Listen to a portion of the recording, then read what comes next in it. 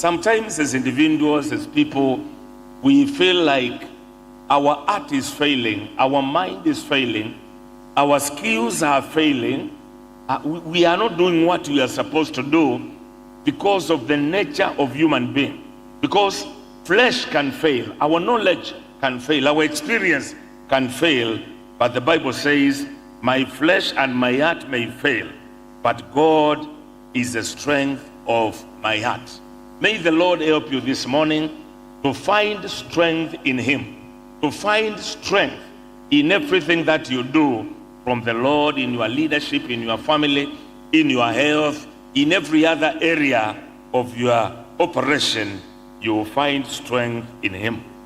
For this to happen, you can do, or we can do, the following 4 things.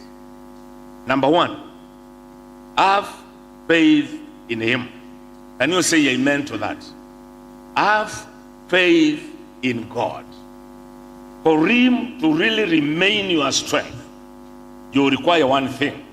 You require faith in God and a strong faith in him, so that you may not waver, you may not be tossed left and right. You are strong. You trust in him. You believe in him. Like the way we sang, "Nearer my God to thee." Even when things are not okay, then you trust in him.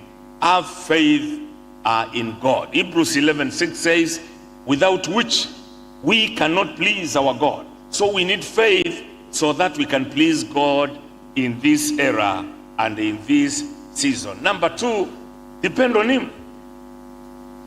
We have depended on other things, they have failed.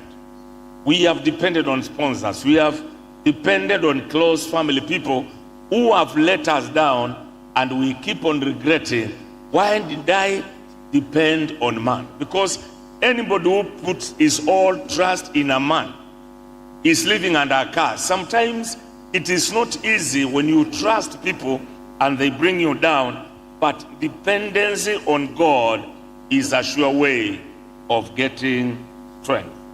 Number 3, always pray. Always pray. Like I'm happy that we begin every day here with a prayer. That is why we came here to pray today. And we thank God, because when we pray, then we are strong. We have power to move another mileage, even when things seem not to be working in our lives. So pray. And finally, associate with like-minded people. People who are positive about life. People who know that when you depend on God, then you can succeed. So I'm so grateful that we are able to go through that particular segment of looking for our source of strength, and then the 3 scriptures and the 4 ways of getting strength. Don't forget, have faith in him, depend on him, pray always, and associate with like-minded people. I want to conclude the devotion by saying now the closing prayer. Naomba tusimame ndio tuombe.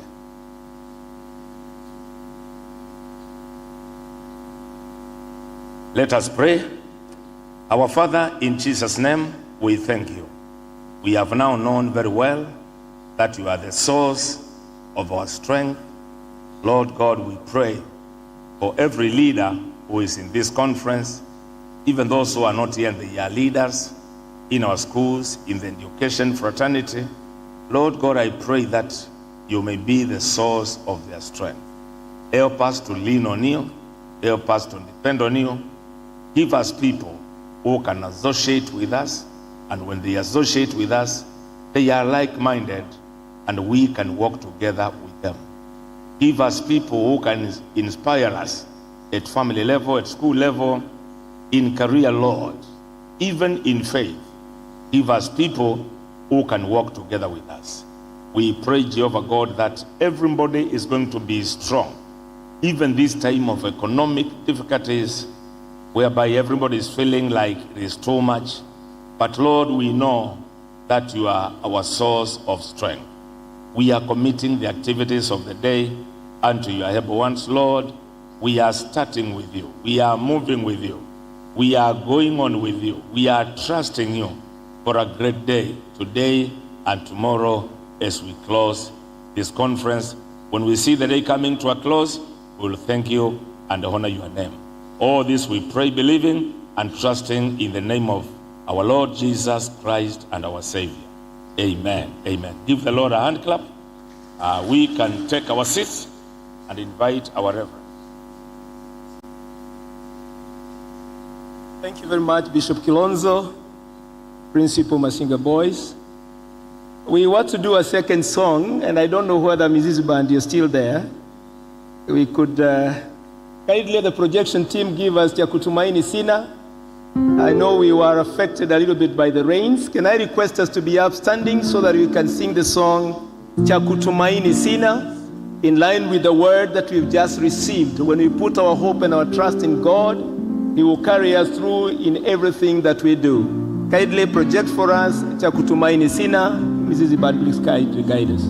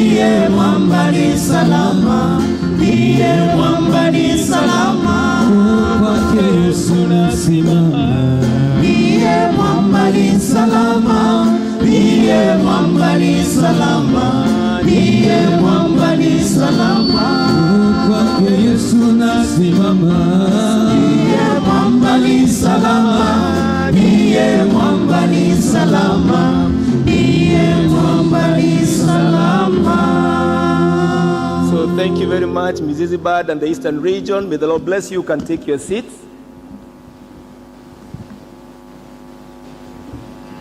I want to really thank God this morning because His grace has been so sufficient for us. His goodness and His mercies does not fail every new morning. And I know that even as we carry on with the conference, as we carry on with the program of the day, as we carry on with the remaining part of this conference, the goodness of God never fails. And I want to appreciate you all for the time that you take to come every morning to seek the Lord, to come every morning and take time in the presence of God before we start the program of the day. What the song has told us is that our hope rests in no other, but our hope rests in the Lord. And I really want to appreciate Bishop Kilonzo for the wonderful word that he has given to us. The word that encourages us that unless we have the Lord walk with us and also walk with the like-minded people, then our life and our journey may never be as fruitful and as good as we always desire it to be. And therefore, it is my hope and trust that even as we get into today's program, even as we go through the activities of this day, that you're going to desire the more, that you call upon God to be your guide, to direct your path, and let the word we have heard this morning and the word we will continue hearing every new day, let that word be our guide. And I believe that even as we continue with the devotions for tomorrow, the goodness of God and the mercies of the Lord will greatly be upon us. Tomorrow, we shall be having the Coast region leading us in the devotion. And I want to request the devotion team led by Madam Christine Ndala of Mwahima Secondary School here in Mombasa to prepare for the devotion team tomorrow. And I believe that God is going to give you the word for us even as we conclude our conference tomorrow. Therefore, Madam Christine Ndala, together with the Coast Region team, kindly you are requested to prepare for the devotions tomorrow. At this point, I want to welcome our Muslim brothers. I don't know whether Mohammed Mahmoud Dubat is there with us or any other Muslim brother who can come also and lead the team in the Muslim prayer. Is Mohammed Dubat with us? Would I request our brother here to come maybe and lead us in the Muslim prayer? They are also our brothers, and we are all inclusive as Kesha, and therefore I believe that it is important that we also have our brothers doing the prayer. Karibu sana, my brother.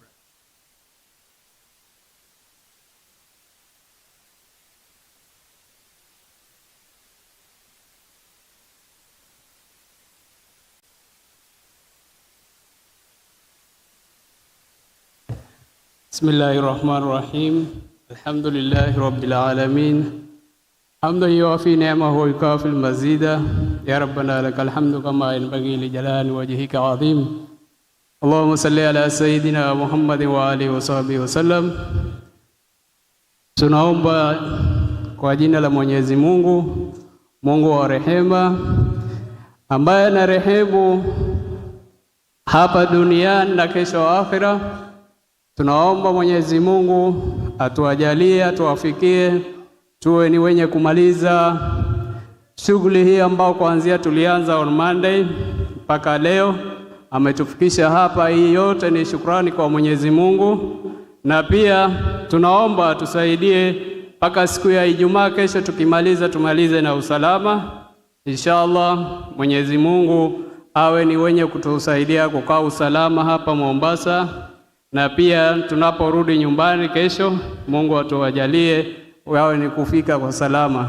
Tunaomba Mwenyezi Mungu aisaidie na aibariki jumuiya ambayo imeandaa hii shughuli yote inshallah. Mwenyezi Mungu awe ni kuibariki pamoja na serikali yetu ya Kenya inshallah. Mwenyezi Mungu atusaidie iwe tunaweza kupata yale yote ambayo tunaweka azma inshallah. Kwa hayo naomba Rabbana taqabbal minna innaka antas samiun alim wa tub alaina innaka antat tawwabur rahim.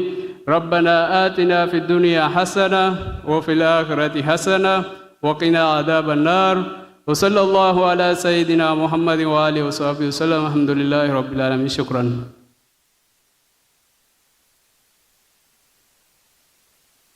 Thank you so much, Brother Aden. At this point, I want to hand over the mic to the MC of the day so that he may take up the program from there. I've been your coordinator, Reverend Cyrus Wachira, the chairman, Kesha Nyeri County. Karibu sana, naibu mwenyekiti.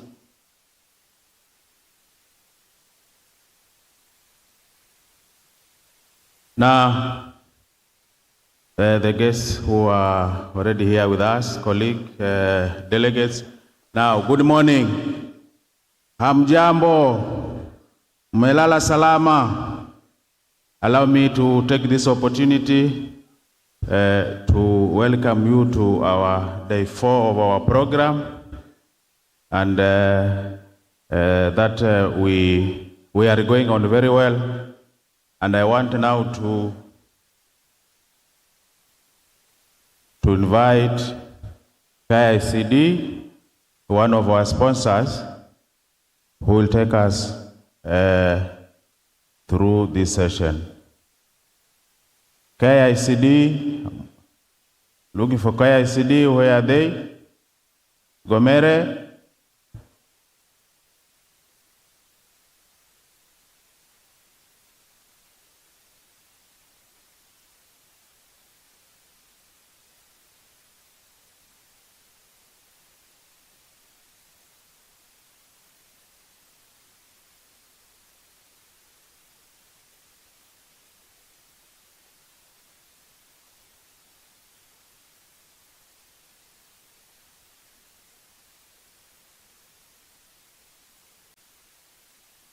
Now,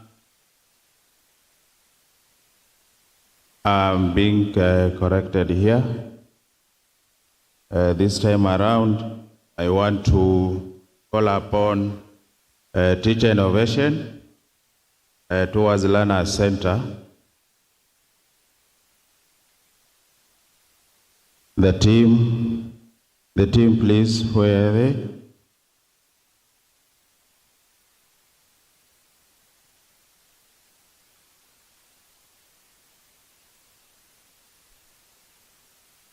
Welcome, sir.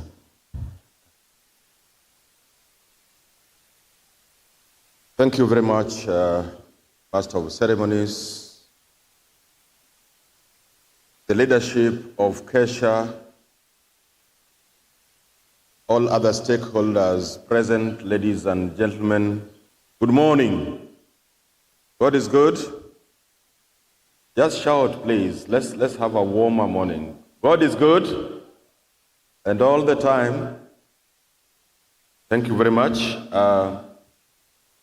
First of Ceremonies, I was hoping that you would follow the program and invite KCB first so that they can warm the stage a little before our session comes. And in the process, maybe we would have more people in the hall, because we consider the presentation I'm going to make as being very critical to this conference. But anyway, now that we are here, colleagues, I want to start by congratulating Kesha on, up to now, a successful 46th annual conference, and join colleagues who have spoken ahead of me in appreciating that you chose the apt theme of enhancing effectiveness and efficiency, in our view, in education in Kenya, which we want to domesticate in curriculum implementation in the country. Colleagues, today I want to talk to us about the senior school. The senior school. But allow me to start with some preliminaries for the sake of some of us who may be new principals, but also just because sometimes good to reiterate even information that we already know. And the first thing I want to repeat is that KICD is your institution which is charged with the responsibility of developing evaluating and approving curricula and curriculum support materials for implementation in Kenya at all levels of education except the university. And for that reason, allow me again to reiterate especially that part of evaluation of curricula, that at this conference and in many other fora, sometimes you find vendors displaying a lot of materials for consumption by our learners in schools. Please always insist that such material should be approved by KICD. That safeguards you just in case somebody detects what could be conceived as content that may not be relevant for the consumption of learners. The other preliminary that I want to mention is that at the institute itself, physically, but also digitally through the Kenya Education Cloud platform, which is housed by the institute, we have a lot of materials, curriculum support materials, for the 844 or the so-called 844 curriculum, and even for the CBC, on all subjects that you are offering in school now. And they are available free of charge. Please make an effort to log on to the Kenya Education Cloud. It's simply www.kec.ac.ke. You'll be able to find a lot of material in all the subjects, in all the classes, including Form 4, so that you can then encourage learners that when schools are closed in particular, they can continue to access lessons, real-time lessons in all the subjects for the sake of their revision, but they can also help you even during school to supplement what you are doing. And because I know most of you neighbor junior schools, please spread this information that even where we have shortage of teachers, there is always a lot of material available on the KECD, Kenya Education Cloud, a lot of lessons in all subjects. Now, coming to the senior school colleagues, we are aware that the country is going through a period of curriculum reforms. And just to put the senior school in context, you are also aware that in the new reforms, the structure of education has been modified. So instead of 8 years of primary school, 4 years of secondary school, and 4 years of university education, now we have 2 years of pre-primary learning, 6 years of primary education, 3 years of junior school, and 3 years of senior school, and that marks what we call basic education. The curriculum reforms are currently at junior school, with the first cohort of CBC students being in grade 7.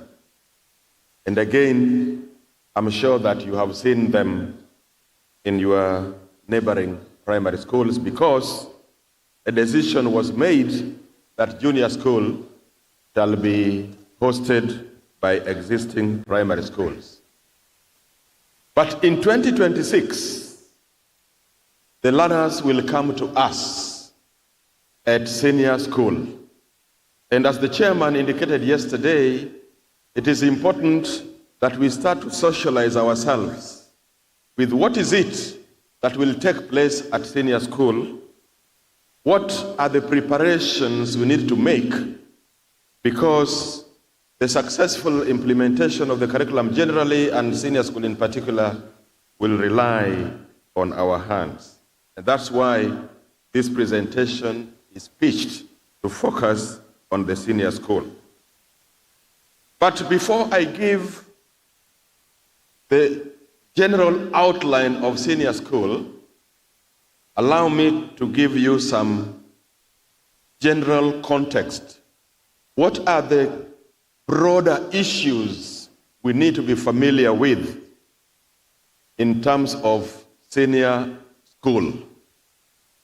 And I want to signal, much as I will not be projecting any presentation, we shall be distributing on the tail end of my presentation some newsletters that you will be able to carry away to give you a glimpse of the senior school.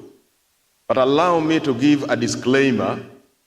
As my cabinet secretary mentioned yesterday, we are expecting the report of the presidential party on curriculum reforms, or in education reforms, and that report may change a few of the things I am going to talk about, just a few, but generally what I'm talking about is an extract from the basic education curriculum framework, which at present is the blueprint that informs the competency-based curriculum in Kenya. But if the report comes out and it appears to say something different from what I'm saying today, we shall go by what the presidential party will say. Allow me to acknowledge a few of my colleagues in the room, some of whom will be distributing the newsletter that I've talked about. With me are two deputy directors. KICD is structured. Please rise and wave to the audience, please. Yes. The one dressed similarly to me is called Charles Munene. Charles is the director in charge of e-learning. So all matters education cloud are in his hands. One of the reasons I'm introducing him is if you find time and you visit the Kenya KICD tent, he will be able to register you onto a free online course that builds your capacity on the competency-based curriculum. Is a program to which you may also want to register your teachers ahead of senior school. Put your hands together for Mr. Munene. You can see at KICD we take good care of our staff. He's eaten well. I also have Madam Subira Neema. Subira is our Deputy Director in charge of secondary education. He's a very relevant person here. A few times when you have invited me to your county sessions and I was not able to make it, I sent her to come. Good. So colleagues, let us now go to the context of the senior school. And I will start by reiterating what is education, because that gives us a significant context. We want to look at education. Forget about all the book definitions that we have read at the university, as that complex arrangement for the provision of the environments, the resources, and the infrastructure for learning generally in the country. Education encompasses issues such as ensuring access to all institutions of learning, enhancing transition, hence this country is talking about 100% transition, considering equity, not just in terms of gender, but in terms of the broad expanse of the country, considering quality. So much as many times people use the words curriculum and education interchangeably, education is a much broader term that encompasses all that we do to ensure that knowledge, attitudes, and skills are passed on to our learners. But today we are talking about the curriculum, and allow me to attempt to operationalize the word curriculum so that as we think about what we are doing at senior secondary, we are clear in our mind of that which is our responsibility. A curriculum, ladies and gentlemen, is a plan for the provision that I've just talked about in by definition of education. A plan on how we shall offer our learners relevant knowledge, skills, attitudes, and values. And so that I don't keep on talking about knowledge, skills, attitudes, and values, allow me just to call it competencies. So it's a plan on how we shall offer our learners competencies that the country requires. Then the next question is, why a curriculum? So that we can institute order, so that we can enhance equity in a country, so that then we have a schedule against which we can measure our progress. A curriculum for every country is desired to address what that country would have discerned as the goals of education. And in Kenya, we have discerned 8 goals of education. So as we prepare to implement the curriculum at senior school, colleagues, I want to implore that we revisit the goals of education in our country. They are 8. I don't want to take us again through them, because later on our phones we can Google and we can always find them. But allow me to also emphasize that the goals of education speak to something extremely fundamental. They speak to the philosophy of education in a country. And in Kenya, much as sometimes we have been accused of lacking a philosophy, I want to emphasize that actually we have a philosophy of education in our country. And our philosophy is to empower our learners, to offer them skills, but also to enhance ethics. Hence, the vision of the competency-based curriculum is an empowered, engaged, and ethical citizen. But let me go a little further, because this is critical. That the main philosophy that anchors the competency-based curriculum is one that, for those of you who like reading, you will find captured in books as pragmatism. This, allow me to emphasize, because once we get the key tenets of the philosophy of pragmatism, then we shall have got senior school right. Pragmatism speaks to 5 key issues. When I arrived before you, Karibu Sana, I'm welcoming you to the conference. The key tenets of philosophy, and colleagues, these are critical as we receive the junior secondary learners, are 5. This is not in the presentation, so we could take note. One of them is that education must be interesting. In the curriculum we are implementing now, the knowledge-based curriculum that is 844, we have been accused sometimes of making learning, in the words of our learners, boring.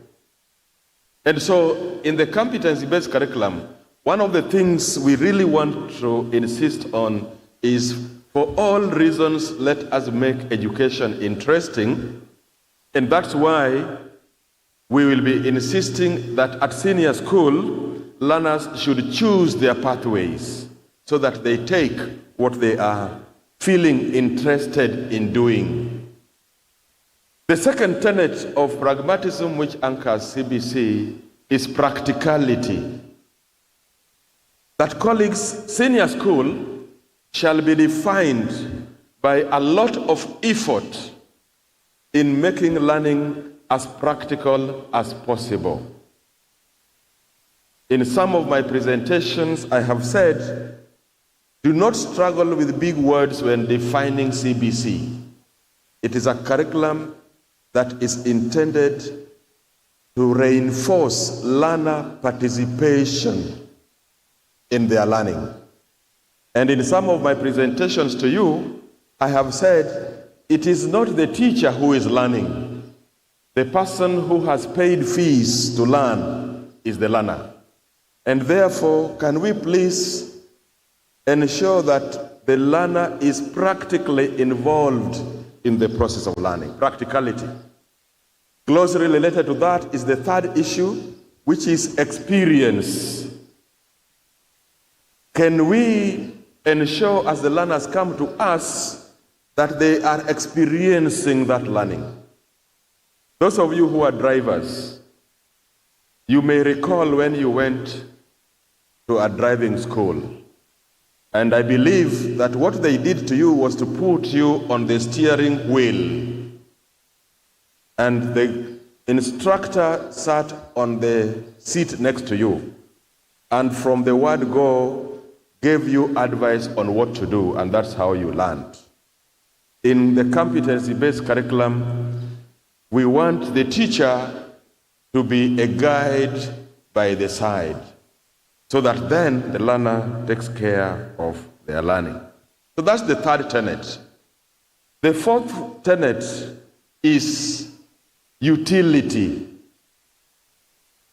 We want to offer the learner experiences that they feel will enable them to address the problems that face them immediately and are likely to face them in the future. Learning that is relevant to what they are doing. And therefore, in the senior school, one of the key components is community service learning. So that in whatever subject or learning area, in whatever strand or substrand, we will be linking what we are learning to immediate problems that exist in the community experience. And the last tenet, colleagues, is values. The third issue that I want to mention in terms of context, colleagues, is that the curriculum is a living document. And especially in the context of the curriculum reforms, remember I defined the curriculum as a plan. And KICD is conscious that initially what will come to you as the curriculum may, in some cases, look very ambitious. Yesterday, the chairman was saying, you don't give instructions that you cannot implement. Chairman, in terms of curriculum development and implementation, some of the topics or even experiences that we shall suggest learners go through, we are aware may not be immediately implementable in some schools. But a curriculum, colleagues, is visionary. We are saying if we had to offer our children the best that a learner operating in the 21st century requires, what is the best scenario that we can give them? So we are conscious that as you start receiving the curriculum designs, in some cases we shall be talking about you or the teacher downloading some materials. We shall be having a lot of instances when we want learners to experience digital literacy. Sometimes we shall be requesting that you expose our learners to digital curriculum support materials. And you have heard this sometimes opposed at earlier levels. Where are the resources? If we don't put it in the curriculum, the country will not think about the need to provide those resources. Because in developing a curriculum, you benchmark with the rest of the world and you want to offer the best. But what that means is that if the curriculum designs come to you, and they'll be coming to you very soon. I'll be talking about that shortly. Feel free to give us feedback through whatever channels, so that then we are able to review some aspects for the sake of making them relevant to our present situations. And on that note, Chairman, allow me to thank the principals again profusely, that whenever we have called upon us to send us teachers to support us in curriculum development, you have always honored that, and sometimes that takes place when schools are in session. Indeed, a number of you here are our panelists, and we appreciate the leadership that you provide. So, just to demystify, actually, we do not sit at a corner in KICD and come up with what is called a curriculum. The curriculum development process is done by practitioners, it's done by teachers. The books we evaluate are done by teachers. And even as we talk now, you are aware that some of your teachers are with us in Naivasha adapting grade 10 curricula for special needs learners.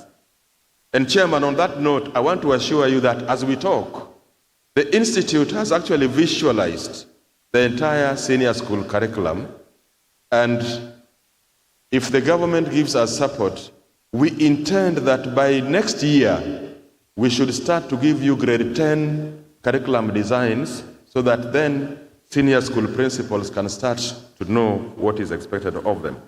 Now, so much about the context.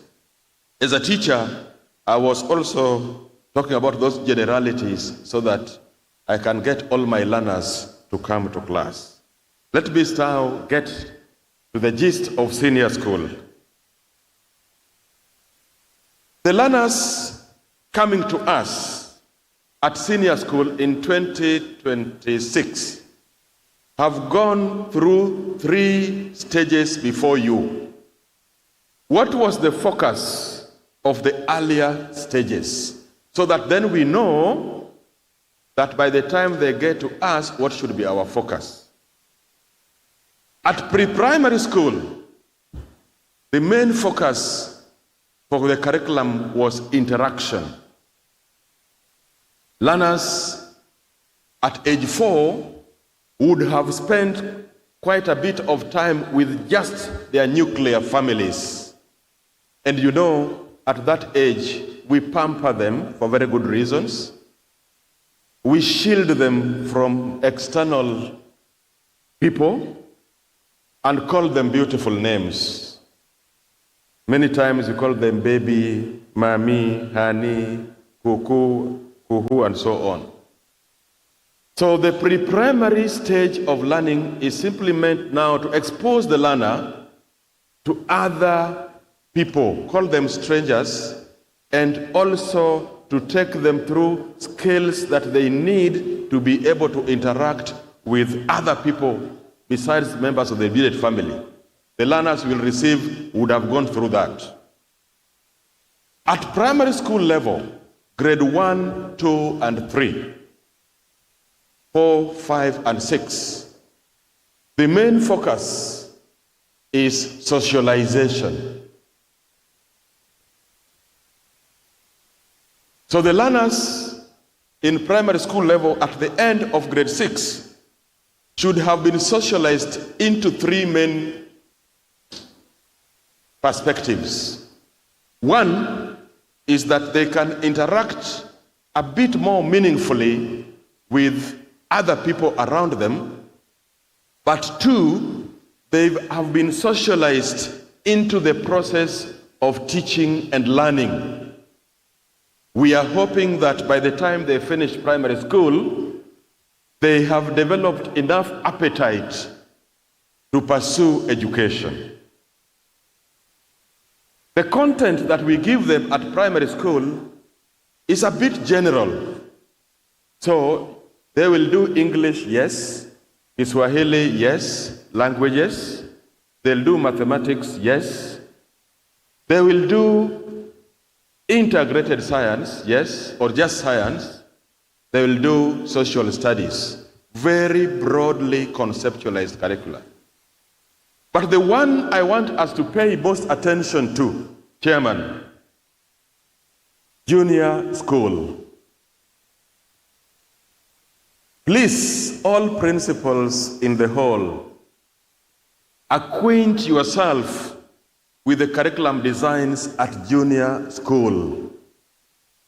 They will give you an extremely critical platform as you consider what shall happen at senior school. And you don't have to go very far. The neighboring primary schools have the curriculum designs. At KICD, we have them. And even now, if you walk into our tent, you will find the curriculum designs. Why is it important for you to familiarize with the content at junior school? Because, one, junior school is conceptualized to offer learners one main skill. The skill to explore, exploration. And so, at that age, consistent with what Jean Piaget would say in his theory of cognitive developmental theory, learners are given a broad array of experiences, so that then, based on their potential and interests, they are able to think about a pathway they might pursue when they come to senior school. And I'll be coming to the pathways shortly. We intended, as at now, in grade 7, they are able to choose up to 14 learning areas, some of them optional. Because those of you who may have interacted with these learners, at age 13 to age 15, that is the most volatile period of human life. One day you wake up and you think you want to be an engineer. The next day you feel like you want to be a doctor. The third day you want to be a policeman. The sixth day you want to be in the hospitality industry. For some reason, the only thing they don't want to be is to be teachers. And I hope that we can entice them enough to want to be teachers. But just to reiterate that the learners coming to you will have experienced a very broad-based curriculum that spans through the languages, through the sciences, through what we call applied sciences as well. They have been socialized to learn through practical ways, to learn by doing. The content that you teach now, from Form 1 to Form 4, has shifted a little. Some of that content has gone to junior school. Because research shows there are certain issues that you do not want to delay too much before you expose learners to them. There is no reason a learner should not know about a microscope earlier than Form 1. There is no reason a learner should not know, if they are learning language like me, about aspects of style earlier than Form 1. And so one of the reasons, I repeat, colleagues, we need to familiarize with the content of junior school is that some of that content has shifted. It has been moved to junior school, although we have been careful to pitch it at the level of the learners. As these learners come to us at senior school, let us identify at least 5 different things. The main difference between the curriculum we are offering now and the curriculum that we intend to offer. And one of them, Chairman, is that the curriculum we offer now, for good reasons, as conceptualized by the Bakai Commission then, is emphasizing on knowledge, acquisition of knowledge. in the CBC, as these learners come to us, the learning teaching process is conceptualized to be more of a conversation between the teacher and the learner, a dialogue. So there'll be emphasis not on knowledge, but acquisition of demonstrable competencies. Chairman, part of what concerned you yesterday about the rigidity of the curriculum we offer now has been addressed by CBC. That today, our curriculum actually has 5 compulsory areas. The learners have to do well in mathematics, 2 sciences, in English, in Kiswahili, and humanity. As they come to us, they will be able to choose what they will be doing. They'll be able to specialize, but with your guidance. Learning shall be learner-centered. Learning shall be flexible. Senior school is conceptualized to offer learners a pre-career experience so that at that stage people can start to think about how they will contribute to the socio-economic development of their country. What is it that they will be doing as adults in this country? And the reason is that if you want a country to develop, every human being has to wake up thinking about what they will do.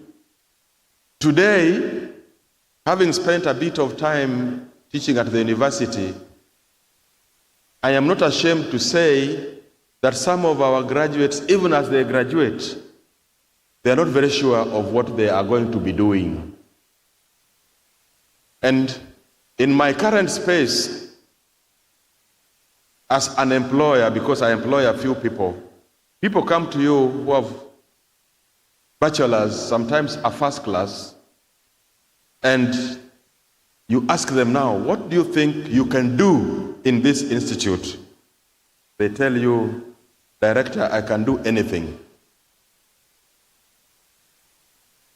Chairman, every time I have talked about the idea of doing, I've remembered that even in the pre-colonial society, all adults woke up to do something. They were known by what they did.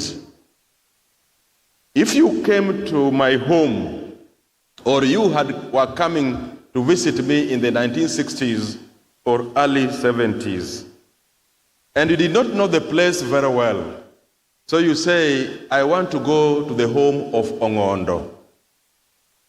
The people you meet would ask you, the Ongondo who does what?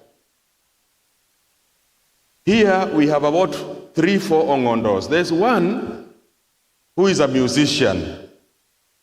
They are identified by what they do. There is one who is a mason. He works in constructing houses. That's what my father used to do. There is another one who is known as a farmer of cattle.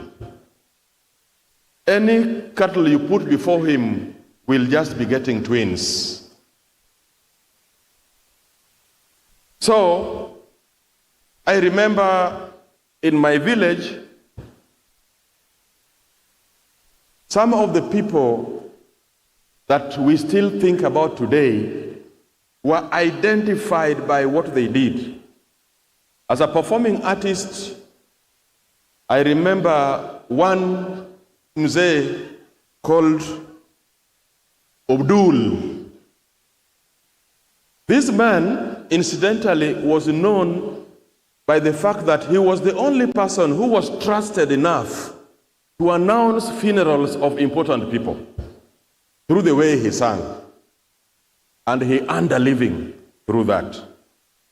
So, before Odul woke up to sing a dirge in the night, even if people were ululating or screaming around, you know the person who has died is not a very significant one. You can go back to sleep. But if Odul woke up and sang, and he would just say one line, Rateng wood vinyamwalopenda na yo. Every adult in the village would wake up. Something significant has happened. He had a potential. He knew what he was doing. But there were also people who were known, because we were largely living in grass-thatched houses. Before this man called Onyango thatched your roof, there would always just be rain. Colleagues, we want to identify a society where every adult human being is engaged. Where I come from, sometimes I feel disappointed. At 9 o'clock in the morning, you find young, abled people in the market areas waiting to see which politician is going to pass around so that they can say, we are also here. Can you release us? So, when the learners come to you, the first question you will be asking them on the day of admission, what is it that you think you want to do in life? And of course, this one you know, we have identified 3 pathways, one of them being arts and sports. That is where, Marigat, we also have performing arts. The other one is social sciences. And the third one is science, technology, and mathematics, STEM. So one of the questions we will be asking, based on the report the learners have from junior school, is what, as at now, do you consider you may want to do? So, those who will choose the arts and sports, and indeed any other pathway, we expect that they will take 2 learning areas on the minimum in every pathway or every track. I think this is now getting us to the core of the preparation the chairman wanted. If you choose sports, there are 3 tracks there, the arts and sports pathway. There is the sports itself, and there are many, many things you can do under sports, many games. Then there is performing arts, and there is visual arts. It is expected by the basic education curriculum framework that learners will take 2 main learning areas from their tracks, their pathways.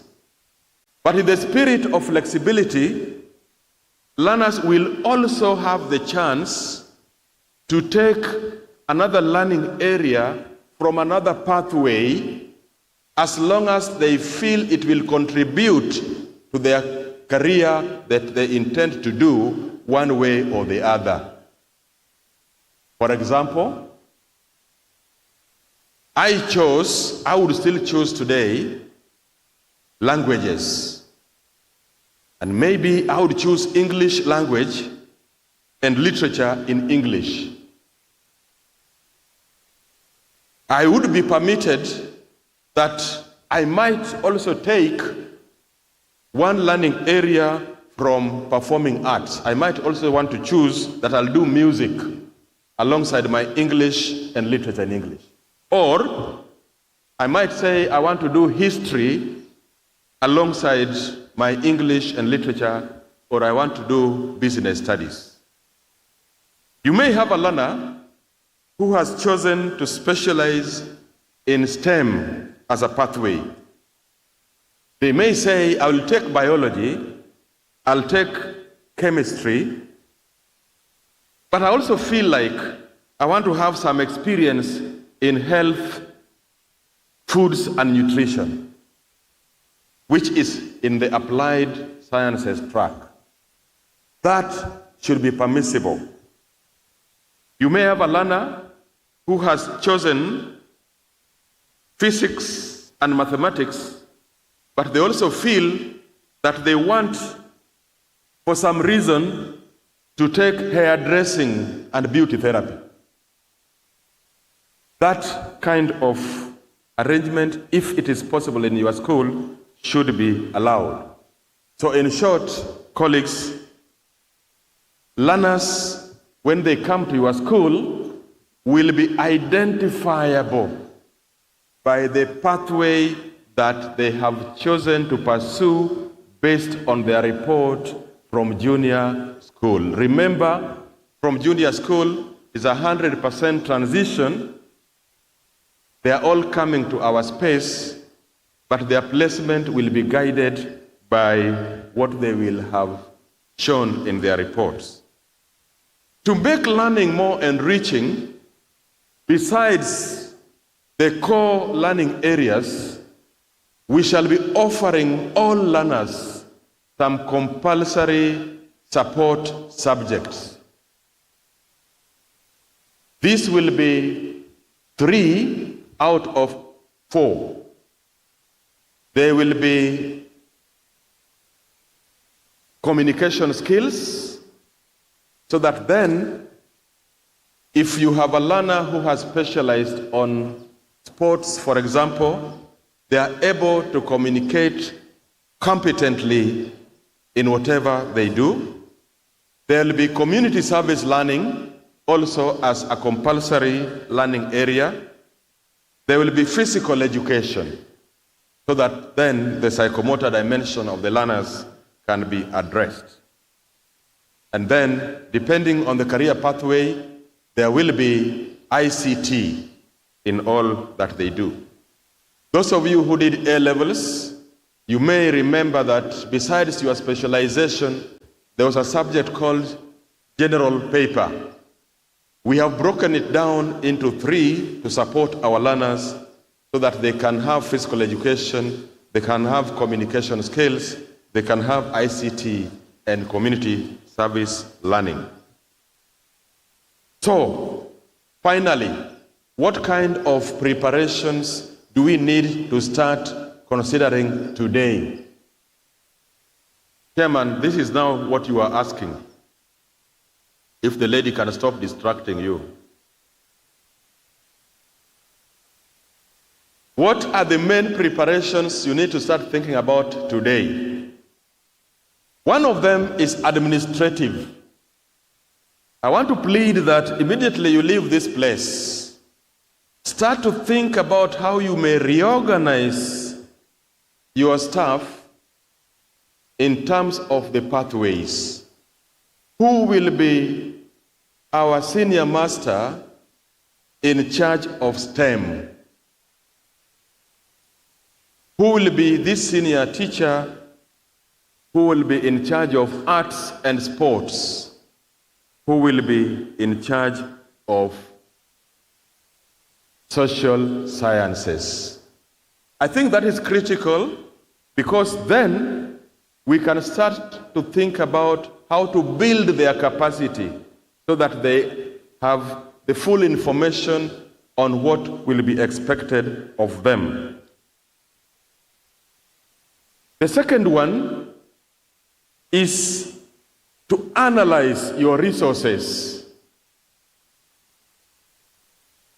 We anticipate as KICD that as you are now, every school should be able to offer at least 2 pathways. That is the sciences, that is STEM, and social sciences. That you are able to do because you already have laboratories and some infrastructure that can support the study of science. The bit that might be a challenge to some schools in terms of STEM is the technology bit.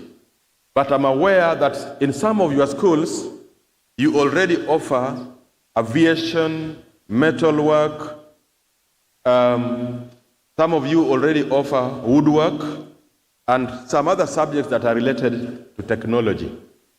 So the point here is start to analyze your resources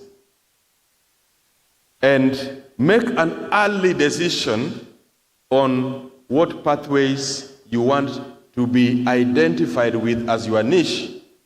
But as I've said, for now, we expect that all schools will be able to offer at least 2 pathways. As you think about your resources, I want to give some general guideline as stated in the Basic Education Curriculum Framework. Chairman, it is expected that 60% of the learners joining senior school shall be registered in the area of STEM. It is expected that 60% of the learners coming to senior school shall be registered in the area of STEM, and that is intended to expedite industrialization as we think about Vision 2030 in this country.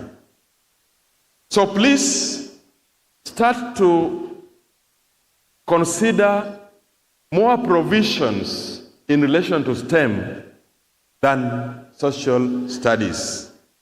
It is expected that 25% of the learners you will get in the year 2026 shall be registered in the area of social sciences.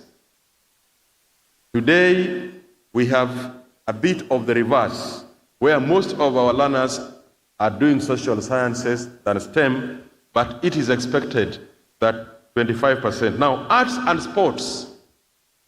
This is a talent pathway. It might sound easy, and you will find many learners coming to you saying, Mwalimu, Bwana Principal, I want to go into arts and sports. One criterion shall be, are they able to demonstrate from their report at junior school that they have a talent to be nurtured in terms of arts and sports? And because of that, the Basic Education Curriculum Framework anticipates that we shall only register 15% of the learners coming to senior school in the arts and sports pathway. Chairman, having said that, some general issues as I conclude. Some schools, especially private, and I know there are some head teachers of private schools here, may decide that they will just choose one pathway and create their niche around them, so that then we know that there is Mombasa School of Arts and Sports. That is okay. But for public schools, I fear that so that we maximize our resources, I do not think that we shall be permitted to offer only one pathway. As we are, some of us are running schools that are already identifiable with some specific sports and talent areas. Please start to build resources towards them. It is expected that every county shall have adequate schools in each pathway in terms of access. The Ministry of Education has mapped out this so that then we know which schools are likely to serve how many junior schools. The guidelines will be issued towards this, and I believe that we shall be informed in good time.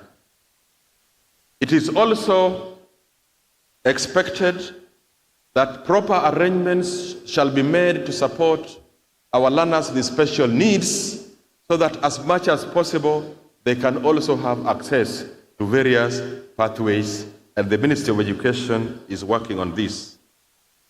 In terms of assessment, my colleague from the Kenya National Examinations Council, Dr. Njegere, was not able to come, but as I speak today, unless the Presidential Working Party report changes, Chairman, it is still expected that there will be both formative and summative assessment, with perhaps the formative assessment taking an equal weight with the summative, if not more, so that by the time the learners leave senior school, we shall actually be having their results at 60% or 50% level. Chair, this one will address some of the challenges we have with high-stakes examinations now. And therefore, in terms of our preparations, one of the things we need to start thinking about now is a vibrant provision for formative assessment. And the formative assessment will serve two main purposes. One, of course, it gives feedback continually for improvement of learning, but two is that it gives us a repertoire of subjects and learners' performances so that we are not heavily dependent only on the summative evaluation. And because of that, Chairman, the third aspect of preparation we need to make from today is capacity building of ourselves as principals and ourselves as teachers. Capacity building in terms of the pedagogies of CBC, mainly learner-centered. Capacity building in terms of what pathway do we want to do? Can we start enhancing our teachers' attitudes and capacities towards them? Capacity building in terms of effective and efficient utilization of resources. Some of your schools, as early as now, have invited KICD to come and engage with your teachers, and we really appreciate that. And on that note, I want to offer again, KICD is your institution, and we have resources that you can use, yes, but we are also able to come to your institutions to work with your teachers on specific issues we might expect of them. I believe some of your teachers who have come and participated in our curriculum development activities, you have noticed that they are very competent in terms of enhancing practical experiential learning. Please make use of them. But you may also decide as a group of schools or as a chapter, a sub-county chapter, to invite KICD, the Ministry of Education, or even the Teacher Service Commission to specifically offer some insights onto CBC. And we shall be happy to do that. As I said earlier, you may also decide to access some of our capacity building programs on the Kenya Education Cloud. Yes, the learners are coming to us in 2026. As an institute, what preparations have we made? We have developed all the curricula, as I told you earlier, up to grade 12, and we are pleading with the ministry that by 2025 latest, we have distributed curriculum designs for grade 10 to your schools so that you can start to socialize with them. I think, Chairman, I want to stop there and thank you once again for a partnership with the Institute. At this stage now, I have a number of staff in the room who will distribute to you a newsletter that has a brief statement on the kind of preparations we need to start making towards senior school.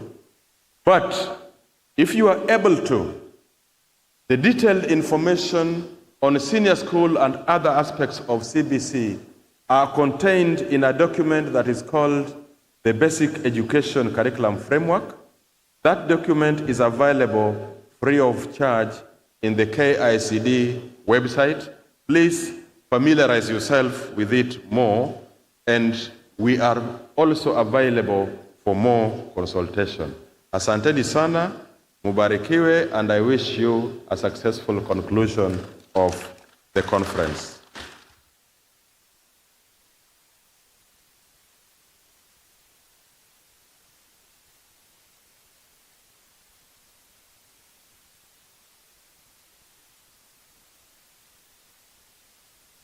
Thank you so much. That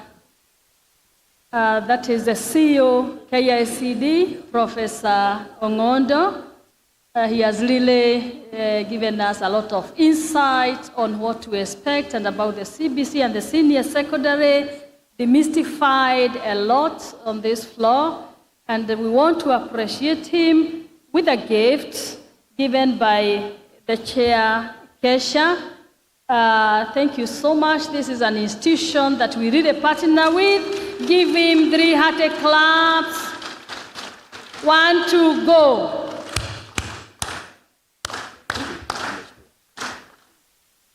Thank you so much, Professor. And for those possibly who are not with us at the start, he has really talked a lot on the CBC. They have a stud just next to the hall. Visit their stud and you'll get a lot of information. Thank you so much. At this juncture, we want to invite KCB. KCB, if they are out, just step in for a few minutes. We want to start with you, so we give you 10 minutes, please, because of time. Karibu sana. Just an announcement on the screen right now. There is a raffle ticket that happens for Oxford.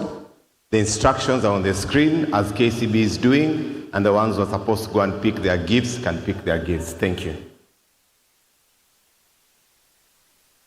Okay, thank you. The chairman, Kesha, and the representatives of Kesha, KICD representatives, Ministry of Education, I observe all protocol. My name is Boniface Waishira from KCB, and I'm here to represent or to present to you something fantastic about the students that will be of benefit not only to them, but also to the schools together with their parents. So I dive in straight into the presentation.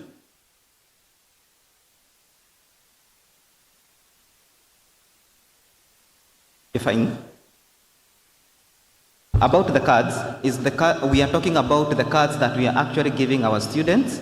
And for your information, all the cards that we give to our students are issued at no cost. They are prepaid cards.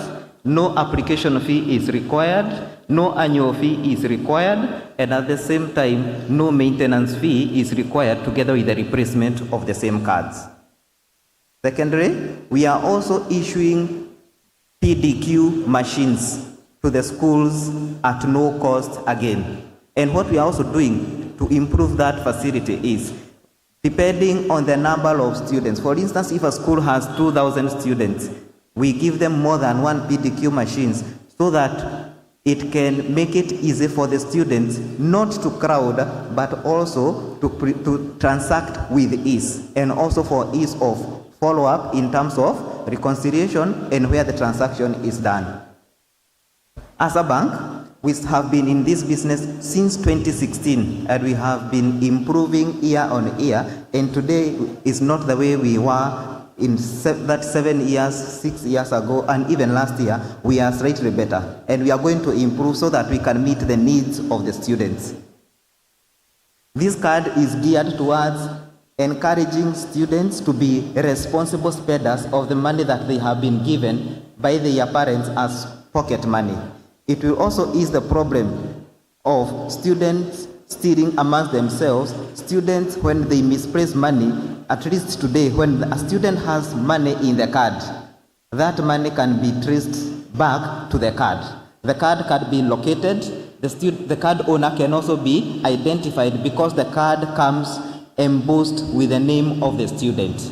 And even when it comes to the student having forgotten their PIN number, because most of them forget their PIN numbers, the ease that we have made is the card can be replaced very easily at the closest branch. And what is just required is, for instance, the school just needs to tell the bank that student so-and-so has misplaced his card, or the student so-and-so cannot remember his PIN number. And in this case, they cannot access the money that is in the card. What the bank shall do is, we shall go ahead and process a replacement of that card. We shall do a transfer of the funds that were in the previous card now into the new card and deliver the card to the school so that the school can now dispatch the card to the student. Some of the other benefits that we give to these cards include one of them, sorting out the challenges and also the temptations that the students are involved in when it comes to purchase of items they are not supposed to purchase when they are in school, which include alcohol, maybe cigarettes, and any other form of drug. In as much as they are not encouraged to take them while in school and also out of school, even in life, this is not something that is encouraged for them to consume. And in this case, what happens is, when a card user or the student has spent on that card, the parent will get a notification real time. Therefore, a student, let's say he is in Nyeri High School, and he has decided to go to a wines and spirits shop, and he purchased an item worth 200 shillings. The parent will get a notification that 200 shillings has been spent at, let's say, Mwalimu Wines and Spirits, real time. This is the time the transaction has happened. This is where the transaction has happened. This is the amount of money that has been spent, and this is the available balance. At that point in time, the parent is now able even to contact the school, or if they are on school holidays, they are able to know that this is what my child is involved in. And it cuts across both boys and girls, both day scholars and also high schoolers, because we are encouraging all students in day school and also in boarding schools to have these cards. Number two, there is also the element of students getting tempted to take what does not belong to them. And in this case, you will find that students want to steal from their fellow students. Now, when someone has a card, and that card has a personal name, and that card has a PIN number, that means even if a student steals a fellow student's card and they do not have their PIN number, that card is as good as useless because they will not have the money. The student who actually lost the card will just report to the administration or will just report to the bank that I misplaced my card, and the card gets replaced, they get their money back. I remember that when I was in school, I also lost some 200 shillings, and it was the first week when I went to school, and I had to spend the entire term without money, simply because my money was stolen and they had no other option but to stay without money. Then there is also the element of students showing off that they have got more money than other students. The solution that is given here is, I have a card, the other student has a card, no one knows who has what. And in this case, we are all equal. The students concentrate on the business that took them to school, which is now studies. Then there's also we make it easy for reconciliation. I look at during our time when we were in school, our bazaar used to collect money from us at the beginning of the term. And then at the end of the term, we would all queue at his office so that he can give us money back. We are sorting out this problem by giving the card, the parent loading it with money to an extent that the bazaar will not have any job there to give or to collect money from the students at any time, because their pocket money is managed from the card point, and that is from the bank. And even when it comes to reconciliation, about knowing who spent, how much money was spent, where it was spent, and how it was even spent, we have a statement that can be issued to the parent that they can track the student's behavior. Secondly, we are also able to know where is this student. For instance, we have had instances of where students get lost and they cannot be located. At this time, now we can know where the card was last used. At least we are now able to follow the students even when they are out of school. We are able to know what is their behavior. How the program will work is, we have made it easy for the bank, for the schools to communicate to the bank about the student data. And what we do is the schools give us the student data. That is the name of the student, the admission number, that is the unique identifier. Because they do not have a national IDs, they give us the admission number. And it is least likely that students of one school can share the same admission number in as much as they are sharing the name. That becomes the unique identifier. Then secondly, students have also become somehow crafty by giving us friendly telephone numbers, friendly names of people who can be their parents, especially when they give that data to the bank directly. What we are doing is, and we are encouraging, is that the bank to work very closely with the school so that the school can give us the name of the student, his or her admission number, his or her parent's name, and his or her the parent's telephone contact. That is enough. We shall process the cards and deliver the card to the school, because those are the same details that the school is relying on when it comes to contacting and also conducting the student business. At the same point, we also issue a POS. We call it pay as you eat, and we issue it for free.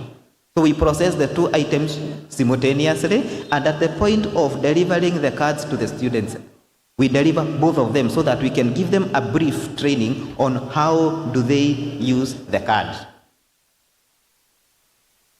Then the cards, when the students are given the card comes with a unique identifier, whereby this unique identifier is the card number, and it is the same number that they give to their parents that they can load them with cash.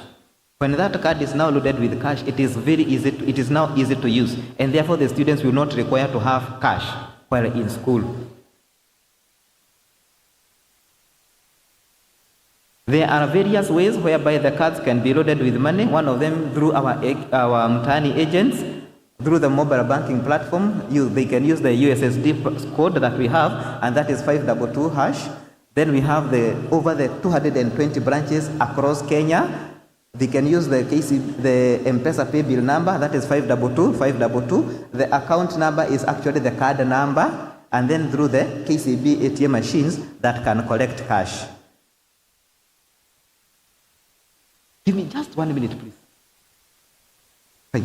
He has allowed me only 1 minute. You can all benefit from a credit card, you as the school heads. And what we say about the credit card is, you are spending now and paying at a later date. And on that card, we give you up to 45 days of interest-free period. If you can allow me to end there, I'd appreciate it. Thank you.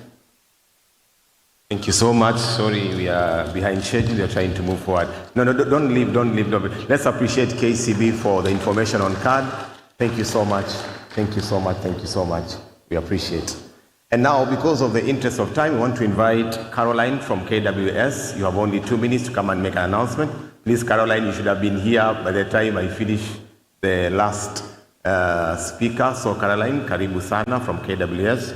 They have an announcement. As they come, there is a table behind here for the Ministry of Education, and they are issuing the National Education Sector Policy Plan. The second document they are issuing is the Physical Education Sports Policy, the National Re-Entry Guidance for School. These are policy documents. We also have the Education and Sustainable Development Plan and others. We have Director Anne Gashoha behind here. Please make sure you pick the documents on policy. Karibu. All protocols observed. Ladies and gentlemen, good morning. Okay, my name's Caroline Mary Kilului, the warden, Mombasa Marine Park, serving community service. I am here simply to give you what we have as Mombasa Marine Park. As we know that Kenya Wildlife Service, we have this vision with us, which we have been mandated by the Kenyan government to conserve Kenya's wildlife and its habitats for posterity. And we are narrowing down to Mombasa Marine Park, and that's why we are here, to make sure that you as teachers and all the stakeholders, we are able to see 2 or 3 things. And that's why one of our key pillars is Kenya Wildlife Service. It's about conservation. We are doing everything to make sure the efforts of conservation is trickling down up to the schools. So I believe with this information, you will be able to share the information with the students and make sure that we do conserve Kenya's wildlife and its habitats for posterity. Another pillar that we are looking as KWS is collaboration. We know conservation is an important tool as the government of Kenya, and we cannot do it alone as KWS. So we are calling upon all the stakeholders to make sure that we collaborate, to make sure the efforts of conservation are fruitful to our nation, Kenya. Another thing we are doing, the pillar number 3, is enterprise. We are looking at how we as Kenyan Wildlife Service and government as a whole, how we can sustainably conserve Kenya's wildlife and its habitats, so that within ourselves we can be able to manage ourselves financially, socially, and in all perspective. And that's why we are here now, because we are in just Mombasa Marine Park, that is just adjacent to you.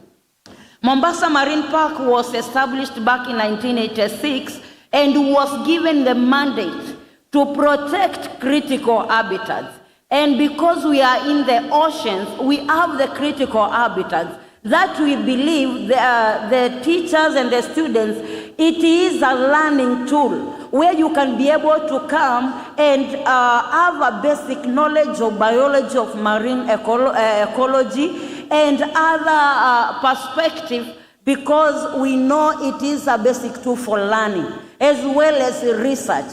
Because when you produce the students, they normally go to universities, they need to do their research work, and you are able to come and do all that in Mombasa Marine Park.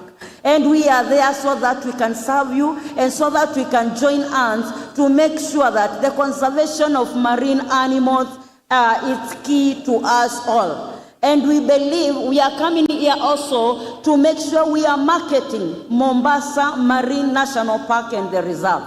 We are just, it's only the marine park that is in Mombasa County. I know every year you normally come here and we have a park that maybe some of you don't know. We are in Pirates, and I know you normally come to swim in Pirates, and our offices are just adjacent to Pirates. You can always visit us, and we can be able to provide that services of going inside the marine park, that is inside the water, and be able to see all the ecosystem that coexist in our marine national park and the reserve. What I'm trying to say, we welcome you to come to Mombasa Marine Park. It's just our handout is Kenyan shillings 130. You can be able just to pay 130, and you can be able to go to our park fee. Another thing, students from the secondary, we normally collaborate with the WCK so that you can be able to enjoy underpriced, because you only pay 60 shillings per student. So when you register with WCK, you are able to access all our parks, our students, just for 60 shillings. So you are welcome, and I believe you can see us so that you can enter our marine park and enjoy yourself to the fullest. Thank you so much, and God bless you. That was wonderful. It sounded like a poem. Very beautiful, right? A round of applause again. Thank you so much. For the sake of this meeting, when I come there, please allow me to come in for free, because I also emceed with you. Thank you so much. God bless you. So just look at the screens. We have the Oxford raffles, and as you look at the screens for the Oxford raffles, you'll pick them at their table. Next, we want to invite Mr. Titus Mreithi, who is the director at the Mount Kenya University, Director of Student Recruitment, Registration, Admission, and Registration. Thank you so much. Karibu sana, Mr. Titus. Thank you. Kesha leadership, Minister of Education, all delegates, good morning. Good morning. Look at the person next to you and tell the person, umesalimiwa na Mount Kenya. Mount Kenya University has said hi. Yes, Mount Kenya University, we are here. We join Kesha so that we scale the heights of education, so that we unlock the infinite possibilities for all the students in the country.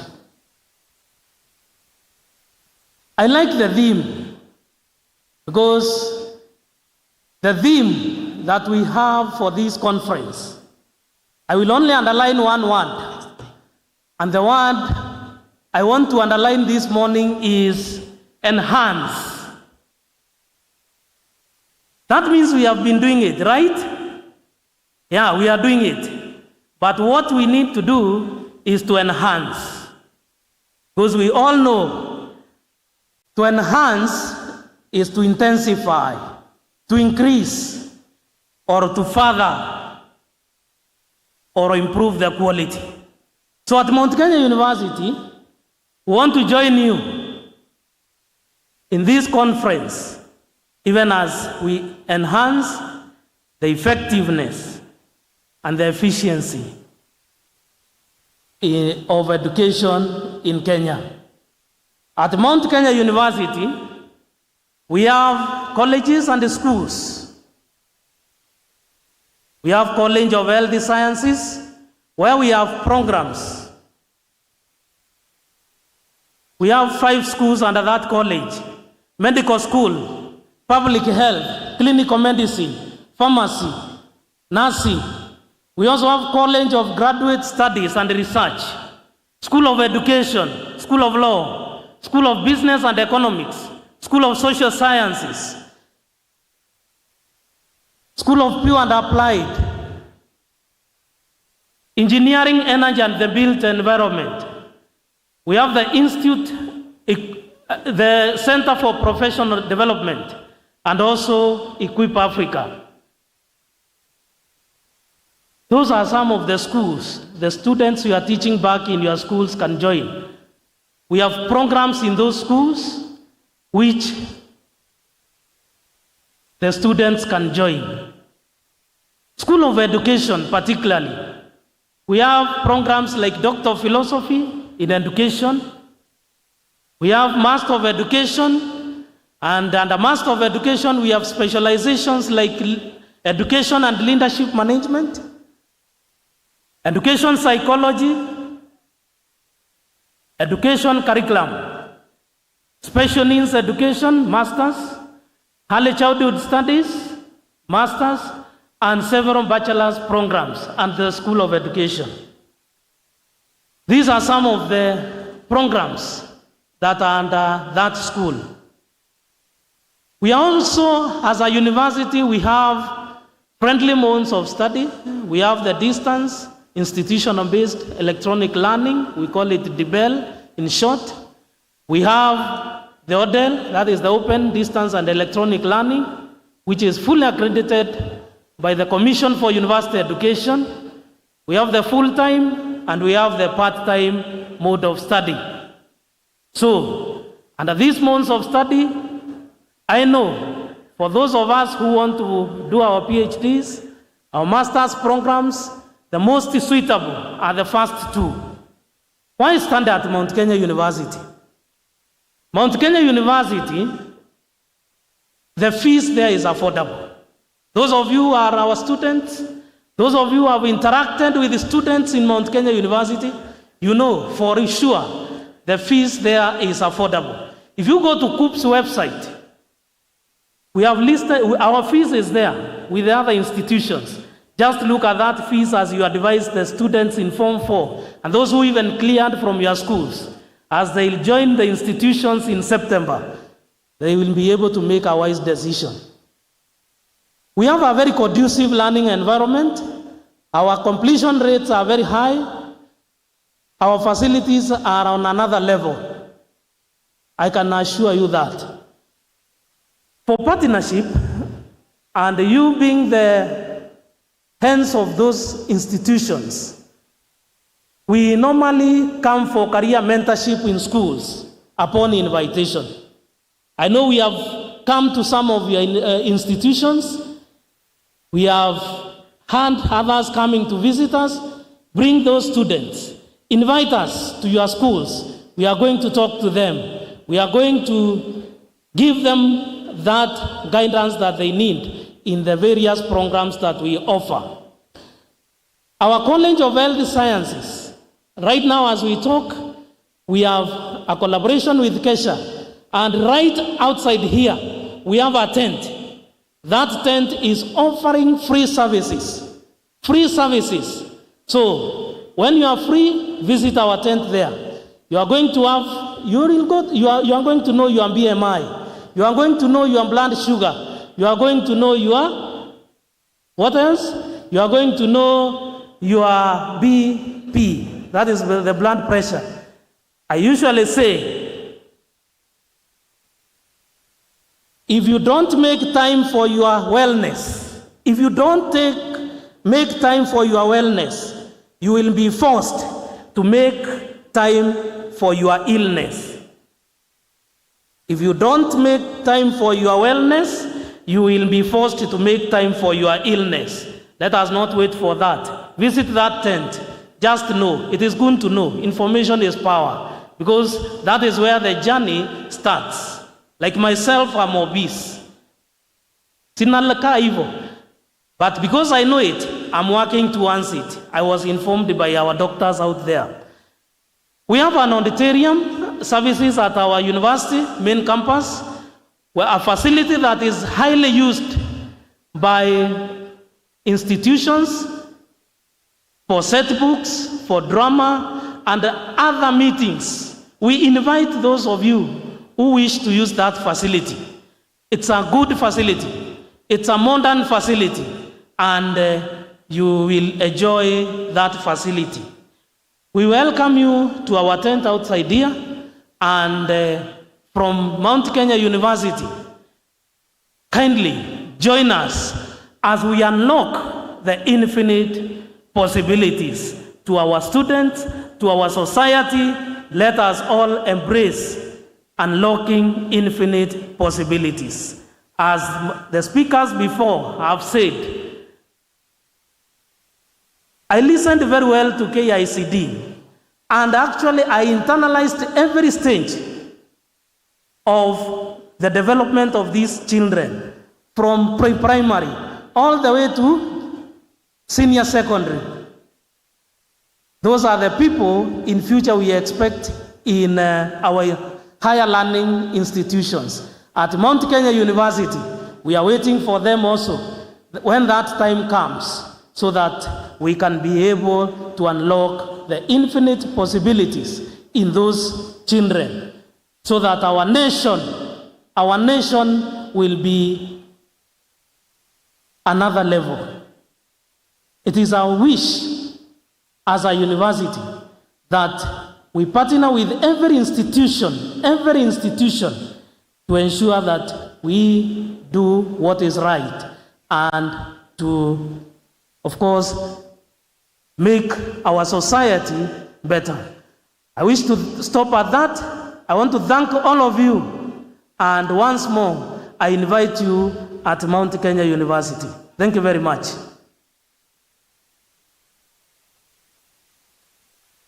We shall come to Mount Kenya University. We promise. Thank you so much. We appreciate. And right about now, we are about to enter into the next session. We're going to have the Teacher Service Commission. But before that, we want to present a gift to the Mount Kenya University Director, Mr. Mreithi. Karibu sana, na tunashukuru. As he receives, I want to give just 1 minute to a great young guy who is doing so much for this country, Mr. Hari G. Kindly, 1 minute, come and greet the house.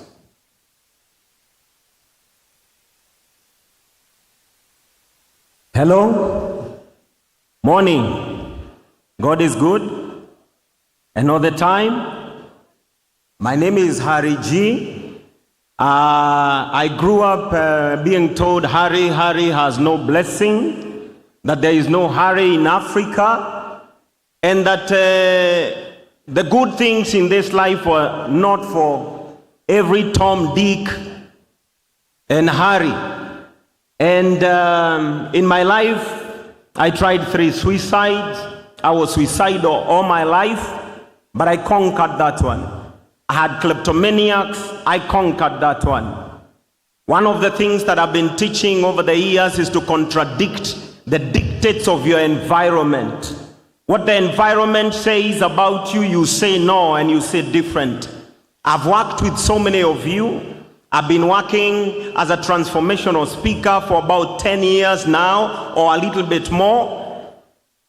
The schools have been using one of the ideas I constructed like about 12 years ago called movement by running.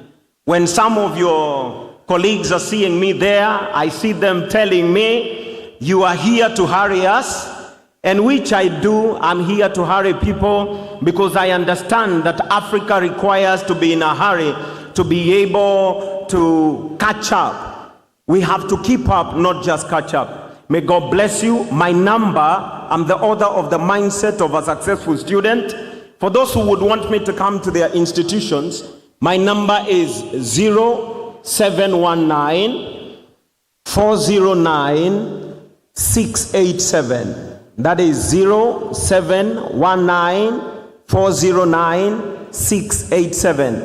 Chairman, asante kwa this opportunity, and may God bless you so much.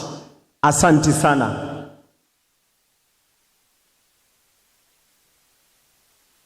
Good morning, the great principals of Kenya. My name is Cherotich Joan. I am a motivational and an inspirational speaker.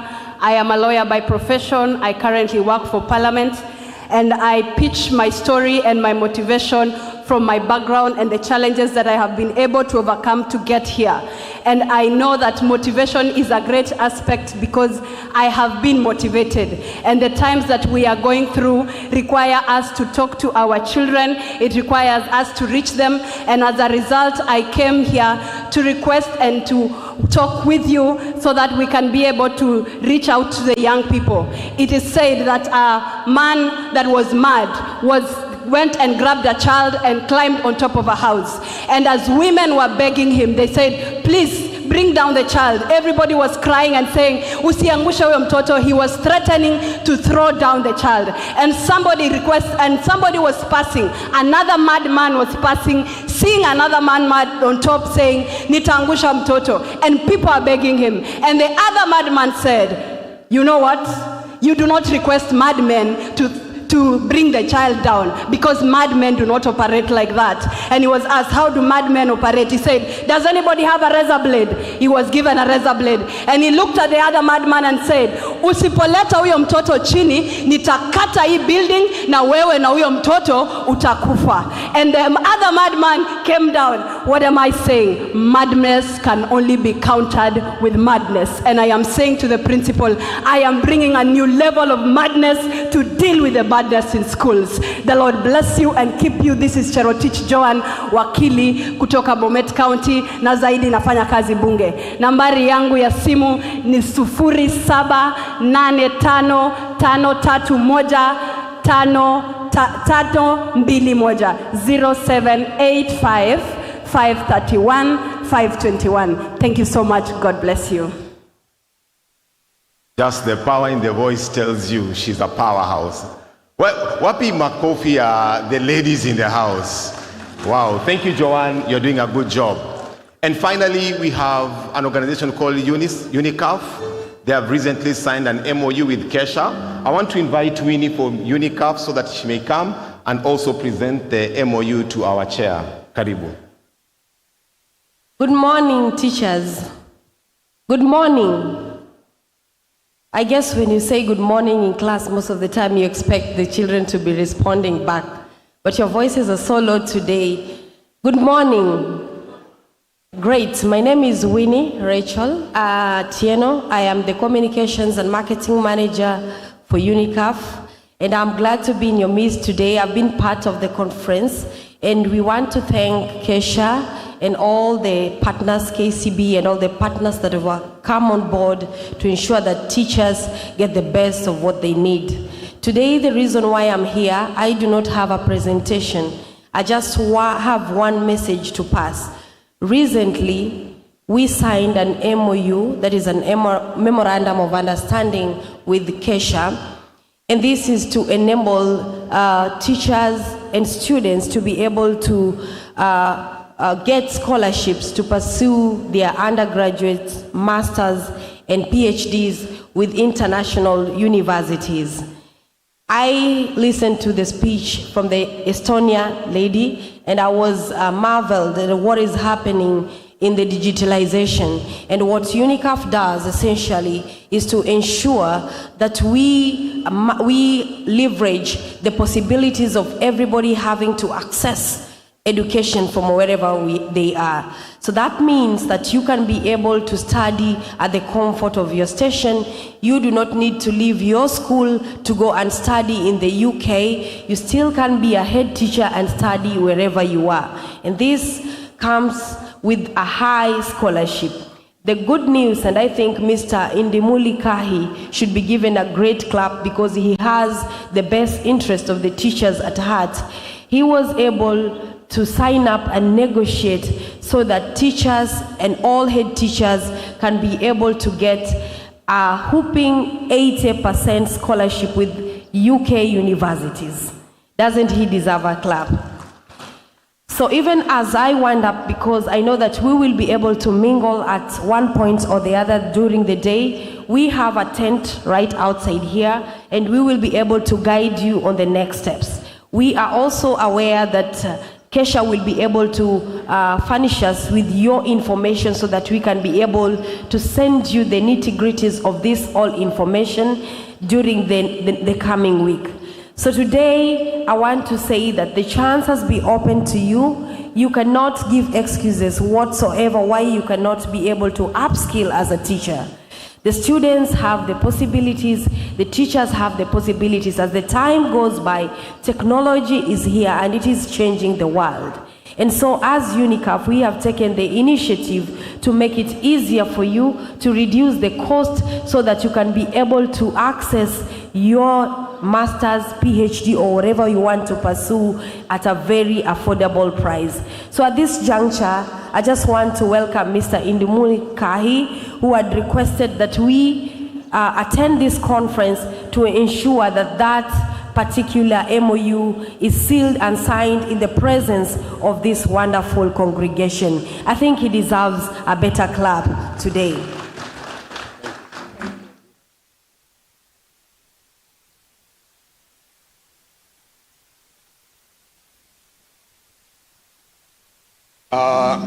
Good morning, ladies and gentlemen.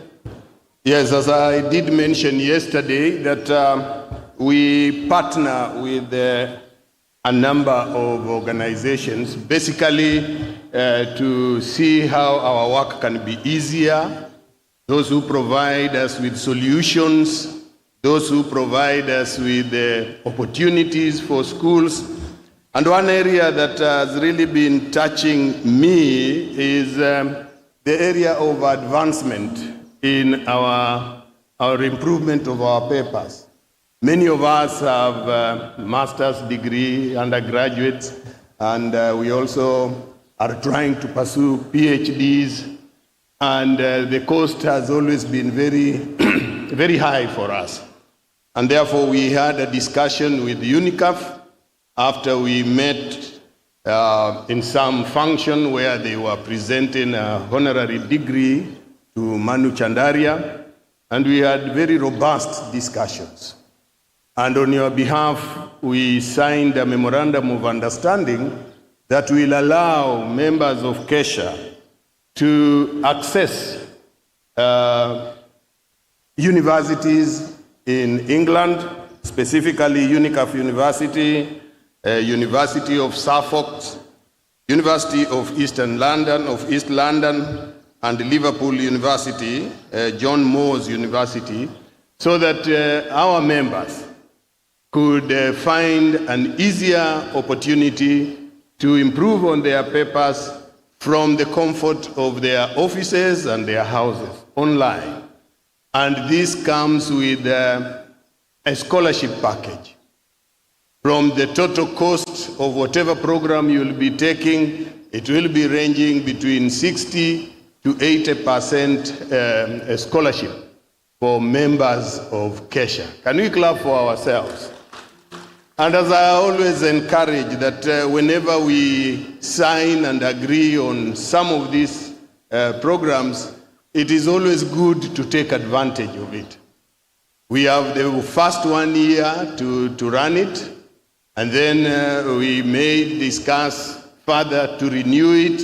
And I want to ask many of us to take advantage of this first year and benefit from that percentage scholarship. Thank you very much.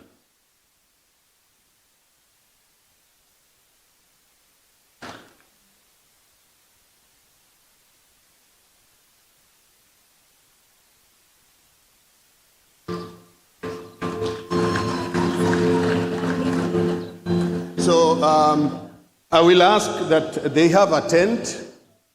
Please visit the tent. Get the details of that contract, memorandum of understanding, because it is not anything hidden. It does not belong to the chair, it belongs to Kesha. Get the details, register, and benefit from that negotiation. Madam Garari? Hello? We are through with that session. Thank you. So welcome. So as an interlude, as we prepare for the next session, we have just a small interlude, and I want to invite our guests as they come in for the interlude as we prepare for the next session with the Teacher Service Commission. Karibuni sana.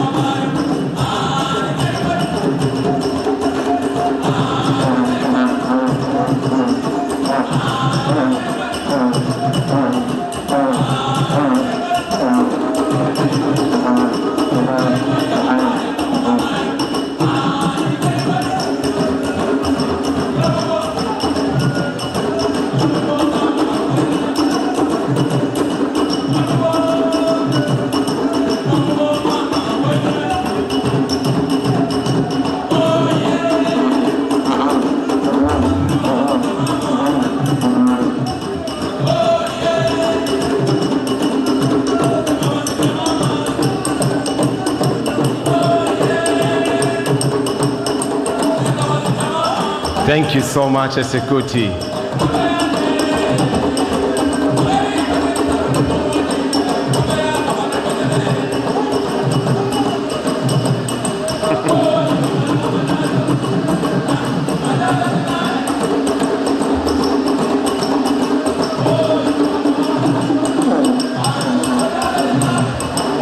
Let's all stand up, let's rise up as they go out. Thank you so much. A round of applause for the Esekuti guys. A round of applause for them. Thank you so much, thank you so much, thank you so much, thank you so much. We appreciate. That is a special. Keep standing. We want to go into the section. Keep standing. We want to do some bit of activity before we go. If you have a smartphone, please get it out. If you have a smartphone, get it out. If you have a smartphone, please get it out. I want you to see your smartphone app. Now go to your smartphone and unlock it. Then there's a button called camera. Touch it. It will work, I promise you. I want you to put on the selfie camera app. And I want you to walk around and take a selfie with 5 people. I want to see the selfie that shall win. Now go around. Just give me some jazz. Give me some jazz. Play something jazz. Just walk around and just take a selfie with 5 people, 6 people, 7 people. Yeah, take a selfie. Yeah, Ban, give me something, Ban. Move with me, move with me, move with me. Give it up.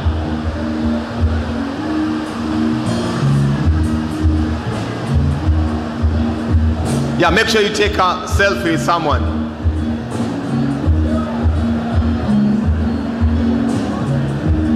I said at least 5 people, at least 5 people.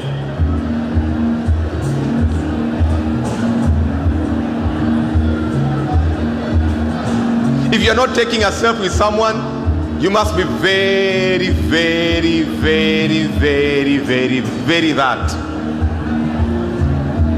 Mtu ambaye hapigi selfie, simu yake haina kamera. Chair, wapi simu?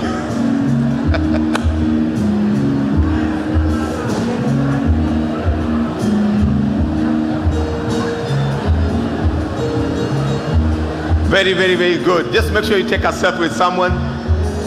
Smile. You'll remember the 46th annual Kesha conference. It's always a permanent memory. That's very good.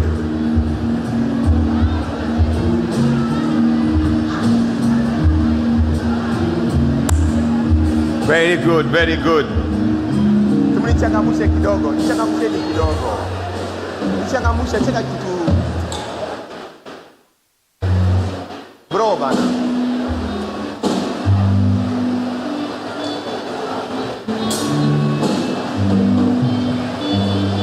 Yeah. And as we are doing that, I can see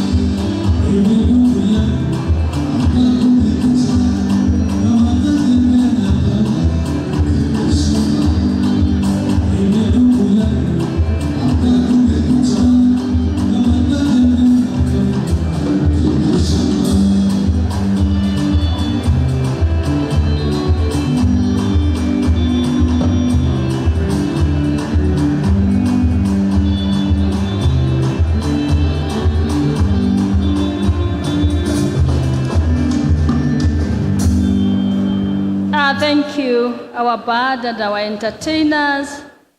Our protocol observed, we are getting into another very key forum for our employer. And I'll request the principals to be seated. We still have chairs in the hall for those who are outside. Just get in, plenty of them at the back. So we welcome you inside. And this forum will be shared by none other than our chairman, Kesha, Mr. Kahe Idimuri. And I want to invite him at this point to proceed with the session. Let's put our hands together as we welcome our chair for this very, very important session. Thank you. Thank you, madam. Thank you, ladies and gentlemen, once again, good morning. Before we start the session, just a small announcement. There's somebody who has lost money. 2,500 shillings has been picked. You can get your money from Mr. Richard Nyakundi of 0725 200 110. You will need to clearly demonstrate that the 2,500 is yours by stating exactly the denominations in which that money was before you are given. But the money, if you have lost, please, I repeat, Richard Nyakundi, telephone number 0725 200 110. Yes, Hosea Kipngetich Kosgei, your ID has been found. Please pick it from the Vice Chair, Mr. Karisa. Hosea Kipngetich Kosgei. Ladies and gentlemen, once again, I take this opportunity to welcome you to this day, Thursday, a day that was put aside for us to interact with our employer, the Teacher Service Commission. I want to appreciate that the Teacher Service Commission has continued to partner with us, not just as an employer, but a great supporter of our work as teachers, and particularly as principals. Through them, we've been able to ensure that our teachers are able to attend various workshops when they are called, and as you heard from the KICD, that we are able to release teachers to participate in matters of curriculum development, in matters of designing and evaluating the curriculum designs and books. This, we have continued to support each other, not just at the national office, but also at the sub-county, county, and regional offices. I want to recognize our supervisors on the ground, the sub-county directors who are here from Teacher Service Commission, and even the Ministry of Education, for the purpose of our guests today to know that they are around. Kindly please rise and just wave to the front. Sub-county directors of Teacher Service Commission, Ministry of Education, please. There they are. Can we clap for them? Thank you. Quite a number of them. We also have the county directors of education from both Teacher Service Commission and Ministry of Education. Please rise. There they are, our county supervisors, many of whom were our colleagues, and now they are performing duties as supervisors at the county level. Then we have our regional directors from Teacher Service Commission and Ministry of Education. Regional directors, there are 8 of them. They are right here. Can we clap for them? And we want to congratulate them because, again, many of them were sitting where we are sitting today as principals. Our guest today is the CEO, Teacher Service Commission. But before I invite her to make her remarks, I want to tell members that we've had an opportunity to engage with the CEO somewhere in February over matters that you raised. We submitted to her and a team of directors. We had a discussion. Most recent, we had another meeting with a team of directors, and we presented your memorandum to the Teacher Service Commission, just like we did to the Ministry of Education. We were able to raise various concerns on your behalf and on behalf of the teachers of this nation. As I've always said, any success of education depends on one, a well-trained and qualified teacher. A teacher who is motivated and a teacher who feels safe in his area of work.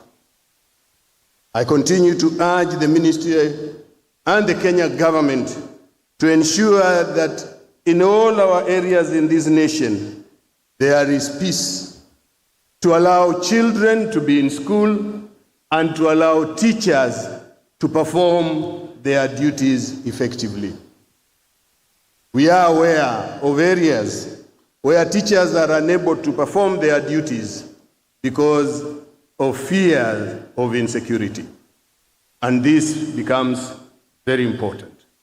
And that's why I'm privileged today to let you know that in our midst is the chairman of the Education Committee in Parliament, Honorable Meli, who will be addressing us in a short while. Honorable Meli, please just wave for now. Yeah, let's clap for him. It will also be remembered that Honorable Meli was sitting where we are sitting as a principal, as a Kesha official, before he took up the other responsibility of being a legislator. So as we share today, I'm sure he'll be taking notes, and those areas that require them to come in and help us as teachers to have the required legislation, we want to request him to champion that. Madam CEO, as we celebrate the 46th annual conference of Kenya Secondary School Heads Association, we feel greatly honored that you've found time to join us in these discussions. You've always been with us, and when you've not been with us, you've always sent representation, not only in the conference, but even in other meetings that we've had before. We want to appreciate the undertaking of the Teacher Service Commission on the issue of delocalization policy that came up, and heads who are willing to go back to their areas or to go back home were able to be re-delocalized back home. I don't know whether to say they were now localized back home, but whichever term, we want to appreciate that because it was an understanding. However, I would like to appeal to the political leaders of our nation that this should not be taken as an opportunity to therefore harass those of us who chose not to go home, because we are serving in a nation, and this nation requires all of us. We cannot all go back to our homes because there may be no enough schools in our home for us to operate. But there are enough schools in this nation for all teachers to teach. I'm saying this because in the recent past, We have seen an opportunity, some of our great leaders using this opportunity to become the staffing officers of the Teacher Service Commission. They are usurping powers that are meant for TSC, and they are now staffing teachers and ejecting principals who are in areas that they feel they shouldn't be. Mr. Chairman of the Education Committee, now that you are here, I want to kindly request you to talk to your colleagues, not to usurp these powers. There is a way you can communicate the same message, but with very measured words, so that we do not feel scared when we are working away from home, because you must protect us as our leaders. Having said that, we want to raise a few pertinent areas, Madam CEO, that we would like the Teacher Service Commission to look at. The first area has been the omission of certain grades in the promotional interviews in the past.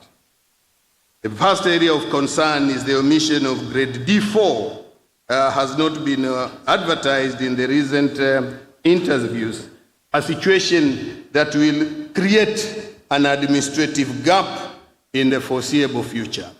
And it's not even in the foreseeable future. Colleagues have been asking me that the other day they were reading that there are no principals to take over schools. And they were asking, does it mean, one, that people have lost interest in being principals of schools and therefore they are not applying? Or two, is it because of the long stagnation that I'll be addressing in a short while? By the same token, grade 5 was not also advertised. Therefore, those teachers in grade C4 who have been denied an opportunity of upgrade, despite them having reached the time for them to move to the next level. And this will cause a spiral effect even to the lower grades, and definitely leading to stagnation that we are all the time talking about. I am aware that there is information that teachers may have stagnated only for a period of 6 years. But far from it, in our midst, we have people who have stagnated for almost 9-8 years, and this needs to be looked at. I will, on behalf of my colleagues, prepare a list of those who have genuinely stagnated and present it to the Teacher Service Commission for verification and action. The issue of deputies who have acted as principals for an interrupted period for maybe 1 year. Madam, many deputies have been given the responsibility to act as principals. Some have acted for a period more than 6 months, others even to 1 year. And after acting for that long, and many having assumed that responsibility, end up being asked to go back to their positions of deputies as a new principal is posted. Ladies and gentlemen, this is frustrating. And this leads to the camping that we sometimes witness in our schools. A deputy who has served for 1 year, being asked now to go back to the deputy's office, and everybody in the school had known him or her as the principal. When they go back to their deputy's office, it becomes a frustrating area. It makes that deputy unproductive, and camps begin. And you can imagine if there was another teacher from the staff room having been brought up to the position of a deputy to also act, although they will tell us if you are acting, you also don't appoint somebody to act. But those services of a deputy must be done. So this teacher is also asked to go back to the staff room. So you have a line of managers in the school that is feeling frustrated. A principal has been brought down back to a deputy. A deputy has been sent back to become maybe to continue being a head of department. A head of department who was appointed has been sent back to become head of subject. A head of subject has been brought down to remain a classroom teacher. You have a line of frustrated individuals in that school that things become very difficult for the new principal. It is important that we need to look at this stagnation and these acting positions and appoint them substantively. Sometimes it becomes necessary that we do not need to now say, because he or she is not in this job group, so we cannot give that position of headship to the person. But the question is, who gave this person the position to act? It is you. So just go ahead. And if it means promoting 2 levels, just go ahead. Because tayari ushampa kazi, ameifanya na ameifanya vizuri. I've already addressed the issue of promotional interviews. And we are particularly concerned on the former Job Group L that created 2 job groups within one. A Job Group L, we have a C3 and we have a C4. So if you are moving a teacher from grade C3 to grade C4, in our view, you are only delaying. That introduction of grade C4, we feel should not be there. It should be from C3 coming as a kind of straight to C5. Because C3 and C4 are just Job Group L. In the past, you'd move from Job Group L to Job Group M. So why are we introducing another letter there that is not in the alphabetical order if we were completely transferring things? So the case of stagnation in one job group requires to be addressed, since there exist many teachers who have stagnated in the same job group for more than 10 years. I will try to avoid the issue of asking for more teachers, because this is known and the Teacher Service Commission is fully aware. We want to appreciate the Kenya government for having put it very specifically that they will be employing more teachers. So this is an area that the government and the commission is aware. We want to thank the commission for the employment of the 35,000 teachers. But as we employ them, I can see the concentration moving more to junior secondary, which we appreciate because that is a new baby. But the secondary schools also have their shortfall, which needs to be addressed. So we want to ask that as we employ the new cadre or the new set of teachers this year, let us also give special consideration for secondary schools, and particularly in many of the group 4 and 5 subjects. Let me just pause for a minute for our colleagues to just move, because some rain is coming in from the other side.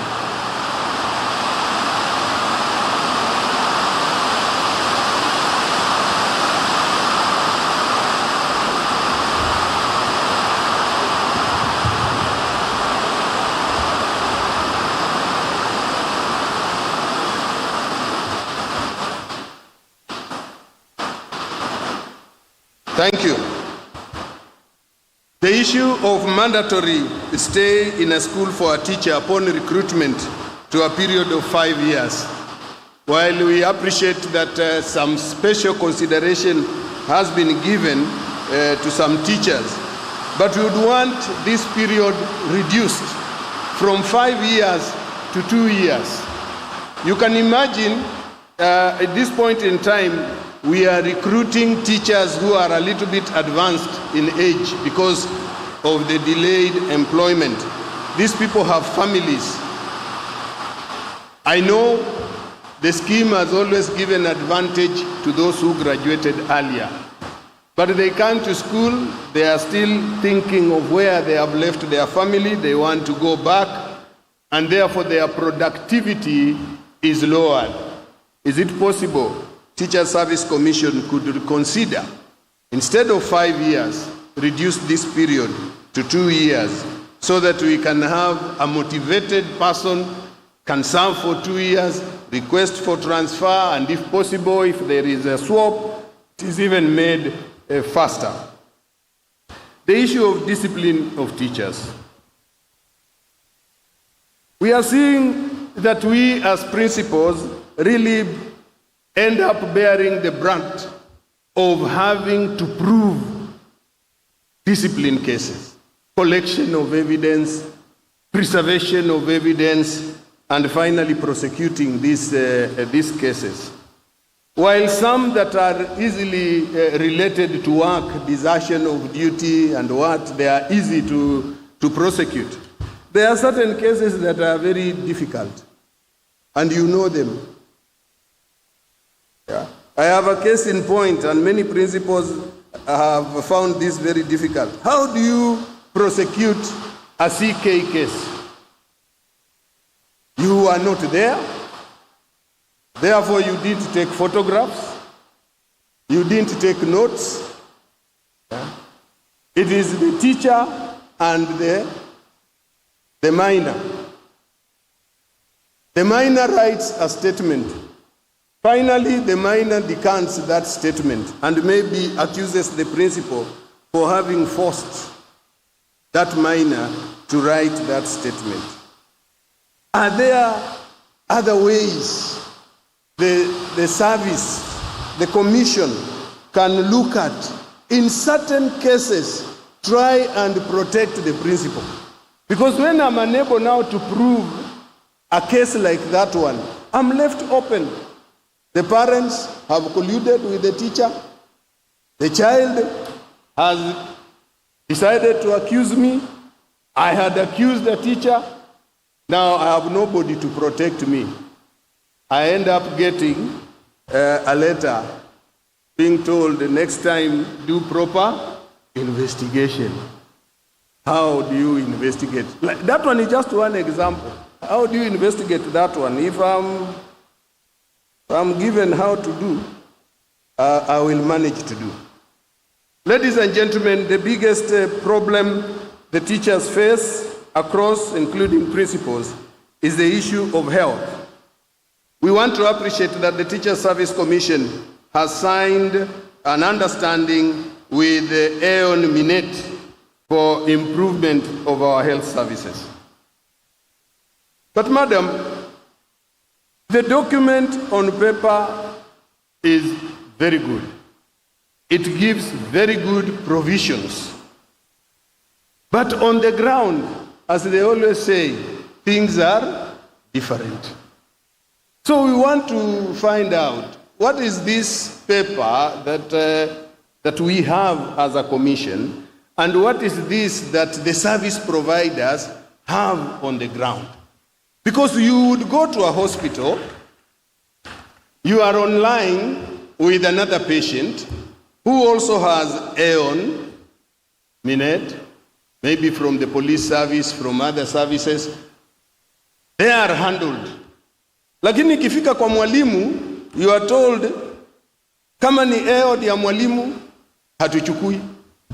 Then you are left there, wondering what next.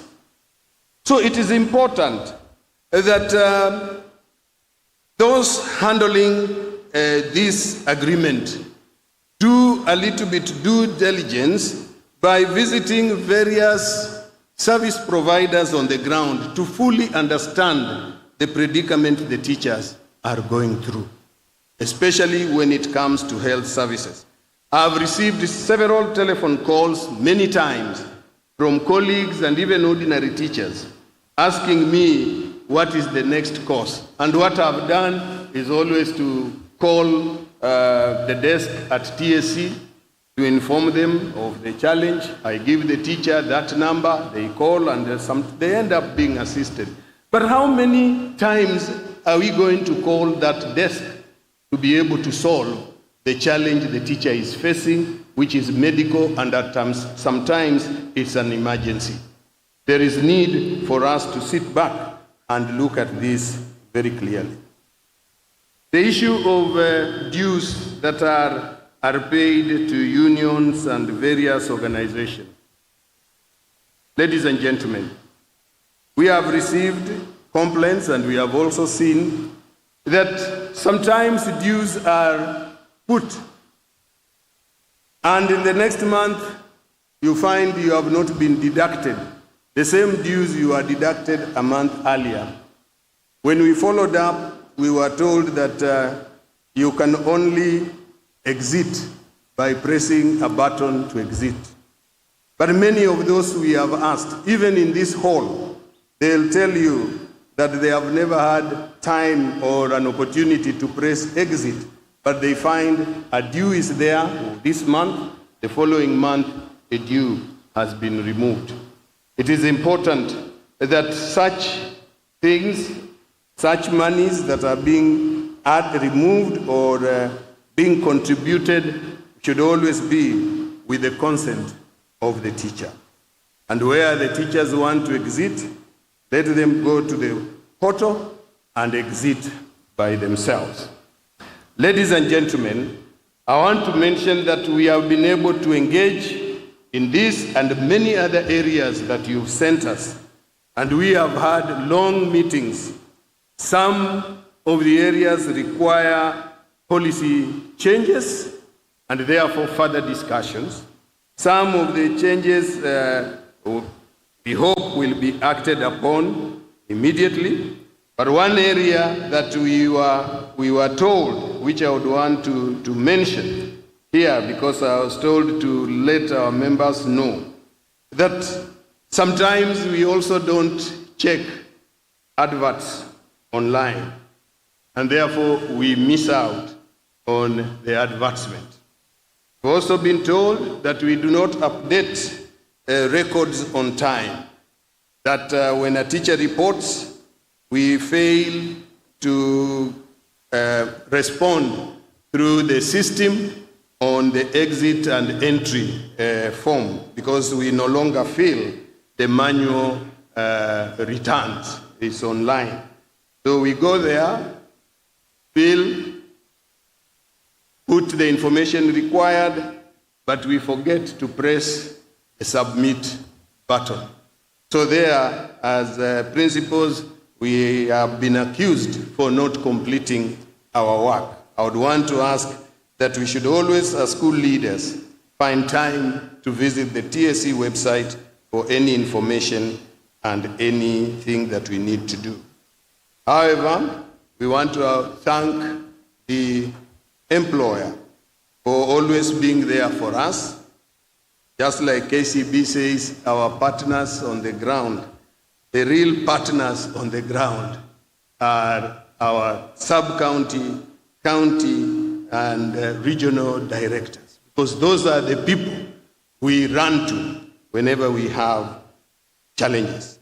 We also want to appreciate that the Commission has recognized the responsibilities teachers do, and that is why whenever teachers and principals apply for any vacant positions, they are taken. We appreciate this because within the county directors, sub-county directors, and regional directors, we have colleagues who have been here with us. So we want to thank Teacher Service Commission for that. Lastly, ladies and gentlemen, allow me to invite one who is going to represent the CEO Teacher Service Commission. The person who is going to represent the CEO Teacher Service Commission has been a principal at Chuka Girls and at St. Mary's Girls High School, Egoji, between 1998 to 2012. This person was the Poet of the Year in 2020. Can we clap for this person? having been a Poya. And we were just discussing earlier that Poya Toya was a baby that we were growing, but we seemed to have reached somewhere and left the baby to die slowly. But we must resurrect that baby. And I want to take this opportunity to ask my colleagues, the county chairpersons, to initiate immediately the process of identification of Poya and Toya for purposes of the year 2024. Teacher Service Commission can join us when we are moving with this baby. Welcome TSC to join us in this new move. This person was awarded OGW, one of the warriors of this country, Order of the Golden Warrior. She has served as the county director, Elgeyo Marakwet, Kitui, Meru, and also served as the regional director, Central, and currently the regional director, Coast Region. I'm talking of none other than Madam Juliet Kariuki, the Regional Director, Teacher Service Commission, Coast Region. Please, let's welcome her as she comes to deliver a message from the TSC Secretary. Kariuki. Thank you. Thank you, Chairman, Honorable Meli, the Chairman of the Education Committee, our Director, Secondary Education, Mr. Kibet, Chairman Kesha, all senior government officials present, distinguished guests, all the directors, both from the Teacher Service Commission and the Ministry of Education, my colleagues, principals, ladies and gentlemen, good morning. Allow me to belatedly welcome all of you to Coast Region. Karibuni Pwani. I would also want to, Mr. Chairman, convey the apologies of our CEO, Dr. Nancy Macharia, who had to attend to a very urgent assignment, therefore was not able to be here. And I would want to represent her by reading her speech on the area and the topic that she had been asked to address, which is teacher innovativeness towards learner-centered curriculum. It gives me pleasure to speak to you this morning on this important topic of teacher innovativeness towards learner-centered curriculum. I find this topic extremely relevant, arising from our continuing emphasis that teachers adopt more innovative methodologies of delivering the curriculum. We emphasize on teacher innovativeness because some of the technological and society changes have forced us to develop new ways through which we can effectively deliver the curriculum in a cost-effective manner. It therefore calls on all teachers to embrace their willingness and ability to explore new ideas, strategies, and technologies to enhance student learning and engagement. A teacher who has embraced innovation is able to create engaging and dynamic learning experiences that are tailored to individual needs, interests, and strengths of their learners. Such a teacher also embraces new ideas and is willing to experiment with different instructional strategies. Further, an innovative teacher would continuously seek ways to engage and empower students using technologies to create meaningful learning experiences for them. By embracing innovation, teachers can create learner-centered classrooms that prioritize students' engagement, active learning, and personalized experiences. Innovative teachers act as facilitators, guides, and mentors, supporting students' growth, curiosity, and love for learning within the curriculum. By embracing innovativeness, teachers can transform the curriculum into a learner-centered experience that nurtures students' curiosity, fosters and empowers them to become active and lifelong learners. Through their creative approaches, teachers can also inspire and engage students in creating a passion for learning and maximizing their potential. Ladies and gentlemen, I now wish to address the ways in which teachers can demonstrate innovativeness towards a learner-centered curriculum. One, by embracing flexibility. Innovative teachers are willing to adapt and modify their teaching approaches to meet the individual needs and preferences of their students. They recognize that every learner is unique and may require different instructional strategies, resources, or assessments. Flexibility allows teachers to personalize the learning experience and create a student-centered environment. Two, promoting active learning. Innovative teachers incorporate active learning strategies that encourage students' engagement and participation. They move away from traditional lecture-based instruction and instead use methods such as group work, discussions, hands-on activities, problem-solving tasks, and project-based learning. These approaches foster critical thinking, collaboration, and deeper understanding. We have utilization of technology. An innovative teacher will use technology as a tool to enhance learning experiences. They integrate digital resources, multimedia, and interactive platforms to facilitate students' engagement, collaboration, and creativity. This could include using education apps, online learning platforms, virtual simulations, or multimedia presentations.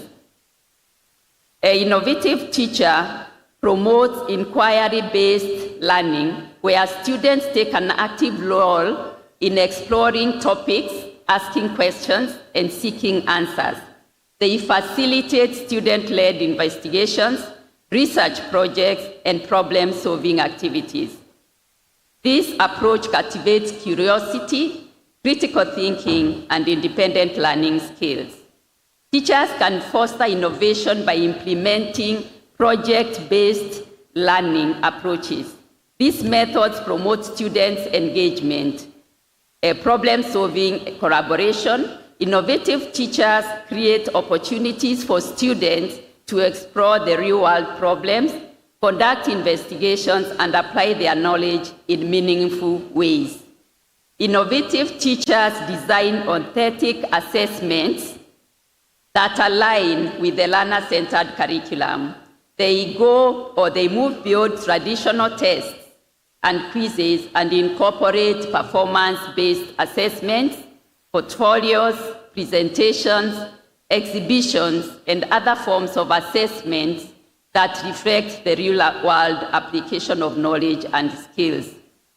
Collaborative learning. Teachers foster innovation by promoting collaborative learning experiences. They create opportunities for students to work together, share ideas, and engage in group projects and discussions. Collaborative learning develops communication skills, teamwork, and the ability to work effectively with others. The innovative teachers also provide opportunities for students to think creatively, generate ideas, and apply them to real-world contexts. They incorporate activities that encourage divergent thinking, problem-solving, and development of solutions. This may involve open-ended projects, design thinking exercises. An innovative teacher creates a collaborative and inclusive classroom culture.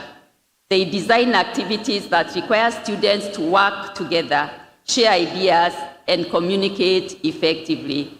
They foster a supportive environment where students feel comfortable expressing their thoughts, listening to others, and engaging in respectful dialogue. It emphasizes on students' reflection and goal setting.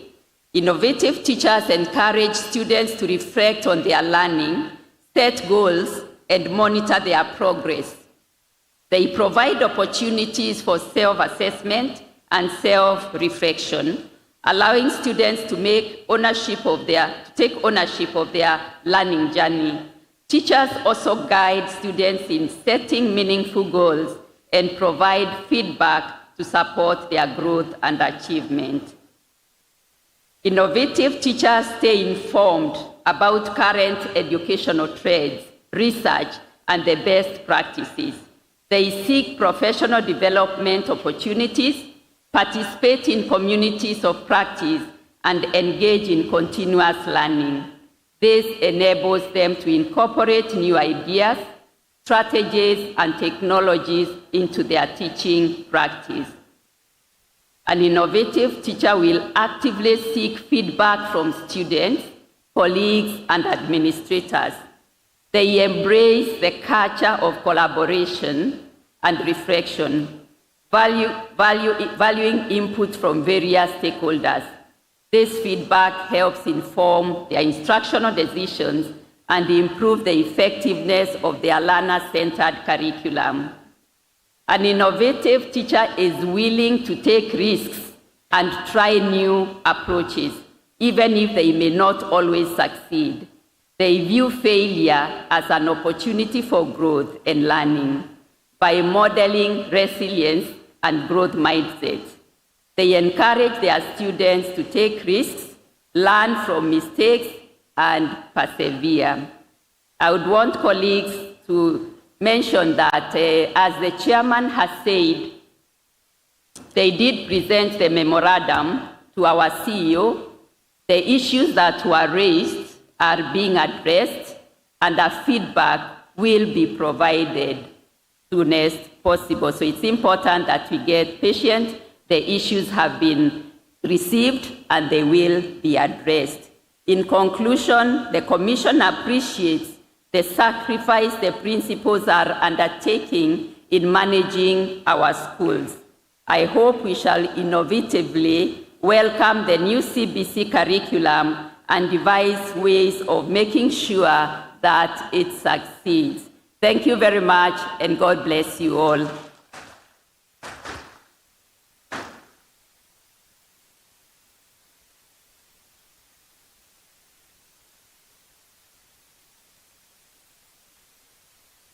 A little token of appreciation.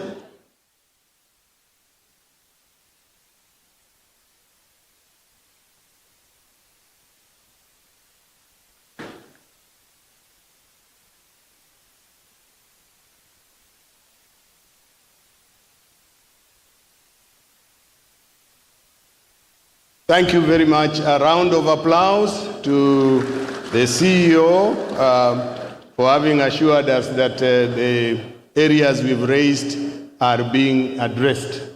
We will move straight away to the next, and I want to welcome the chairman, Kisumu, Nyanza region, to come forward and introduce the next speaker.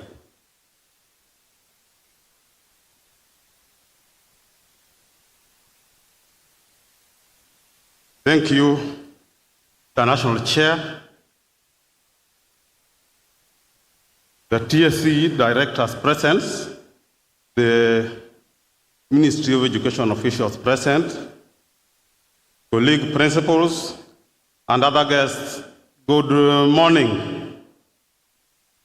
May I take this opportunity also on behalf of the National Kesha to introduce the next speaker of the day. I'm George Opeyo Kesha Chair Kisumu. The person I would like to introduce, I would like to say we are very happy to be associated with him. We are proud of him because first he started as a teacher. He graduated with a a Bachelor's of Education, Nairobi University. Thereafter, he proceeded and did his master's in curriculum development at the University of Eastern Baraton. He taught, he was a classroom teacher, rose until he became a principal. He was a principal of Henry Kosgei Kibukwo in Nandi. He also became a principal of Mitete Boys High School. And this is a person who was risen through the ranks. And right now, he's an elected member of parliament. He tells me that he's serving his third term as a member of parliament, which is not a mean feat. He was first elected a member of parliament in 2013 to date. He's a member of parliament Tinderet, and he has served in various parliamentary committees.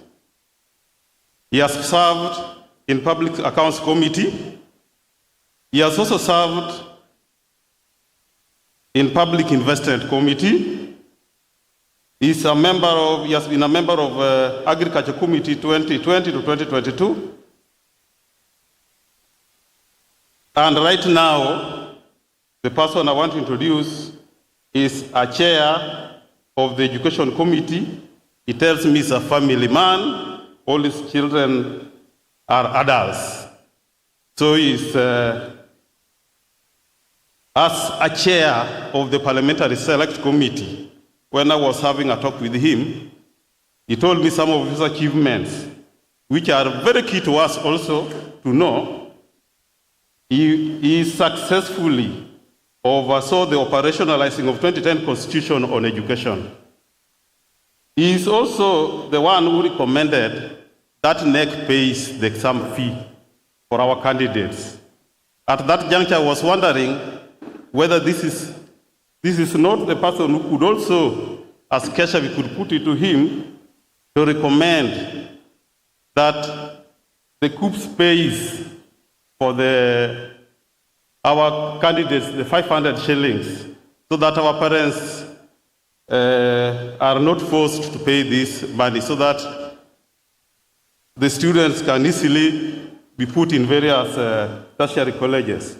Colleagues, the person I want to invite, and as he's coming, let us put our hands together and welcome him. The person I want to introduce he calls himself Mwalimu Julius K. Meli, MP Tinderet, and the chair on Education Research Committee of the National Assembly. Let us put our hands together and clap for him. Welcome, sir.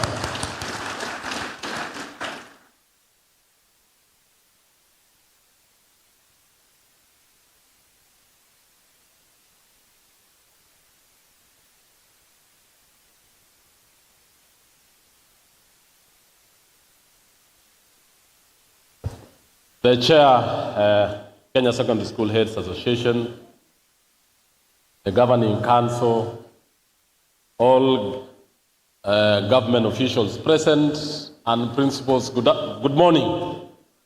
Good morning once again. First of all, Mr. Owino of Gumbe Secondary School has said a lot about me, but I would say that I'm surely a teacher by training only, is it? The other titles do come as we proceed on in our lives. Before I proceed and say a few words about the role of legislature in education, allow me to invite my colleagues whom we came together to say a word. And I know you know very well that members of parliament like talking to crowd. When we see you like this is where we really maximize a lot. And it will not be good for me not to invite them to say jambo.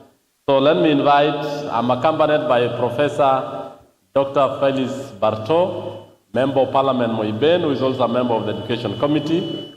I have also Mr. Maungu, who is a member of Parliament for Luanda, and a very young mind in our committee, who is a lawyer by training, Mr. Tim Kipchumba Toroitich from Marakwet West. So I would you'll allow me, I'll indulge you that I want them to just greet you so that you know them. Because they represent you, they legislate on your behalf, and we also oversight government on your behalf. Kindly, colleagues, just come for a word of. Let's give them an applause. And you hear them. I think most of you are from the various parts we represent. Yes, Karibu.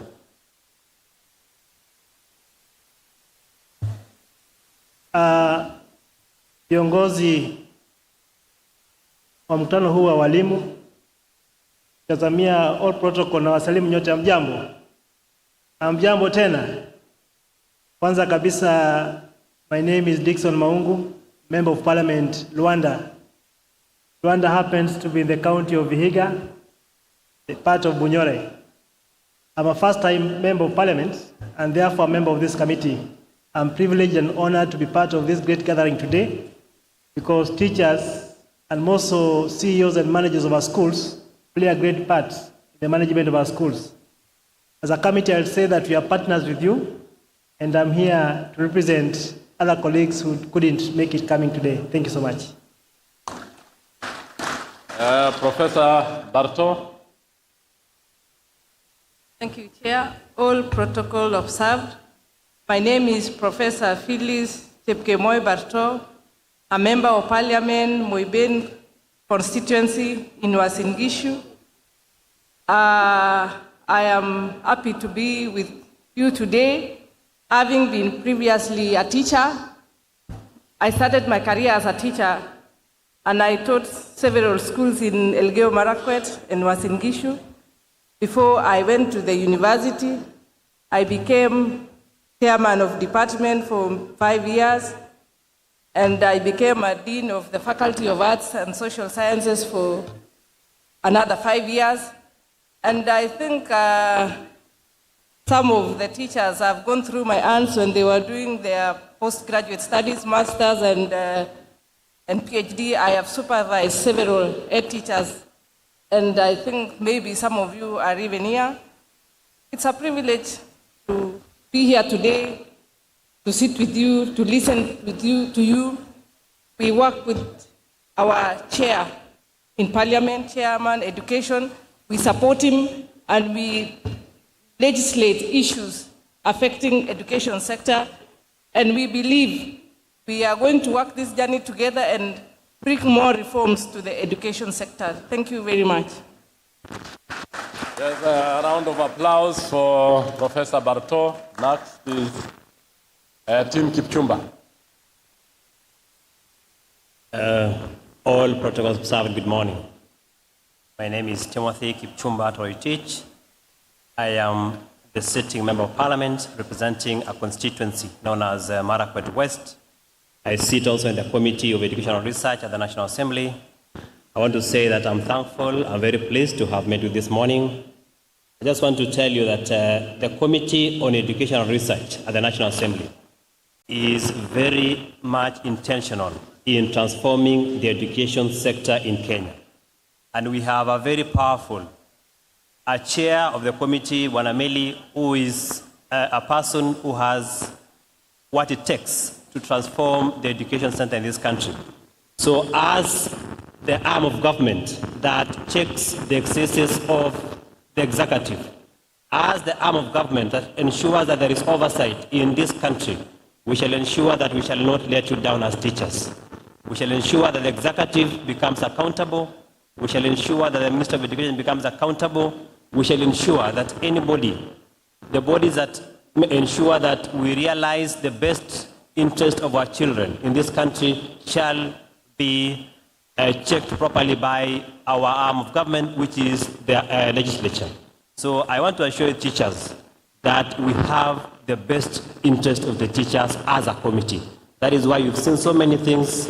You've seen so many, the kind of reforms that we brought in. Just 1 year into office as members of parliament and sitting in the committee, you've seen the kind of reforms that we brought in the National Assembly. So thank you so much, and God bless you. I'm looking forward to having more interactions with you. Thank you so much.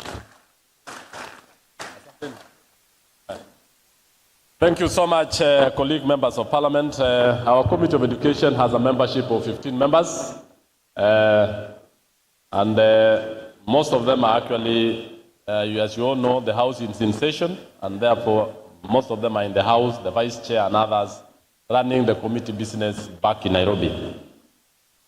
Without much ado, Chairman and the teachers present here today have been given to talk about the role of Parliament in enhancing quality education through legislative framework. I want to say that Parliament has three major roles to do in every society. One is to legislate, two is to represent people, that is the citizens, and three is to oversight government. I want to say that as a chair of education and as a committee of education, there are a number of things that our committee has actually undertaken. The chair, I want to say that indeed it is a great privilege to address the esteemed gathering of this year's Secondary School Heads Teachers Conference. I would like to express my gratitude for the opportunity to share my thoughts on the vital role of Parliament in enhancing quality education through legislative framework. I want to say that Parliament plays a critical role. As a member of Parliament for the last 10 years, a number of basic education amendment bills has gone through the National Assembly. One of it, and most of it, especially in establishment of the Teacher Service Commission Act, the Basic Education Amendment Bill.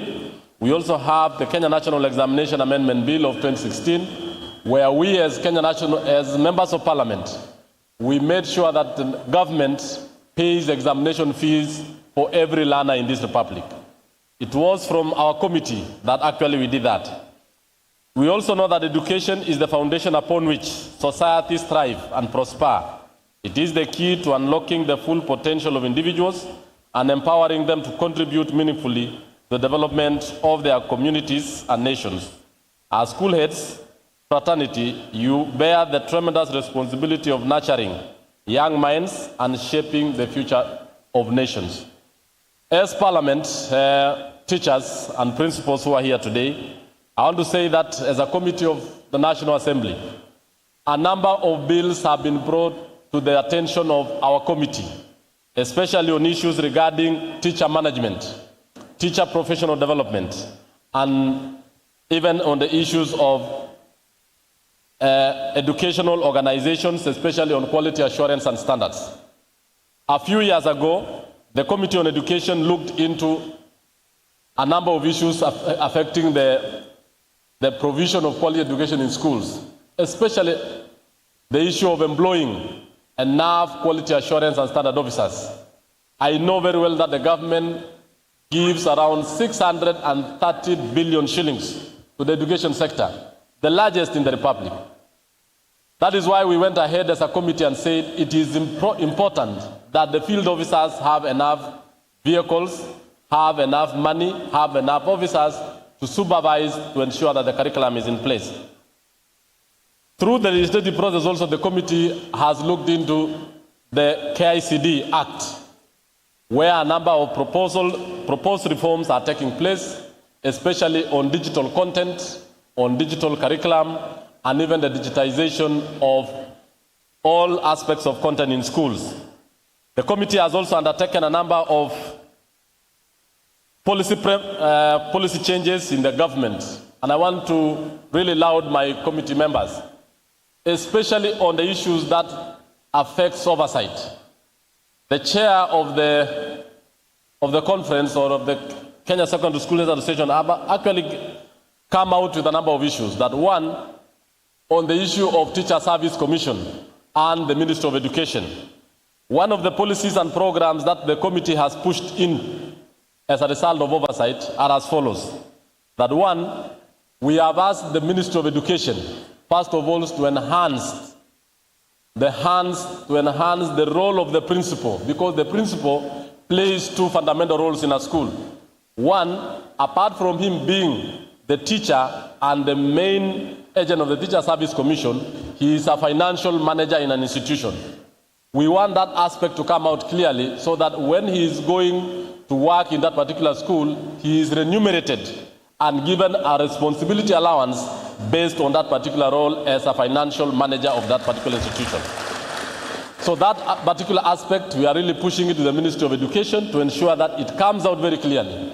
Apart from you running the school as a principal, you as an agent of Teacher Service Commission, you are the manager of the school resources, facilities, land, and many others. The Committee on Education in 2016 also pushed a policy that we actually asked the Teacher Service Commission to ensure that teachers in ASAL areas, more so the principals who are actually from regions, especially the 14 counties, are actually promoted. We are not going to be based on the issue of a graduate or of years of service, because those particular areas, especially the ASAL areas, had actually a number of difficulties. And I'm proud to stand before you today to say that the Committee of Education pushed a number of reforms in the ASAL areas. One of it is to promote principals, even those who are of a diploma level, and we actually did that. Two, we also pushed the issue of recruitment of teachers in ASAL areas like Mandera, Garissa, Lamu, and Wajir to be continuous. That was actually to fight the issue of insecurity, and I think that one has really assisted a lot. Apart from that, the Committee of Education has also looked into a number of issues affecting the teachers' health scheme.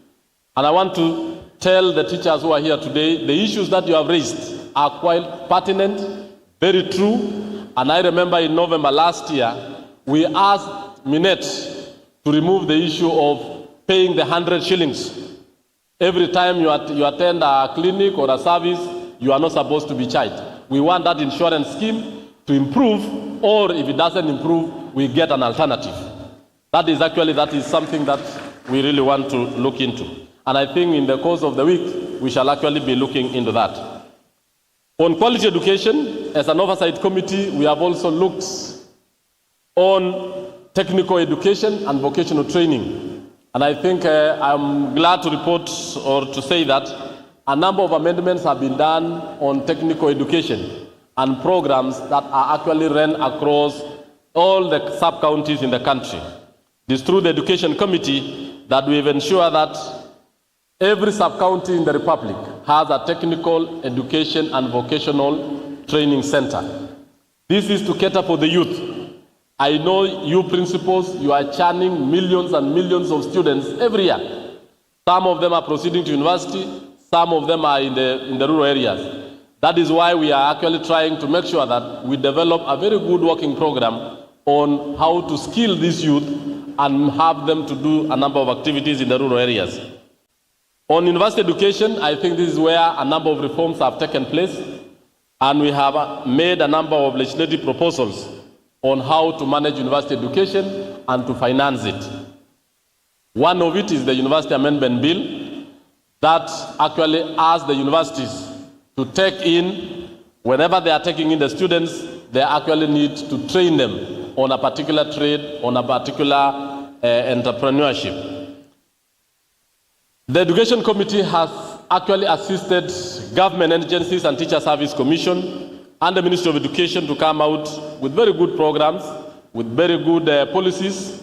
One of it, through our inquiry, the recent inquiry that we went through on the Kenya National Examination Council, there is a legislative proposal that is in the offing on how to manage exam cheating. Exam cheating has affected both the principal and the student, in that some of you who are very honest, who are actually don't like cheating, have been victimized of not performing. A number of those who cheat or who encourage cheating have been lauded and been praised. So this is where now we want to say we really want to have a very clear law, a clear policy on how to curb the cheaters and also to move you and promote you unconditionally based on a number of parameters. We cannot pick a few number of students who've gone to university and then we just promote you. There are so many things that you do as a principal. Managing the school environment, and even the transitional level of your children. Not necessarily going to university, but even their work ethics and behavior can actually enable you to do that. Another proposal which is in the offing is to restructure the Ministry of the school system.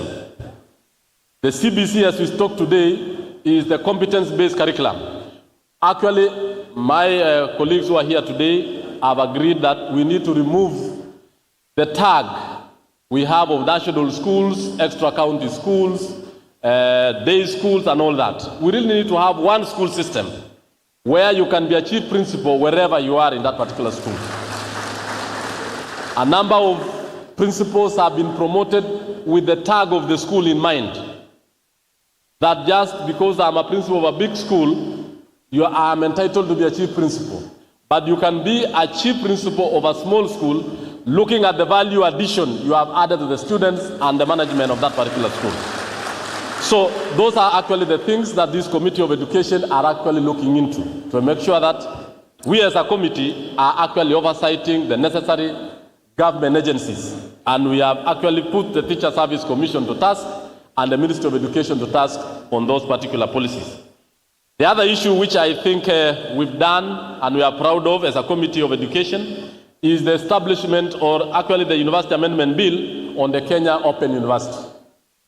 I want to laud your chairman, especially on partnering with foreign universities. A few minutes ago, he actually came up with a list of a number of universities in Europe, especially the UK. Right now, we have a bill within Parliament that we are opening the first Kenya Open University, where you can enroll from the master's level, from degree level or an undergraduate to PhD, when you are actually back at your home with a computer in your office and you can go and finish your work. So with this, I want to encourage you to really support Kesha, especially on open distance learning and even continuing education. I always look at your school as a launch pad, where you can use your school to move ahead to the next level. Professor Phyllis Bartow just said she was a high school teacher, did her master's, did her PhD, until now she's a top-notch professor of our esteemed university. The same thing can apply to you. And I want to say that the chairman has just opened the door for you. The Kenya Open University is also open to you, that you can actually further your education on that. And that is what the National Assembly Education Committee is doing on open learning. Other amendments that we have actually proposed and we are pushing is the amendments on the digitization of curriculum content and digital processes in schools. The physical school that you are seeing today will be completely different in the 50 years to come. We need to know that a number of lectures today are actually done online, virtually. And most of the universities are doing this. You also need to do that. We need to know that apart from the students you are actually teaching, you need to have that other student who is back home. He is paying fees, but he is not physically in school. Two, we have also the ABET, or the legislative proposals on offering alternative basic education and training. A number of that is also in place. I want also to point out that as an education committee, we have also proposed a number of amendments, especially that will come out from the Presidential Working Party. We are waiting for the report from the Presidential Working Party, and we'll have a number of amendments affecting the structure of the school system, attaching on the three pathways that you'll have, and lastly, it will also affect how the learners will transit from grade 9, grade 10, up to grade 12. And the various specializations you'll go through. So those particular amendments and proposals are in place. On the issue of teacher promotions and motivations, I want to say that I do agree. For a school to work and to achieve its efficiency, it must have a motivated teacher. A stagnated teacher is a problem. A teacher who is not appreciated actually does not work very well. It is not even a teacher alone, a worker. Even in the hotel industry, even everywhere. That is why as a Committee of Education, we have actually allocated 1 billion shillings for teacher promotion. And I will agree with the chair that we ring-fence that money to really allow the movement of teachers from D3 and D4, because the money is there.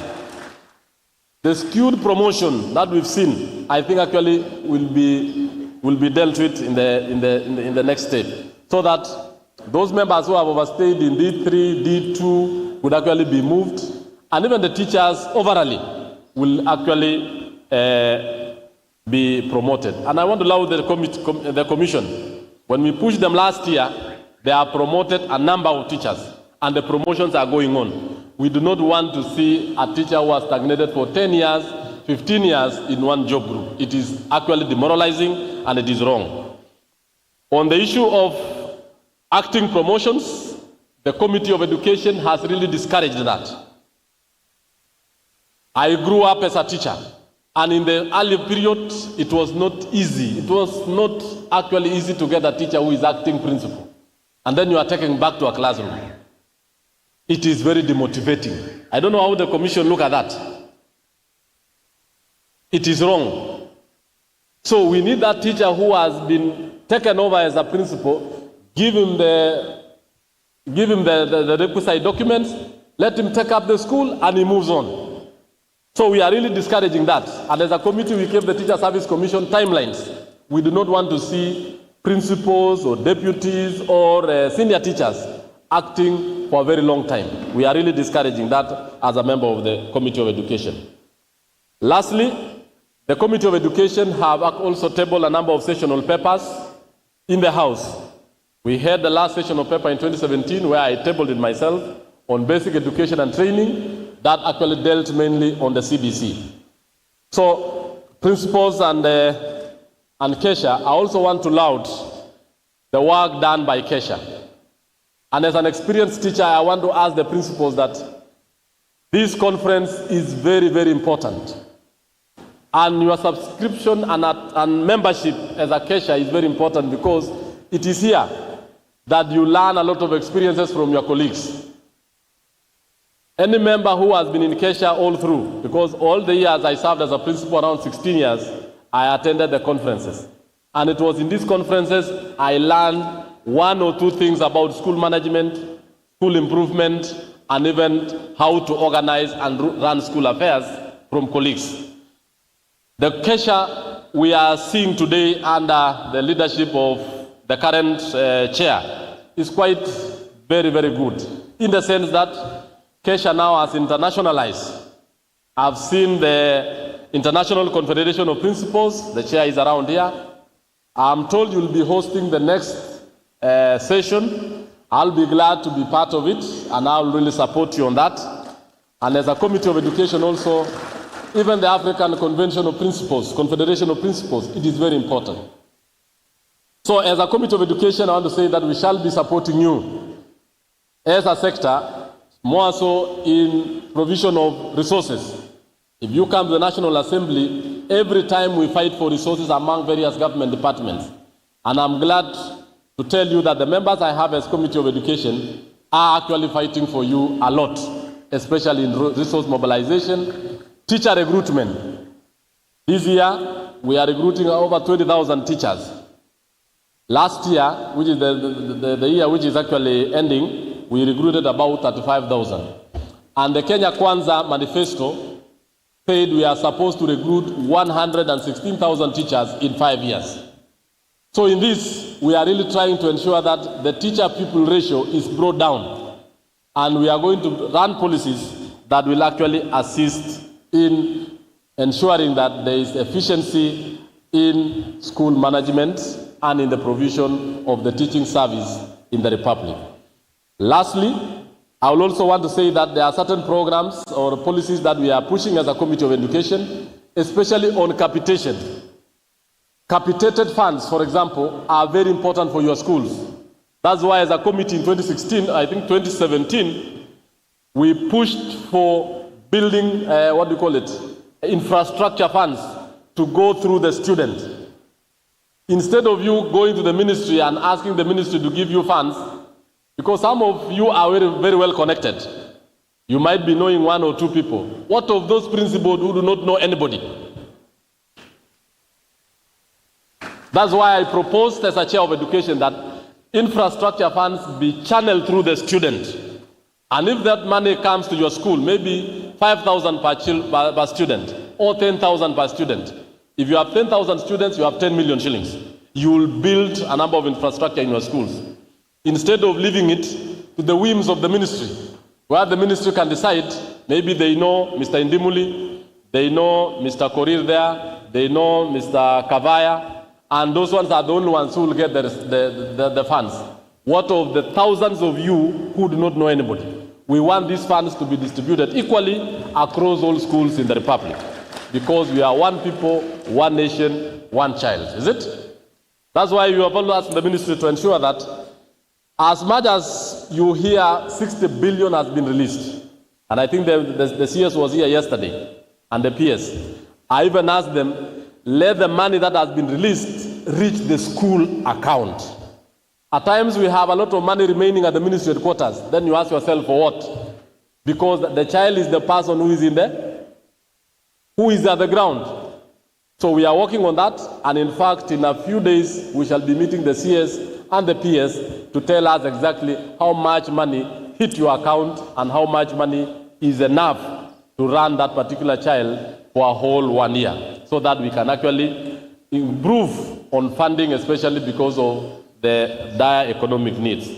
So with those many remarks, I just want to say that I'm very grateful for this invitation. And in conclusion, I'll want to affirm and reaffirm our commitment as the membership of Education Committee of the National Assembly Committee towards the pursuit of quality education. As heads of institution, you are in the frontline warriors in this noble endeavor. Together, let us harness the power of legislation to build a robust education system that equips our students with the skills, knowledge, and values they need to succeed in life.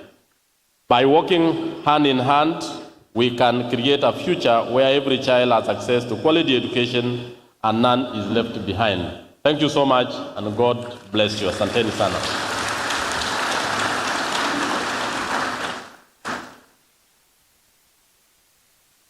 Sir, before you sit down, we would like to appreciate you as Kesha. We have said so many good things that we expect, and we pray for you that your committee will be able to achieve. Let us give him 3 factorial claps. I will demonstrate. We shall go 1, 2, 3, 1, 2, then 1. Let us start. 1, 2, 3, 1, 2, 1. Thank you.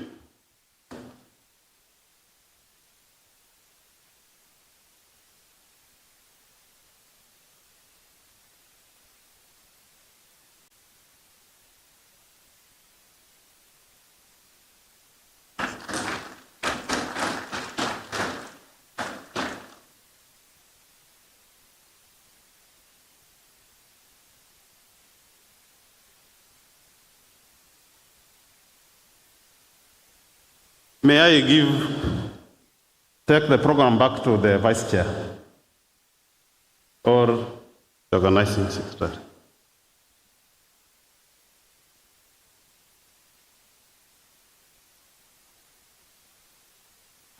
Thank you for that, Chair Kisumu, and our members of Parliament, together with the Chair of Education. We are moving on well, and in the House, we have students with us, and in our program, we have a session for students touching on safety and health, very pertinent issue. We want to pick the minds of the students, the thinking of the students as far as these issues in schools are concerned. And therefore, as we prepare the stage for our students, I want to invite communication authorities of Kenya, Mr. Nita Chalo, I give you 2 minutes If you're in the house, please step forward. Communication Authority of Kenya.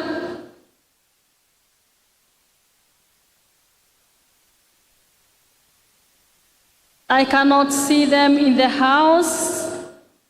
We have ISPAC and Save the Child. Okay, thank you. I was moving with the speed because we are redeeming time. Nita is here. I give you just 3 minutes. I know you are good at managing time. Karibu sana, Communication Authority. Thank you very much. Okay, the Chairperson Kesha, the Ministry of Education, the Teacher Service Commission, our sponsors, principals, distinguished ladies and gentlemen, good afternoon. I think it's good afternoon now. Okay, so my name is Unita Charo. I work for the Communications Authority of Kenya. I don't know how many of you, by a show of hand, have heard about or know about the Communications Authority of Kenya. And just a brief introduction of what the Communications Authority of Kenya is. The authority, or CA, is the ICT regulator in Kenya. The authority was established as CCK, Communications Commission of Kenya, in 1998, and is the implementer of the Information Communications Act, otherwise known as CAP 411A of the laws of Kenya. So our vision is to see a digitally transformed nation through ICTs, and our purpose is to open your world. You all realize that the globe has become a small marketplace where you can now shop online abroad, you can have meetings globally, and it works through ICTs. And the reason we are here is our topic of interest today is to reach out to our consumers of ICT, which is one of the mandates of the authority in protecting the consumers. So what do we do as CA? We license telecommunications, that is telecommunication services. We enforce regulations and license conditions through inspection to make sure that you get quality services. We allocate and manage the spectrum resources, and that includes the scarce internet resources and the spectrum and numbering and the issues of domain names. And CA's mandate on consumer protection includes protection of children, that is child online protection. And that is the topic on which we are going to share with you today. We have picked on your platform because we have also been reaching out to children direct through other platforms, but we chose on you because you have a lot of interaction with children. The laws of Kenya define children as anybody under the age of 18 years old. And this is a group that still needs to be guided by parents and other people. So I'll go straight to the child online protection. And my presentation.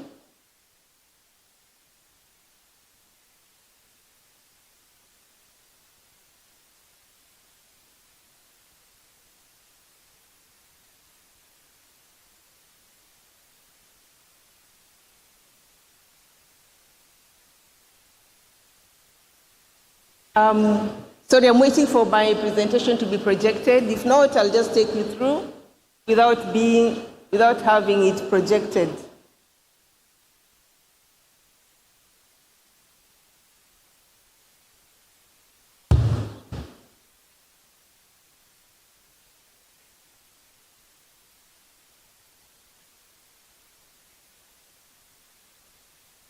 So I have talked about our mandate to protect consumers, and this is within the regulatory frameworks of the Kenyan's legal and regulatory framework, and these are entrenched in the Constitution of Kenya, in the Computer Misuse and Cybercrime Act, in the Kenya Information and Communications Act, in the National Cybersecurity Strategy 2022, in the National ICT Policy Guidelines of 2020, and many others.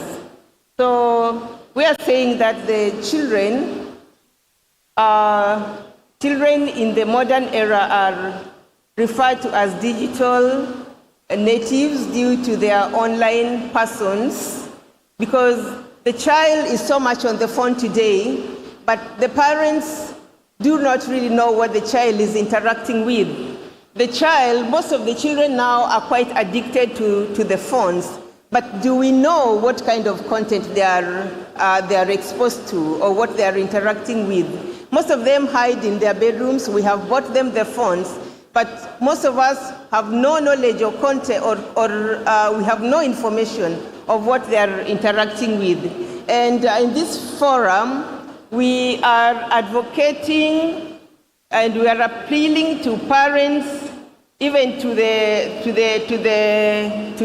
platform that we have today, that is the principals, the teachers, and all those who have a lot of interaction with the children, to join us up, let's partner together and try to enforce child online protection so that we have a more responsible generation in the future. The children are very vulnerable, and there are online risks that they are exposed to. They are exposed to issues like online grooming and radicalization that they get through the phone, so the ICT gadgets that they use. We have risks like impersonation and identity theft, because they share their information online, they share their photographs online. And the predators are able to tap on these, get this information, and use them. So their information can be used to commit crimes, and then they're found to be capable, and yet it's not them because they have been impersonated. And also there's cyberbullying. We have heard of cases where youths have committed suicide, or they get depressed because they've been bullied on that platform. And therefore, our call is that we should protect them by getting to know what they watch. In fact, we should set limits of their interactions on the online media. And this we can do by setting limits, by advising them to avoid meeting online friends offline, because when they're meeting them offline, they don't really know the person they are going to meet, and they get so many influences. Even crimes have been committed through that. We are advising them not to accept invitation and friendship requests, and we are advising them, and we are also advising you that we need to react to such kind of prompts by simply blocking those kind of advances made out to our children. And we don't just stop at reacting, but we should report cybercrime or cyber offenses whenever we come across them. And this is not only to the children, but even to us, the grown-ups, because a lot of times we are also encountering the domain name system abuse. So let us work together, let's partnership to eradicate and eliminate such kind of advances. And let's also encourage the children to tell someone about their concerns. And even you, as a person responsible in the community, let us help them. Let us also tell someone else what we are encountering on these platforms.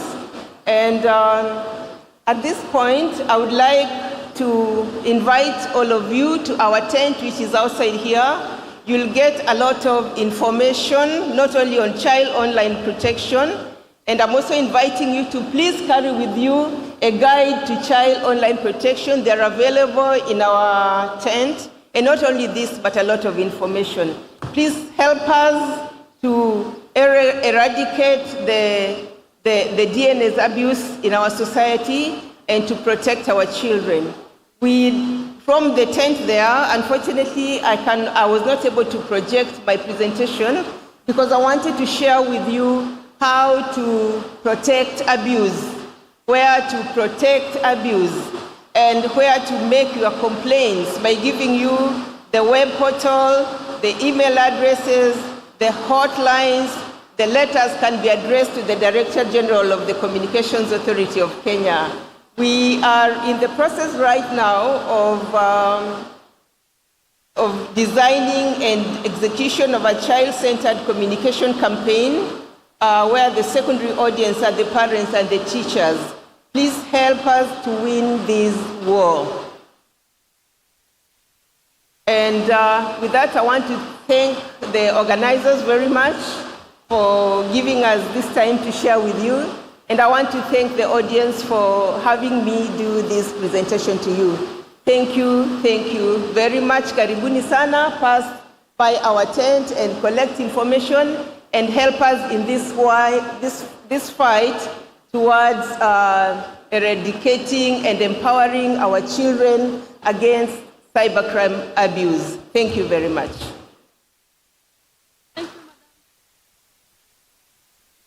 Let's give her one hearty clap. Thank you for that. They have a tent behind the hall. Just visit them. They have very, very important information.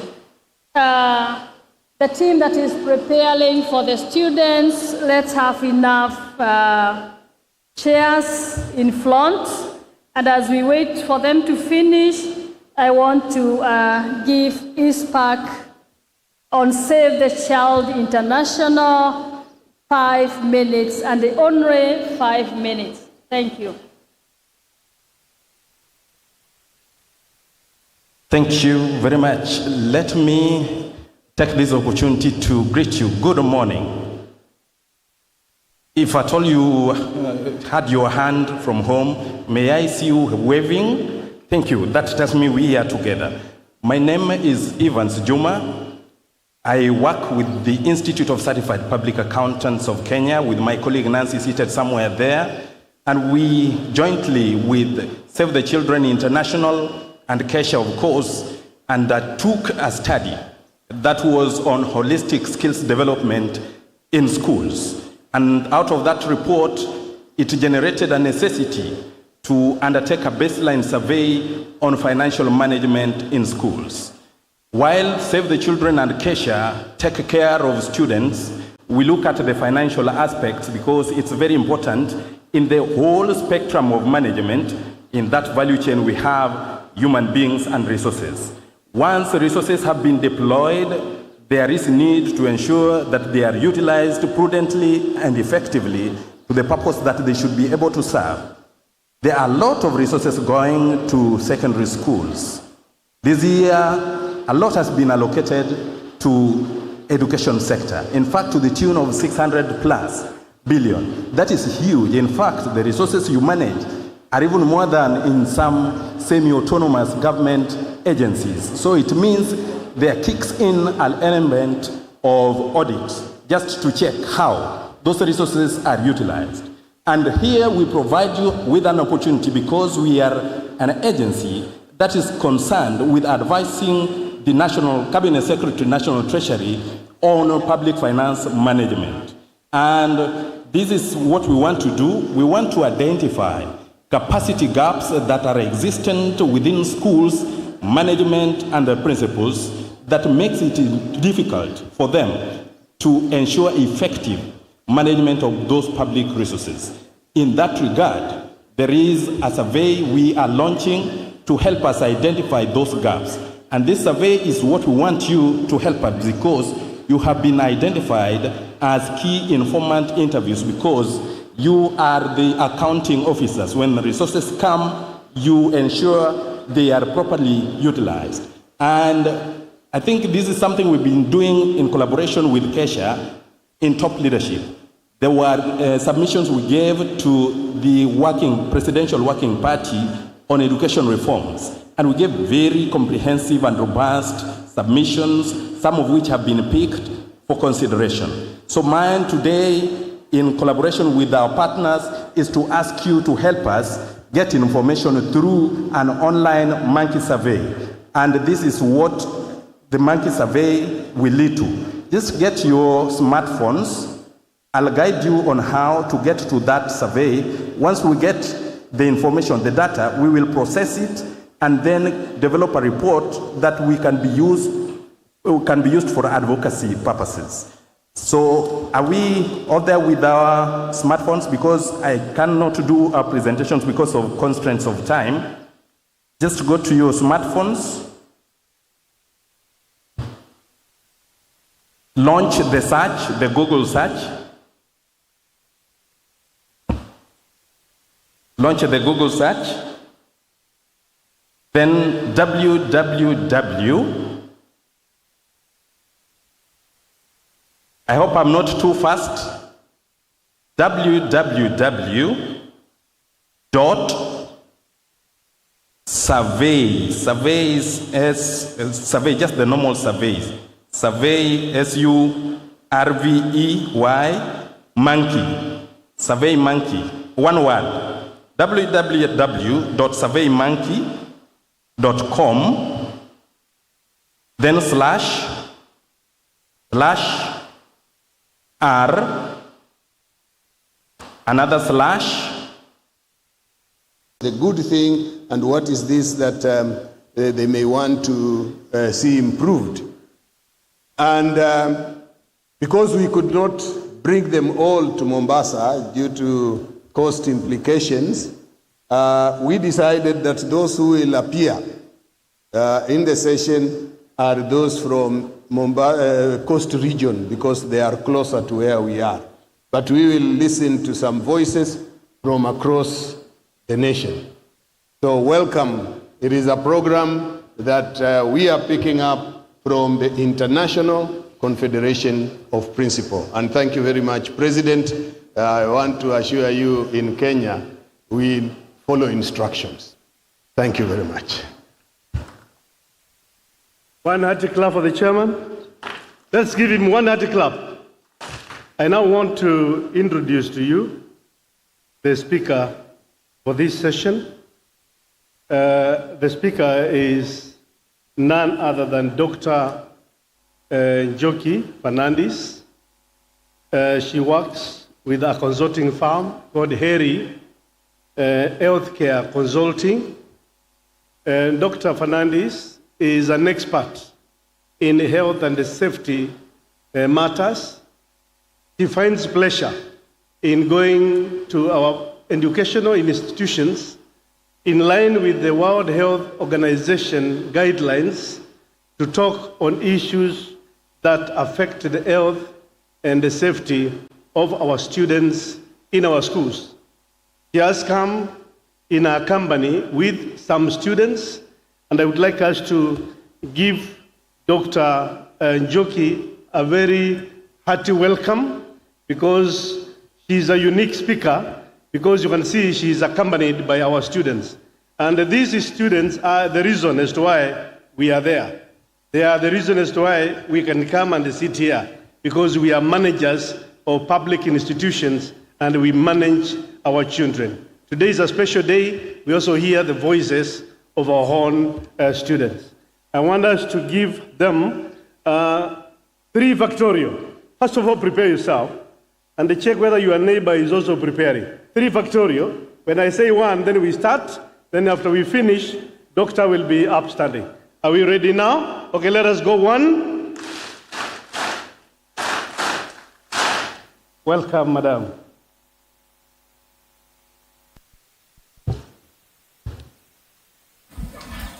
My name is Abdullah Adan Sheikh, the current head boy of Mandera Secondary School. As students, leaders, we are facing a lot of challenges. To start with, first and foremost, there is no fund that is set aside for us to run this leadership program. That's where we are required a lot of things to do. The second thing is that the students have different characters and they are from different backgrounds. And you can imagine where the number is very high and people have different characters. So that one is some of them may, are drug users. Others may have, the character of stealing from other students. Whether when a student steals from his colleague, that person whose property is stolen will come and look for you as a leader to solve that problem. My name is Selenove Lakini from St. Teresa's Girls High School based in Kisumu with the topic Health, Sanitation and Safety Measures in School. For a healthy and safe environment, the first key area is responsibilities. And responsibilities start from the school administration, the teachers, the student council, down to the student body. The school administration should be responsible enough to know their roles and help the overall school personnel in correcting any unhealthy hazards in school. The second key area is leadership. Leadership begins from the administration to the teachers and down to the students and to the overall school personnel. The school should be able to identify safe and healthy environmental policies that can help the students live in a safe environment. Our third key area is elements. Under elements, we have our major element as identification. The school should be able to identify unhealthy and unsafe environmental issues in school that may help the students not to live safely in schools. On mental health. So on mental health issue, I just personally I'm pleased with how the school is conducting itself. It has a very talented man in that sector, and it has provided a section or a part of the school administration where we have a guiding and counseling department. This department is led by a man who is a reverend, and this man is called Mr. Opati, and is very equipped in the department. He always encourages people, the students. He always give them hope whenever they feel like they have given up in life. And also, he invites many guests in our school to experts in our school, to talk to us and encourage us on many areas where we feel low and where we feel that we are not unable. And also, he has provided some. He has set up a day where that is on Wednesday, where all of us are engaged in advice, where we are given advices on how we can manage our feelings, and how we can manage different areas in our lives. Thank you. My name is Sudi Mohammed Abdi, a student leader at Moigal Secondary School. Here are some challenges that we student leaders face. Number one is dealing with students with diverse behaviors, and then number two is lack of teamwork among the student leaders. Sometimes you feel like you are the only person who is working in that place. And number three is conflict between academic work and setting your duties as a leader. So you are the student first and then you are a leader second. Number four is settling disputes among the learners before it reaches the office. Number five is some students are ignorant of the school rules and regulations, so they make glaring mistakes. Number six is lack of mentorship programs pertaining to leadership skills. So we request the administration to chip in. And then number seven is shortage of teachers. We sometimes play the role of a teacher in peer teaching. Ladies and gentlemen, when the lion roars, the jungle is alert. Nyambara Boys High School, here is my submission for this great institution that is on its source. One of the health and safety challenges we face is drug abuse. Most teenagers, as a result of negative peer influence, escapism and the likes, result to drug abuse. Now, the few isolated cases in our school are often dealt with by the administration through guidance and counseling from both internal and external services. We also have the perimeter wall and the CCTV cameras, which ensure drug smuggling is an issue of the past. The second challenge we face in terms of health is the adverse weather conditions. Here at Nyambaria, it's so cold. How I wish you were here one of these mornings. You can almost see the cold in the mist and fog. So what do you expect when you have cold conditions? People have respiratory diseases, tuberculosis, pneumonia, and they end up missing classes. The third challenge you face is the large numbers. I mean, you can even see such a large number behind me. And so we have trouble accessing water points, accessing serving points, and the like settling in class. But we're grateful because recently the administration has taken the initiative of creating more water points, more serving points, more exits and ramps, construction of more dormitories and classrooms. As you can even see behind me, we have one of those serving points. We have a school medical room where you can receive critical first aid before being transferred to the Kisii Teaching and Referral Hospital for further treatment and medication.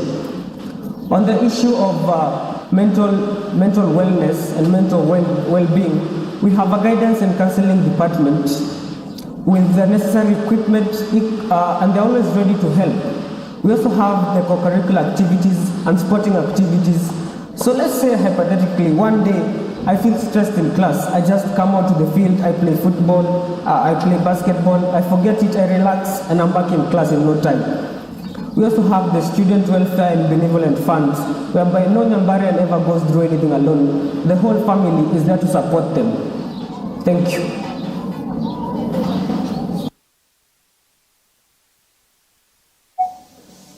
My name is Grace Nabiswa Nafula, the school captain, Moi Girls High School, Eldoret. So I would like for us to talk about the safety and health in our school. To begin us off, we shall begin with the challenges that we have faced as a school. So some of the challenges include the structures that we have in the school. Most of the structures in the school are very old, and this has been a challenge in security terms. Because, for example, most of the doors keep on breaking, which is a threat to the safety of the students.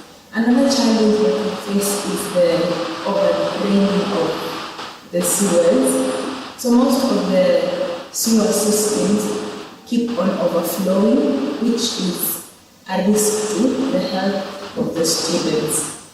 One of the problems that we face again is the congestion of students due to the high population. So this leads to cleaning being such a problem and a challenge, especially in the houses where there are high numbers of students, and also in the classes where the locals are many and are not well contained in the classes.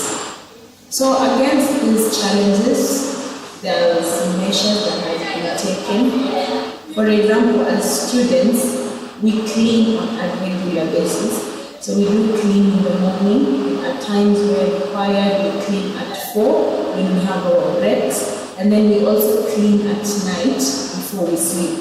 This has helped because due to the high number of students, the environment gets stuffy, and there's also the litter in the school due to us being so many. So regular cleaning has helped us to deal with the amount of dirt in school. Another measure that we have taken is I am Sarah Manjuga, representing Gulu Girls High School. Kindly let me take you through our safety and health standards measures. So we have a perimeter wall set around our school that protects us and stops strangers from getting in unknowingly. We also have a very firm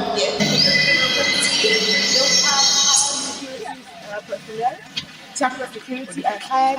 In us here, we have one of the representatives from Chakra Security manning the gate for us to do girls. Move here, we have the biometric systems, and these are the covering plug out for the students. These are actually called in when the parents get a message whenever the students have arrived or left the school. After the children leaving the school identification card, we have a record here where the manually sign in. And in this record book, we also have visitors signing in and signing out whenever they visit our school. Nevertheless, to enhance our security in school, we have functional cameras that monitor the school compound, the visitors coming in, the teachers as well as our school has invested in fire extinguishers right outside every building, and not just one but several.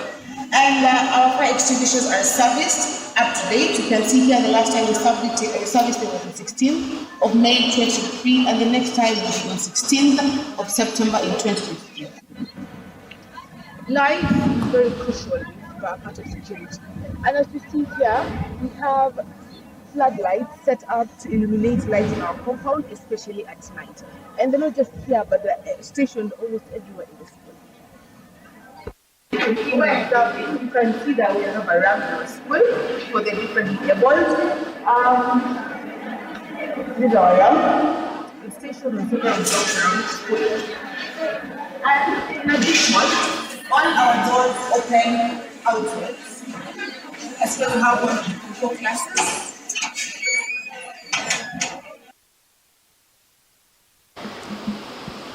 Thank you very much to our students. Good afternoon, ladies and gentlemen. It's afternoon. Good afternoon once again. Like you've heard, my name is Dr. Njoki Fernandez, and I'm very, very privileged to be here with you this session. Thank you very much to the chair, members of parliament, all protocols observed, and all of us who are sitting and waiting patiently to listen to this session on health and safety for our children, because indeed that is why we are here, to look after the mental and physical well-being of our learners as they are in our schools. In the introduction, we were told about the WHO standards for a health-promoting school. And these standards are in 6 areas, and maybe I wanted to mention them briefly before we go into our panel discussion. The WHO recommends that each school should be a health-promoting school, and they identify 6 areas. One is in the area of prevention. We prevent ill health, both mentally and physically. So sanitation and mental wellness are key in the prevention of illness. And this is an area that we need to focus in our schools. The second one is curative. How do we deal with illnesses that come up in our schools? Do we have a good sanatorium that is well fitted with good equipment, good staff? Or do we have a facility close by that we're able to take these children when they are unwell? And what is the turnaround time for that? Remembering that children can get sick very quickly and they can decompensate very fast. So how prompt are you with dealing with illness issues in your school? Safety and security.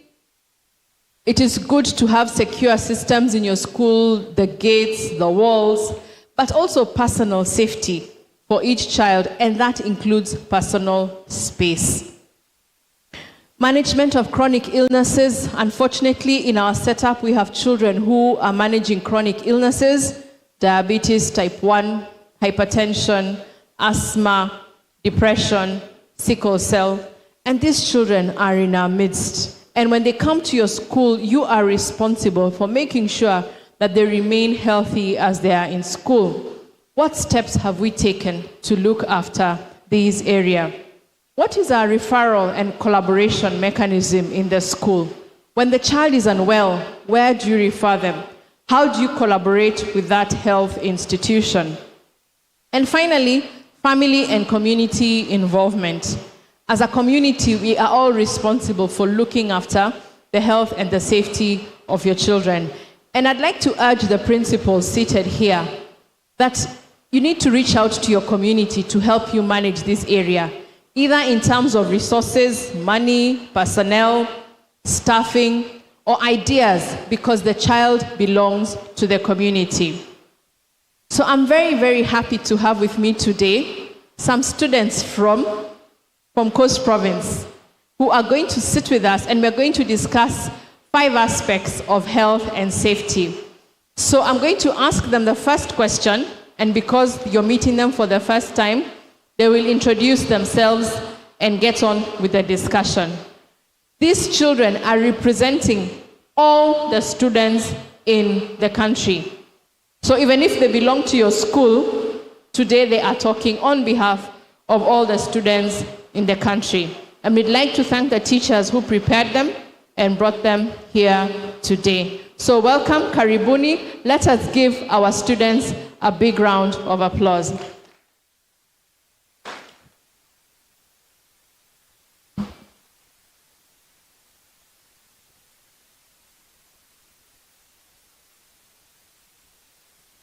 So our first question today, as the children answer the question, they will introduce themselves.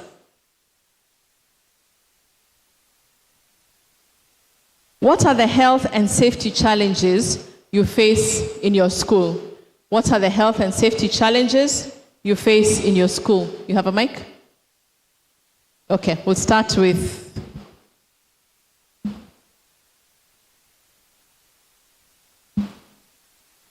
I am Erica Bukuse from Alfasi Girls High. As they say, he who has health has hope, and he who has hope has everything. As I share with you on health and safety in my school, I hope that the addition of students' voice to this discussion will make our schools safer. The health and safety challenges in a school begin with overcrowding in classes. This is our biggest nightmare. Alfasi Girls is one of the most sought-after sub-county schools in Mombasa.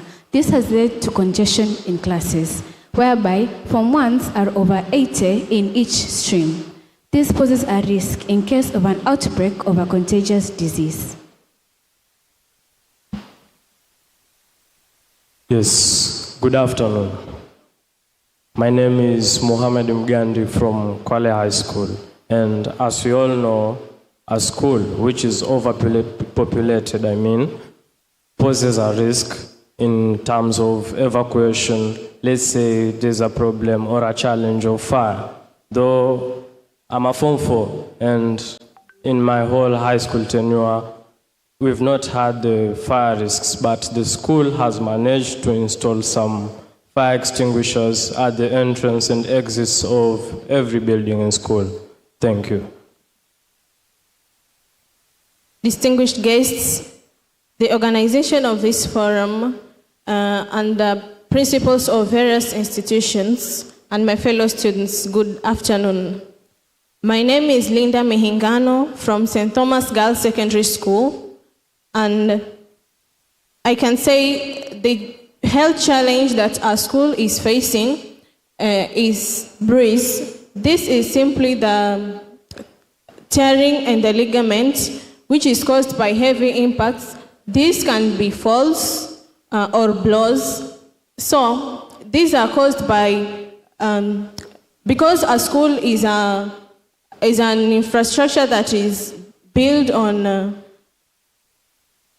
it is a tower, so I can say it is due to the children's carelessness that they fall and get bruised. And this has been a health hazard to everyone, the students, and it has also happened to the teachers at large.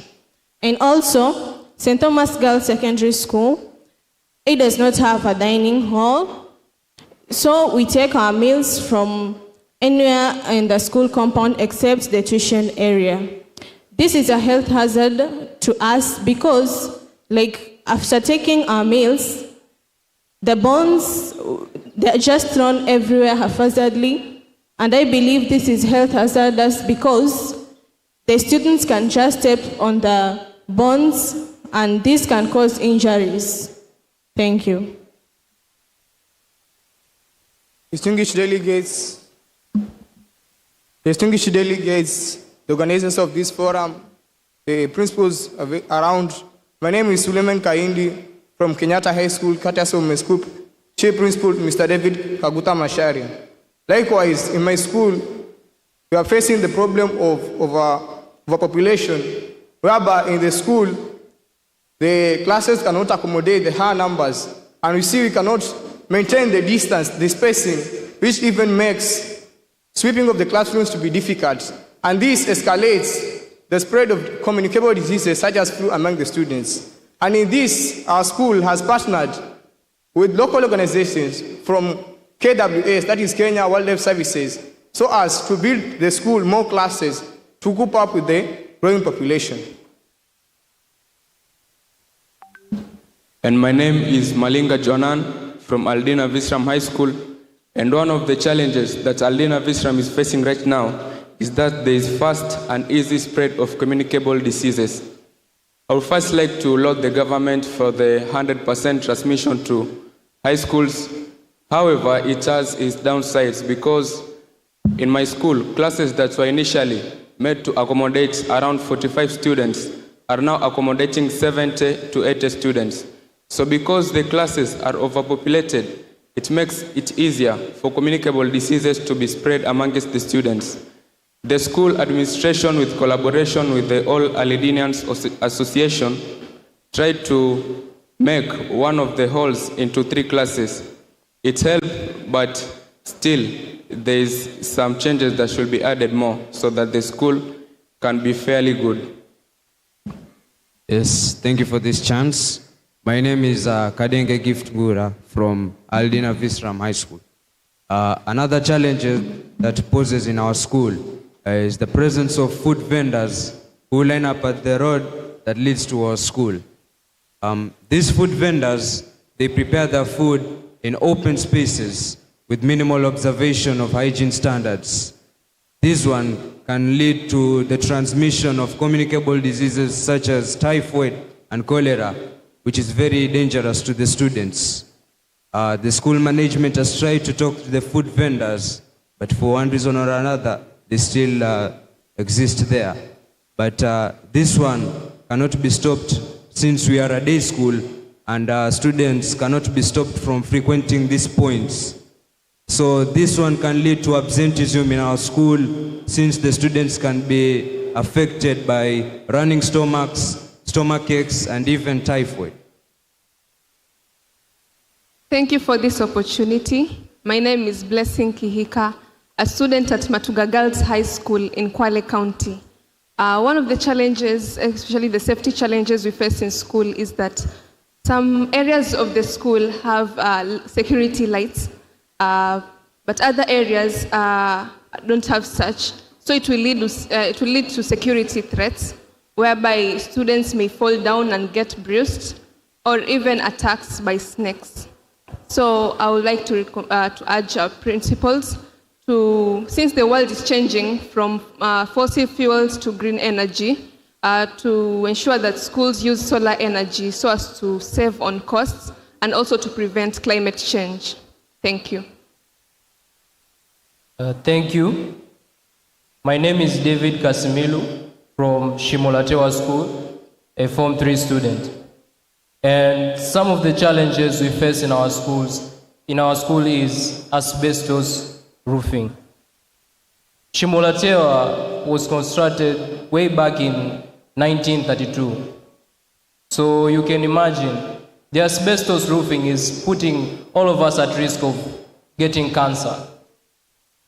Another challenge, as my brother has said here from Aldina, is that of overpopulation. We have congestion in our dormitories and our classes. Luckily, our principal, Mr. Mutiso, I hope he's in the congregation, he has managed to turn some of our dining hall and our conference hall into boardings, so that into our dorm, so that it could mitigate this situation. Yeah, thank you. Yes. The Minister of Education, the officials present, Kesha and the officials present, principals of the various institutions, ladies and gentlemen, good afternoon. My name is Angel Baraza, Form 1 student in Mama Ngina High. And basically, I'd say the root cause of Almost all the health problems our school is facing is overpopulation.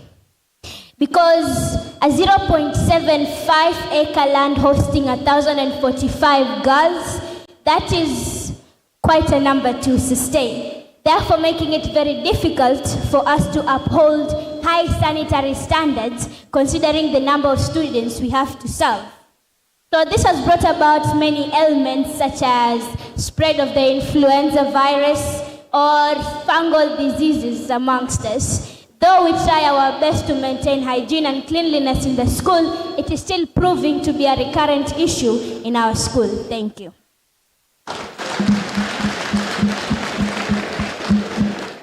Thank you very much. That was round one, and the question we're discussing is, what health challenges are our children facing while they're in school? And our dear principals, you can hear that one of the biggest challenges we are facing is overpopulation that comes with many problems. Yes, from mental, from physical, from emotional, sanitation, etc. And this is a challenge to us as we go back to think, how will we manage the space and the facility in our schools so that we are able to accommodate these children, but to do that in a healthy and safe environment for them. So I think the message is very clear. Our schools are overpopulated through no choice of our own, yes, but we have the baby in our hands. How can we fix it so that our children can enjoy the learning experience? The next question is going to be combined. We want our students to describe the health facility in the school. Is it adequate for their needs? And how does the school handle health emergencies? We want to hear in each of the schools, or if you don't have something to say, then from a school you've had, what is the health facility in your school like? And how do you handle health emergencies? Please.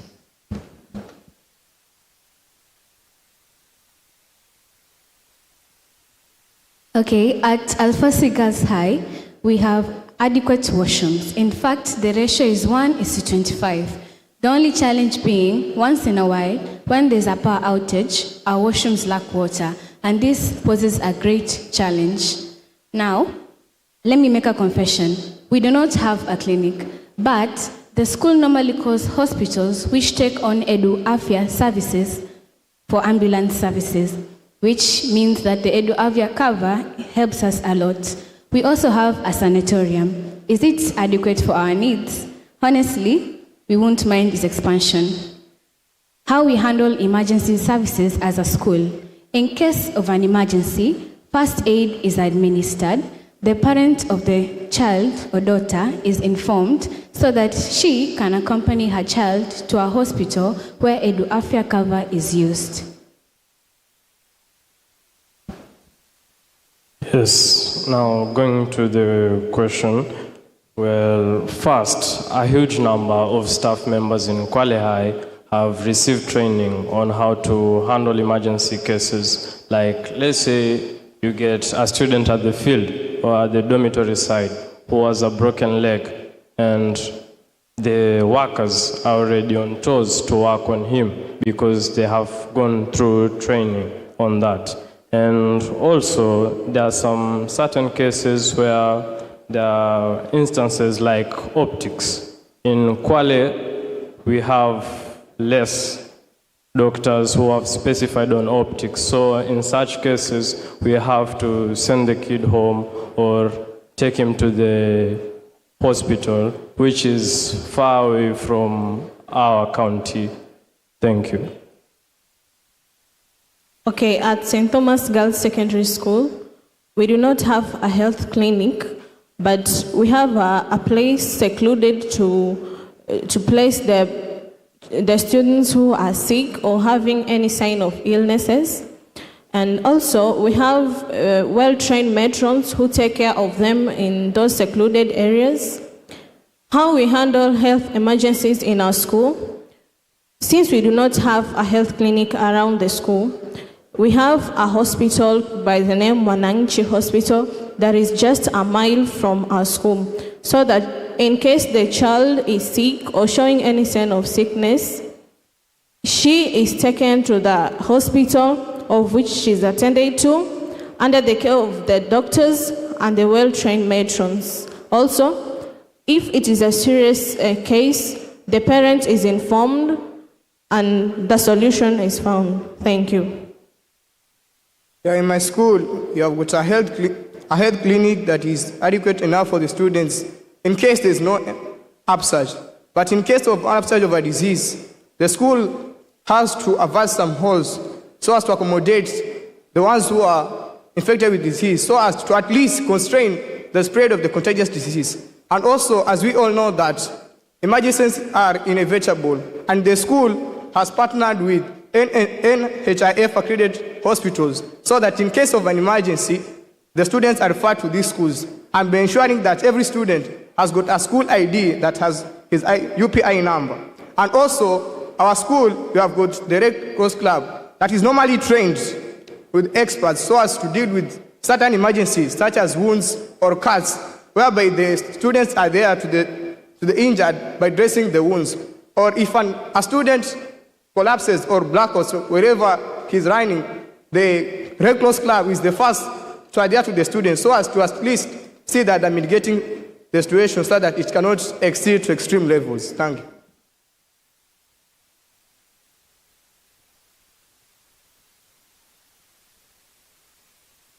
My school, being a day school, would not have a clinic or a sanatorium. However, for minor injuries or for minor medical emergencies, we have a robust St. John's Ambulance Club which takes care of dressing the simple injuries or offering first aid. I'm going to give the mic to my brother here to talk about the major injuries in our school. Thank you. To add on what he said, for major medical emergencies, as he said, we do not have a clinic. So the Dean of Students takes up the case and calls in an ambulance from a nearby hospital, which comes by in a matter of minutes and takes the student who is injured. So this is a, yeah.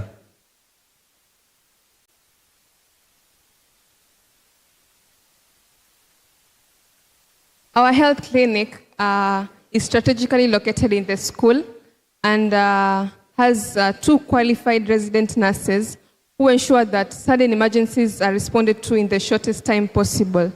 And also, for example, a student has a health emergency and the nurse is not able to handle that at that moment. The nurse has a car that they use to maybe transport the student from the school to the nearby health clinic. And that has really helped the school. Thank you.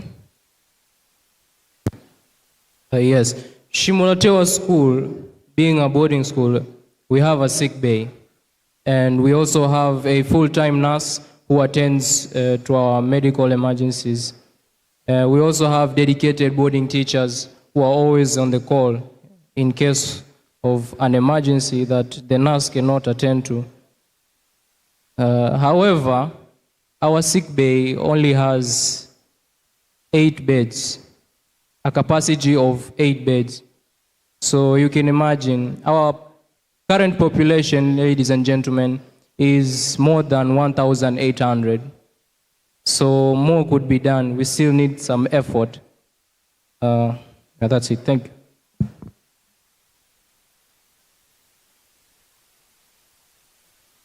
Yes. Currently, at Mama Ngina Girls High School, there is a clinic that is situated at an area that one can easily get to, either from the dorm or the classes or wherever in the school. And this is a fully stocked clinic with 2 residential nurses who are devoted to tending to the, I'd say, minor medical issues that the students might face. But considering again the number of students, relying on 2 nurses is actually overwhelming on these nurses, therefore bringing a need of a certified doctor on ground, therefore reducing the transport issues from our school to external health facilities for further treatment. And still, with the 2 residential nurses, yes, during emergencies, medical emergencies in this case, the student has to be identified first from their admission. So a new student applying to Mama Ngina is required to fill in a form that shows any chronic ailments that the student might have, so that quick action is taken whenever necessary, instead of first recognizing the ailment. So at this point, the student with the chronic ailment has been noticed by the nurse or the St. John's ambulance. They are later on taken by the officials in the school, either the deputy principal or the nurse herself, to the nearest hospital, in this case, either the Aga Khan Hospital or the Seaside Hospital that is very close to our school. Yes. Thank you very much, students. On the issue of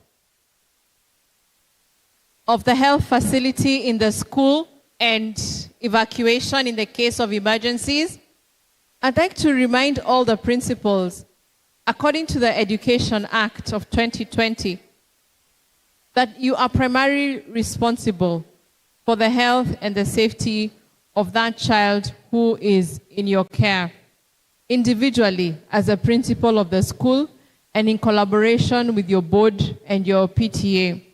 And I'd like to urge all of us to have the highest standard of healthcare in the school that you can afford. For the schools that do not have a healthcare system, you're contravening the law, because it is a legal requirement according to the Act to have these facilities in the school. Please hire the best medical personnel you can afford. I know sometimes they are talking about St. John Ambulance Club, the Red Cross Club, but these clubs are run by students. Students who do not have certain health qualifications to look after certain ailments. Always think about what will happen if a child falls sick at night. How will you manage that child, and how will you evacuate them? Sometimes I hear them saying that they will call the parents. Calling the parents is not always an option. For the simple reason, we know parents are busy. Sometimes they're traveling. Like now, my phone is on silent. So even if they were calling me from my son's school, I will not answer the call, isn't it? So what is the plan for the child when you cannot reach the parent? In trauma, we talk about the golden hour. The golden hour is the 1 hour within which you need to do something urgently to save the child's life. And the key participant in the golden hour is the medical practitioner who is going to make a diagnosis of a condition and do something to save the child's life. So do we have such systems in our school? If yes, let us enhance them. If no, let's think about it. What emergency drugs do we have in the school? Because sometimes you're dealing with an issue that is about time. You do not have time to call, to move, to run. You need to take action immediately. And there are many health conditions that can be treated in the school so that the child doesn't have to move from the facility to the school and back. It also costs a lot of time and effort. And the last question as we wind up this session: how does your school look after mental wellness concerns? How does your school look after mental wellness concerns? We are aware that our children are undergoing very many mental health challenges, isn't it? From depression to mania to psychosis to all manner of things, and these manifest even in their behavior, their inability to learn, their academic performance. Do we have a healthy way, a good way of addressing mental wellness challenges in our children? Over to the students. Okay, thank you for this opportunity. At Alfasi Girls High, we have heard of media reports whereby in every 4 Kenyans, and every 4 Kenyans has suffered mental illness at one point in their lives. We have taken this into consideration and have programs that helps us as students. First, we have mentorship programs. This is whereby each teacher is assigned 5 students. Secondly, the school normally invites the Ministry of Health officials who come and talk to learners on health matters. Professional counselors, such as the Chiromo group, normally come and talk to us by an invitation given by the school. In extreme cases, psychological trauma may occur. Thus, the students are referred to a reputable psychiatrist, and the cost is met by Edu Afya Group. Yes, while in Kwale High School, we actually have speak out programs which come in hand with the peer counseling and also the so-called, the peer counseling. To add on that, we have teachers who also help us in that, because some students, most of us teenagers, we undergo through depression, and sometimes when we go to school and remember on the situation back at home, we feel so down and depressed. But in Kwale High School, there are motivation tags everywhere in the school compound, because just after a few meters from where you are, there's something that is going to encourage you and keep you up and keep you moving always. Just like a few meters from the school entrance, there's a huge poster written, "This is a drug-free school." So for every person who uses drugs in school, once he reaches to that point, his mental thinking changes and he becomes this positive guy. Actually, he'll know he has come to school to read and not to do some other stuff which are not included in the school program. Thank you. That's an interesting point, using motivation, isn't it? To motivate the mental health. Yes, please. Okay, at St. Thomas Girls Secondary School, we have a very powerful team of guidance and counseling members who come in handy in case of any health issues. Also, we have a program whereby every teacher is assigned around 15 students who he or she mentors. We call them our foster parents. We meet weekly and we are educated on mental health issues. And also, we have a program where the principals, Miss Eunice Maisege, invites different experts from different hospitals who come and mentor us and also guide us on mental health issue. Thank you. Likewise, in my school, we have got a guidance and counseling department, which normally offers counseling sessions to the whole school. And normally, in Kenyatta High School, any other term cannot be let go without a counseling session for the whole school, whereby the guidance and counseling department calls in motivational speakers who speak to the students. And also, we have got a chaplaincy board, whereby in Kenyatta High School, every Wednesday, we have got a prayer session, whereby the chaplaincy bring in the leaders of all the congregational, such as Muslims, SDA, and the Catholics. And also in Kenyatta High School, we have employed families, whereby a teacher is assigned a group of students, and these students are supposed to check on the well-being of each other. And if any case appears among the students or is identified, it is being directed to the teacher who is in charge of that family. And also we have got the peer counselors who normally come from each class. And these are the ones who identify the case of any mental health, mental disturbance, or any case of depression, whereby they refer it to the teacher in charge. Thank you. Well done, Kenyatta. They're doing an excellent job. Like the other schools, our school too has a peer counseling society, which has student peer counselors who counsel their peers. These student peer counselors, they are trained annually so that they can be helpful to their brothers. They are taught how to identify when a student might be facing mental health challenges, such as depression, which might be caused by lack of fees, which might be caused by death of a parent, which might be caused by failing exam, or maybe like his friends are making too much fun of him. If the case is so severe, the student peer counselor will forward the case to a counseling teacher, because the school also has a board of teachers, which is a counseling board. To add on what my fellow member has said, it is true we have a student peer counselor group, and we also have a trained counselor teacher who is there to direct the students. But also, just in case the teacher cannot take up the cases of the students, we also have sessions where professional counselors are invited by the school to come and guide us and counsel us.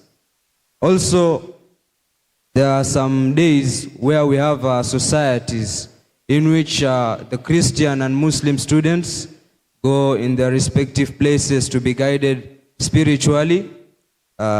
This one also helps them grow mentally. Thank you. Thank you. Mental health is very important to an individual, and it needs to be responded to so as to avoid any other inconveniences. So how a school handles mental health is by providing prayer sessions to students, which is very important. And also, we have encouraging quotes on the walls of classrooms and also dormitories. So whenever you walk around, you just see the encouraging statements and quotes, which will help you when you are in your low moments and also guide you in the right path. Thank you. In Shimo-la-Tewa, we have a Christian and Muslim chaplaincy, which help provide spiritual guidance. So as usually, allow me to quote some of the words that our chief principal, Mr. Mutiso, usually tells us, ukimshirikisha Mungu, that is when you do your best and God does the rest. Apart from that, we have a peer counseling club managed by the peer counseling club managed by the guidance and counseling department, and it consists of students, at least 2 students from each class, and these students help guide other students way through the storms of life. Thank you. Thank you.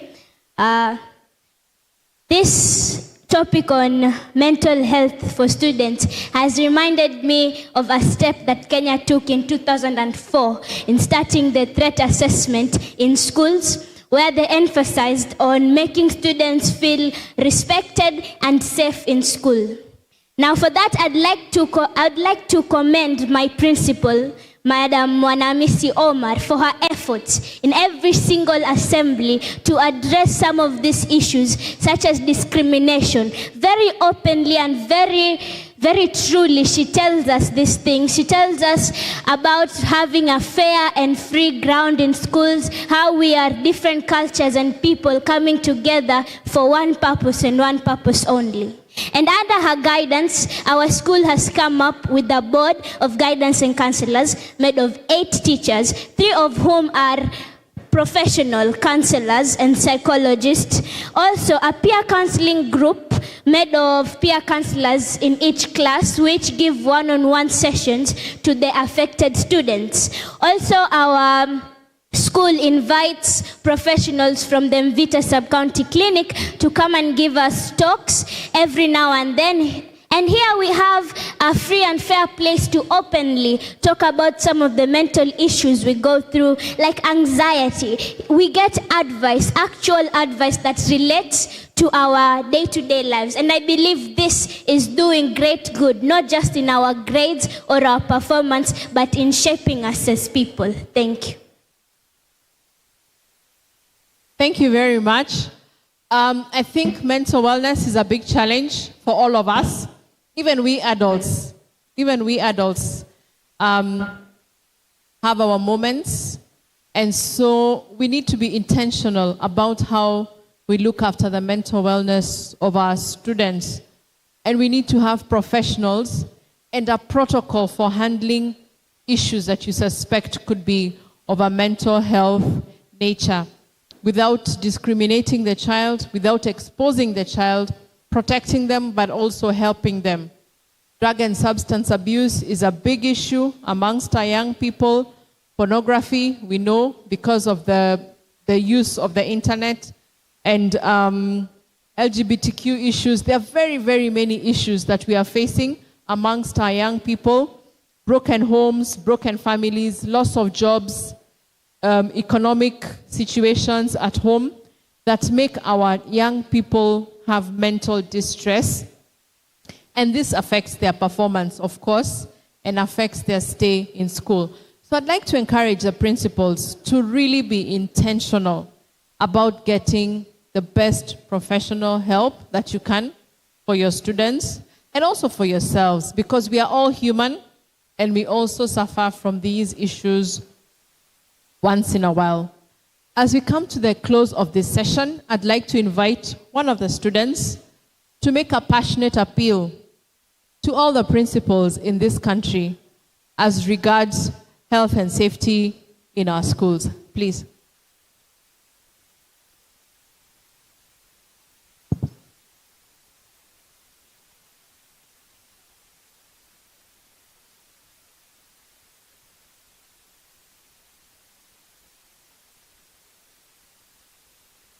Yes, as I said earlier, I am David Kasimilu, the school captain of Shimulatewa School.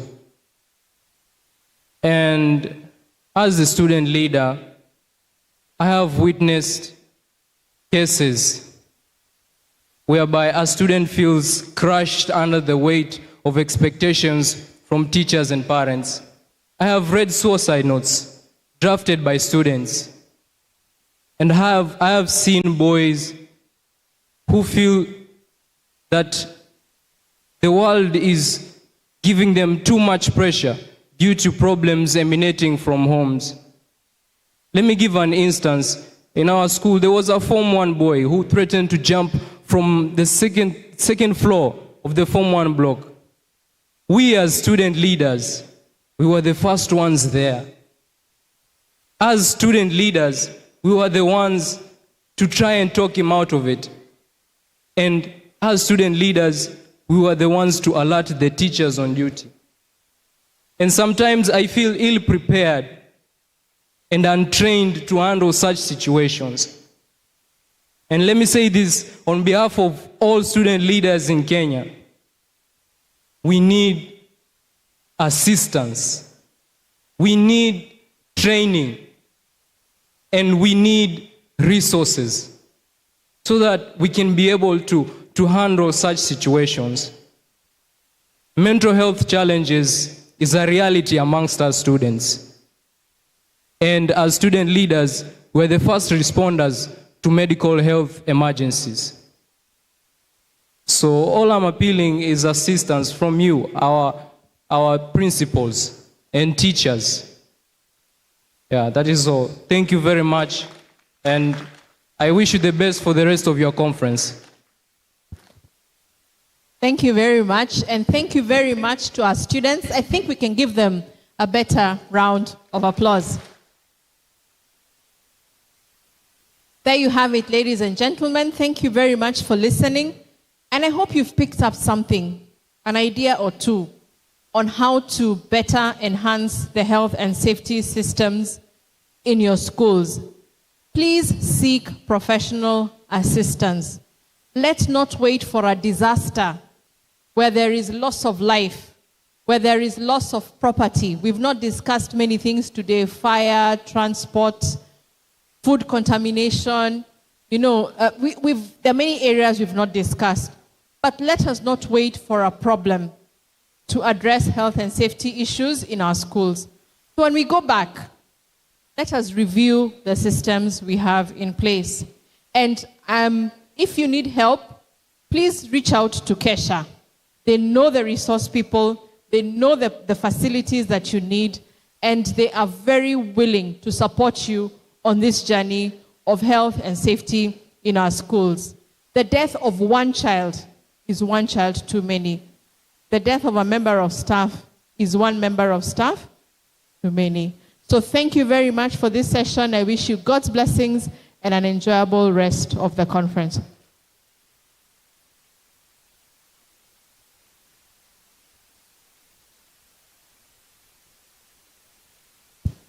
Can we appreciate Dr. Njoki? Thank you very much, Daktari, for the wonderful presentation. I want us to appreciate her and also appreciate our students. These students know, and they know what they know. Give them a hearty clap.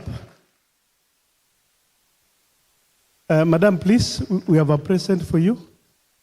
Dr. Njoki.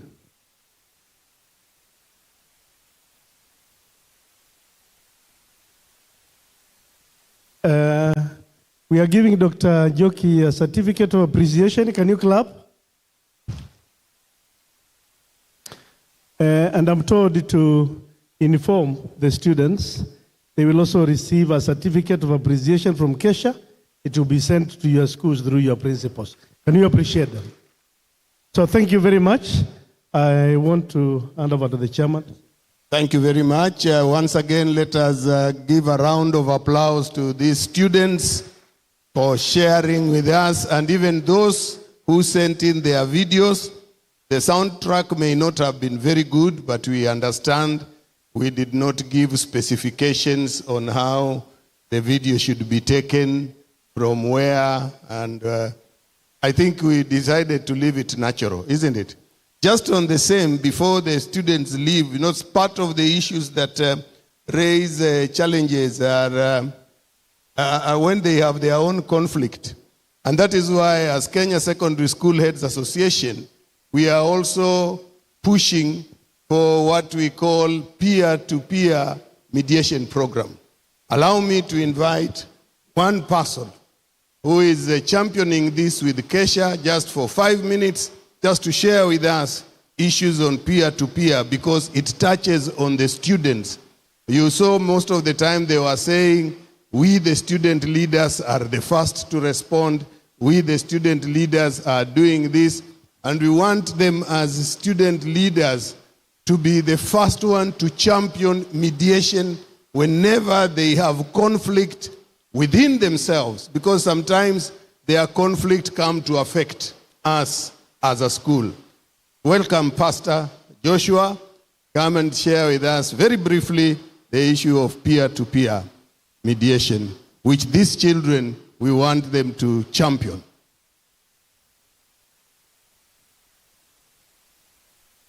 Thank you very much, Chairman.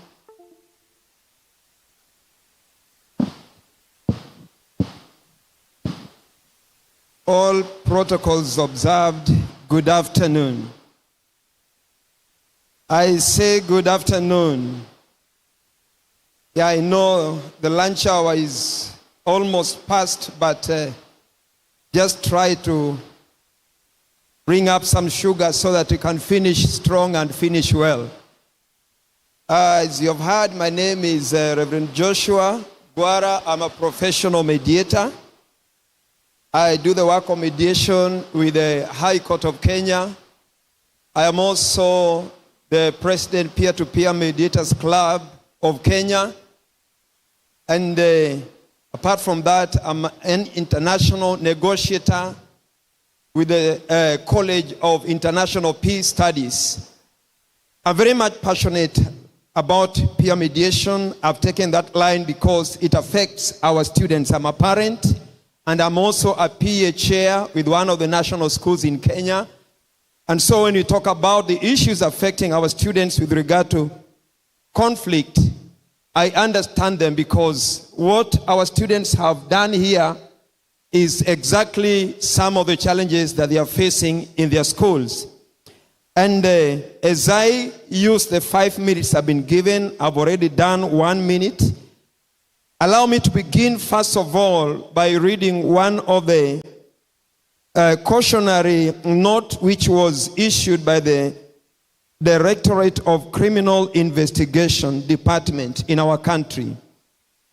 This is an official document, and it reads as follows. Directorate of Criminal Investigation. It says, caution to all students.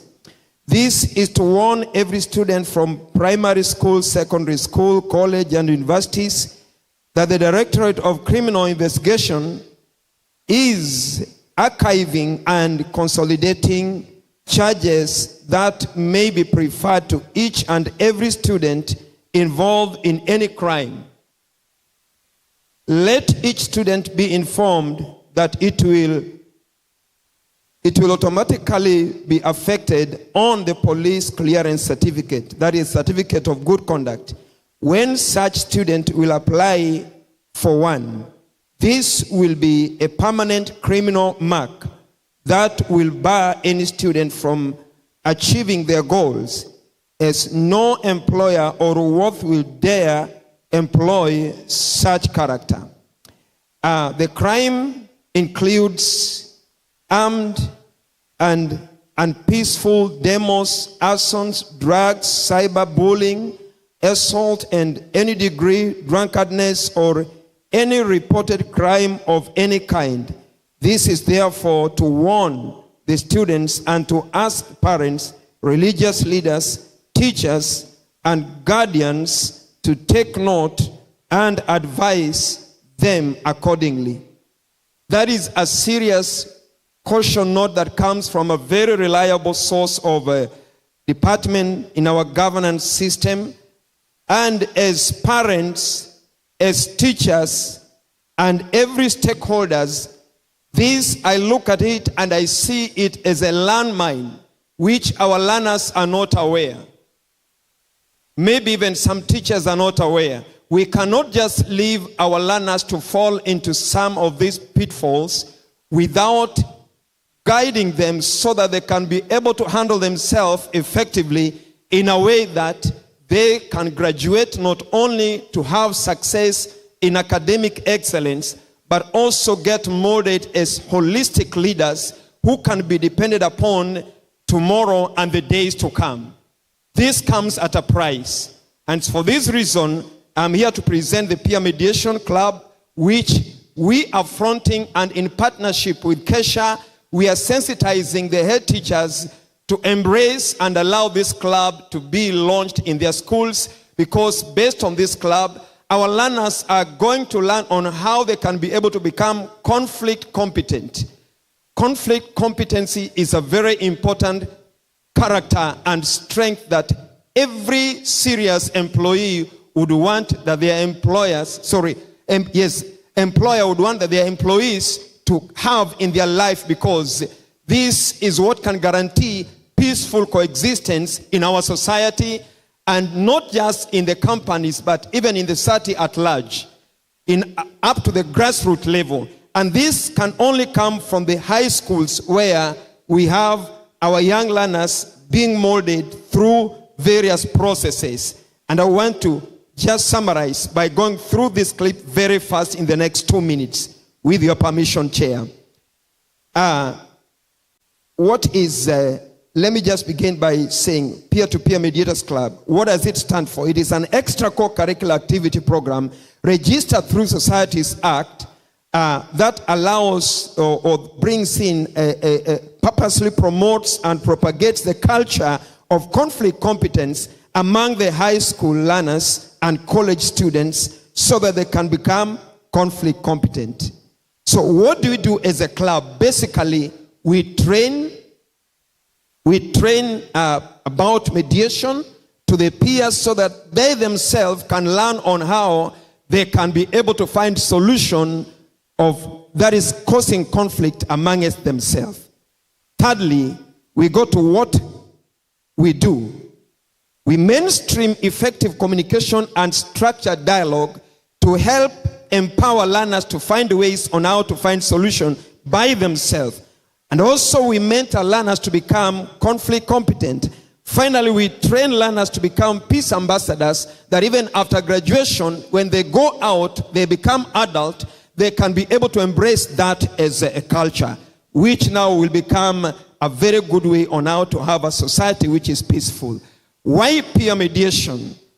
Number one, it helps to mitigate on youth radicalization.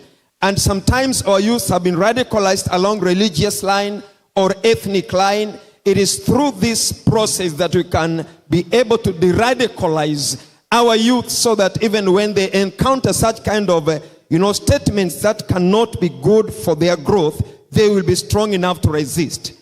Also, it helps in building self-esteem. And this comes in, we take cognizance that it is a global standard. This is not just something which is happening in Kenya. We are coming in almost late because peer mediation is widespread in the Western world. Commonwealth countries, it is practiced in a very wide way, and we need it today. Now, what is the rationale behind it? Everyone has a right for safe and secure environment, including our learners. Also, we understand that frequent indiscipline occurrences which are happening in our school, they happen because our learners are not well exposed to such kind of experience. The other reason is teachers' core mandate in school is supposed to empower our learners with academic excellence. Sometimes our teachers are forced to again double up as discipline masters, and this has subjected some of our teachers even to some kind of court processes. I am a PA chair, and I can share with you that I know the challenges that some of the school heads are facing. I'm sure quite a number of you have some court cases because you took some learners through kind of discipline process, and the parent felt like that was not justified, and the only thing they did is to take you to court. That cannot help us. Litigation process cannot help. And I'm standing here speaking as a parent, that even when we meet with the parents, we tell them the same message, that taking the principals to court because of discipline process does not help. That does not mean that learners are not supposed to access their rights. They have their rights, but also it comes with responsibility. It is through the peer mediation that we teach the learners on how to understand their responsibilities, even as they demand for their rights. And in that space, now we create a balanced society. Finally, we implement that through training. I will not go through that because of time. We have our core values there, which are embraced on 4 pillars: the pillar of discipline, the pillar of peace, the pillar of reconciliation, and the pillar of integrity. If you want to get more information, you can access our website at www.pmcclubkenya.org. We have also the advantages there. With time, when you go through the website, you can get all those information. So finally, I want to make this final appeal that we are here to help our learners become holistic leaders who are conflict competent, those who can embrace peace. We are calling upon the school heads to partner with us, Peer Mediators Club of Kenya. We have a panel of experts in mediation who will help you mentor this youth to become peaceful, so that even as you impart education to them, the academic excellence, you will also enjoy that peaceful environment, which will work for the benefit which you call a win-win situation. Thank you so much for this great opportunity. I appreciate it.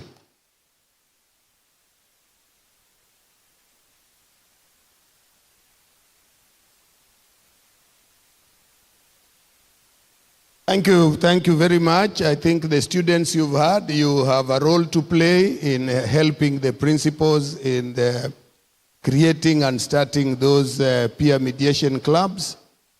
The ball is in your court, and share the information with all the other students. Thank you very much, and God bless you. Once again, let's clap for them. Clap for Pastor for what he has given us, and Dr. Njoki for steering us. Thank you very much, ladies and gentlemen. I need to take a group photo as I invite Vice Chair to lead us.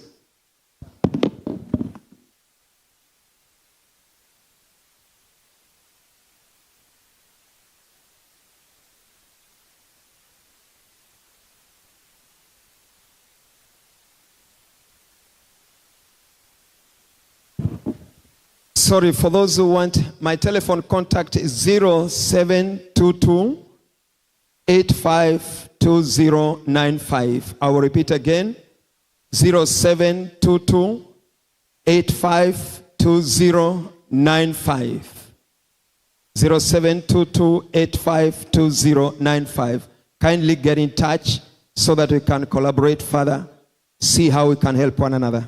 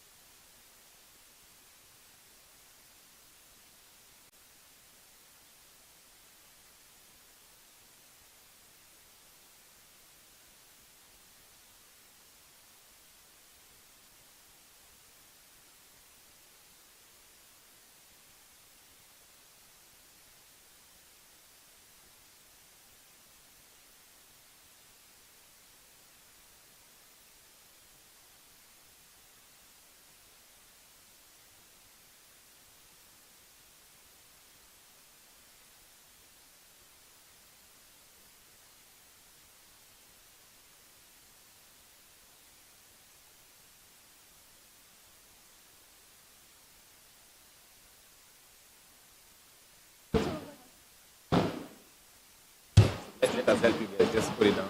Shika, shika.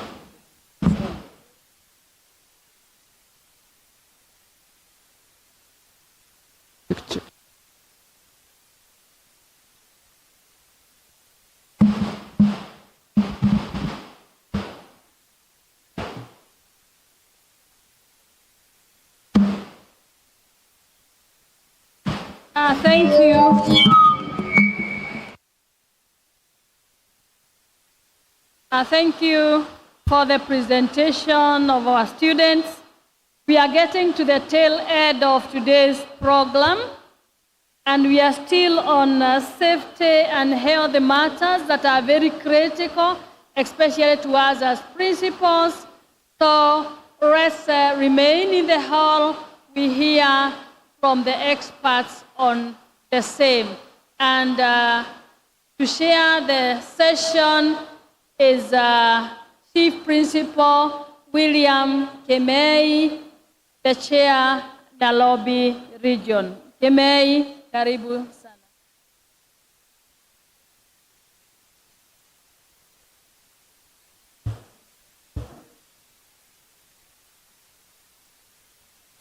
Thank you, Madam Garari.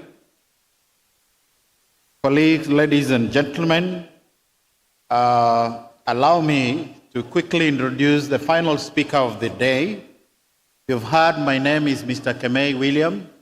I serve as the chair Nairobi region and as the principal Lenana School. With us this afternoon is Dr. Josephat Nyakero, who is the senior lecturer and dean of students at the Amref University in Kenya. And he will be taking us through school safety and health in our schools. Daktari is well versed in this area of public safety and health, having worked with Amref for over 30 years. And I think with us, we have somebody who is well equipped to share on matters that interest our schools, especially during this dispensation. Allow me just to say a few things about him. Number one is that he is in charge of the Masters of Public Health at Amref University, which is also on a virtual program with a track specializing in school health and safety, and is open to all the staff and teachers in schools as well as the managers. Ladies and gentlemen, because of time, I would like us to put our hands together as we invite Dr. Josephat Nyakero to give us a presentation that has been well articulated by our students a few minutes ago. Put our hands together and to welcome Daktari. Karibu Daktari, and thank you. Thank you. Thank you, Martin. Thank you, everybody. I'm pleased to be here today. This invitation changed my life. And the life it changed, it asked me to look at my history. Who were my head teachers? I remembered all of them.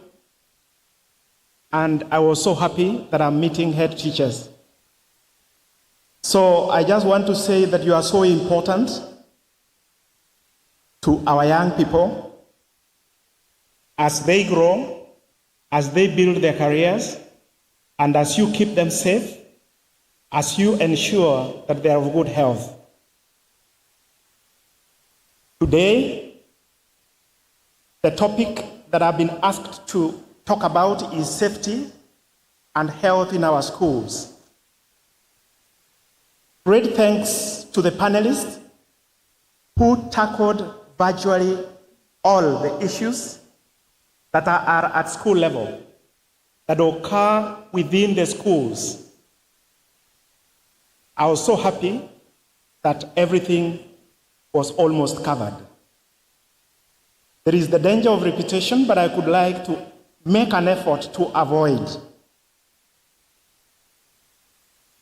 I will be able to start with a preamble statement and say that the safety and health of our learners as head teachers is central to the provision of quality education in our schools and across the country. So you have a noble job, a noble responsibility to ensure that the safety and health of our learners is assured. It is central as you provide the education which is of quality. I also wish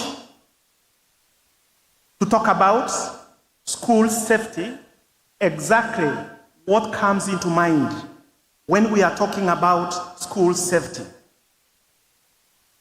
I want to share with all of us that school safety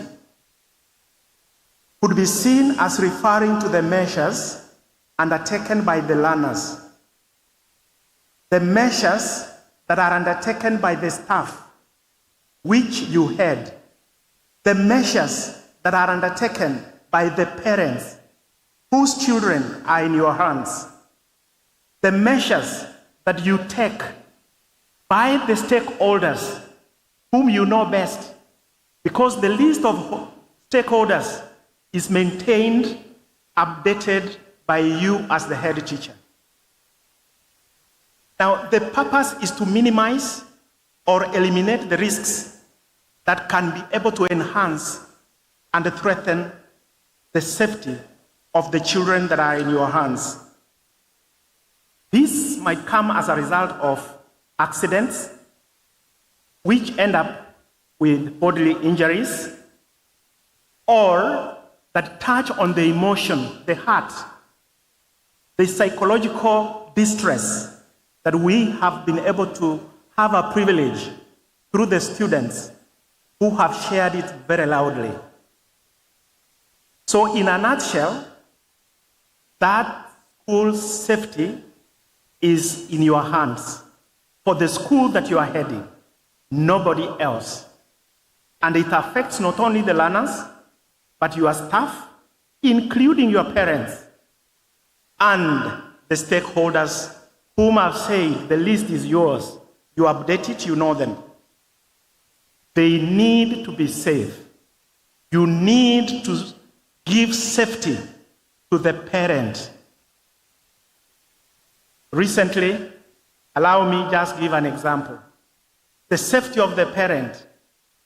Recently, in my office as Dean of Students, I handled a very unique case where one of my students took the university logo, modified, sent to the parent, saying that we need to come to Mombasa. You know, Mombasa is a good destination. And 15,000 is required Yes, it was not official. That type of safety is your responsibility as a head teacher. Now, when we look at health, it is the state of physical, mental, and social well-being. Remember, it is not only the sickness that we talk about when we handle health. There is that mental, there is also that social welfare. It is not the mere absence of disease, but it is the whole aspect of the person's well-being. Finally, I just want to say that our school is a legally designated zone which is in your hands, and it has been identified as a physical space where learning has to take place. And it is your responsibility as a head teacher to ensure that that conducive learning environment in that zone called the school is safe. And at the same time, it is healthy. Now, I want us to quickly run through, I know you know this because you have your school in mind. What are the threats of safety of our children in schools? I'm sure it's not something that is new to you, but I just want to remind us that poor construction of the classrooms can pose a great danger.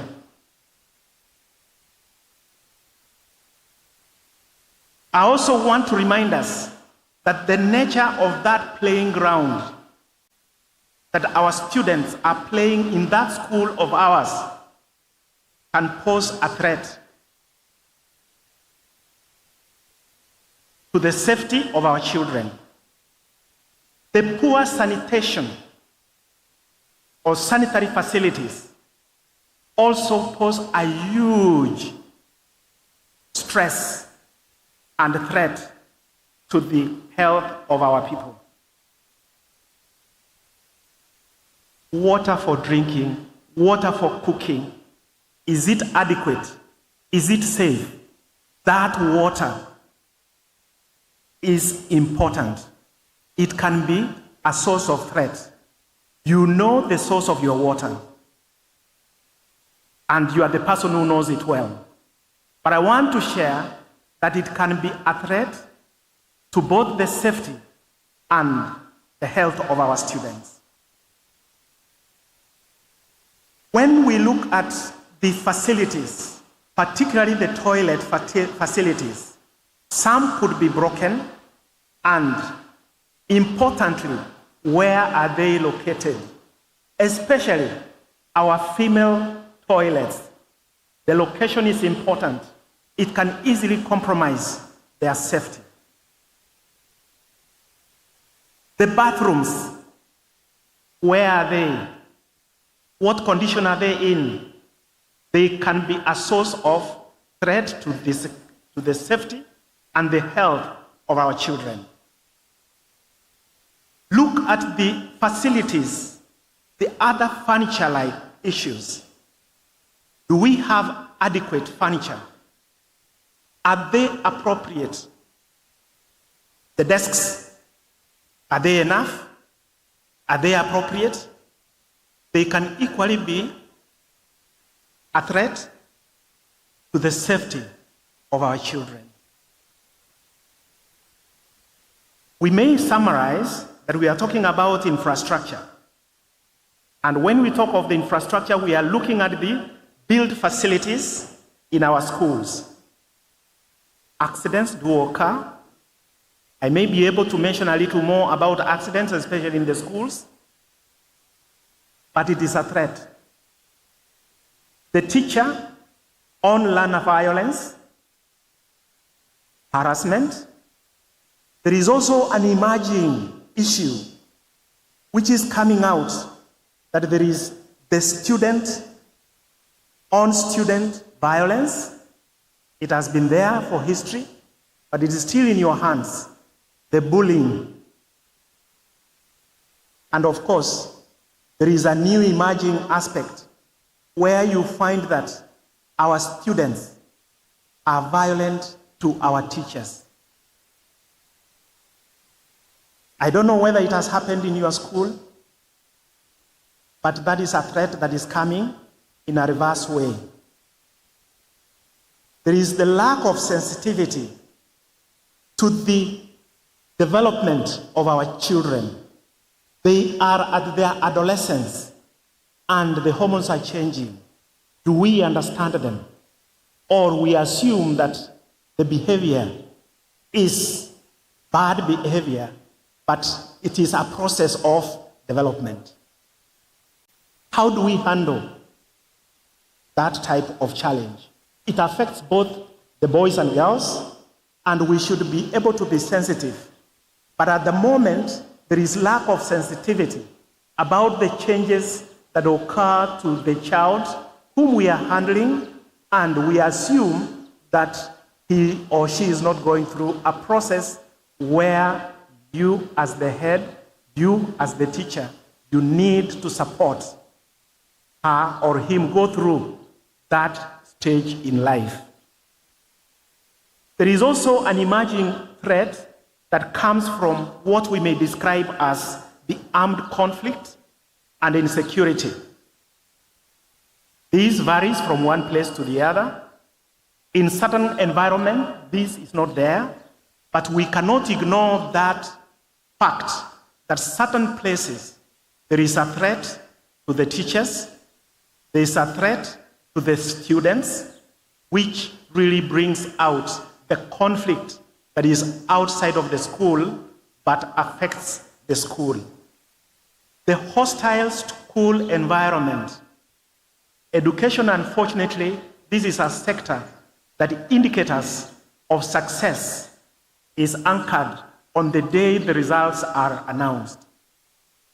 Our teachers have been blamed for poor performance, and in the process, incorrectly, they have been judged incorrectly, and in the process, you find that there are challenges.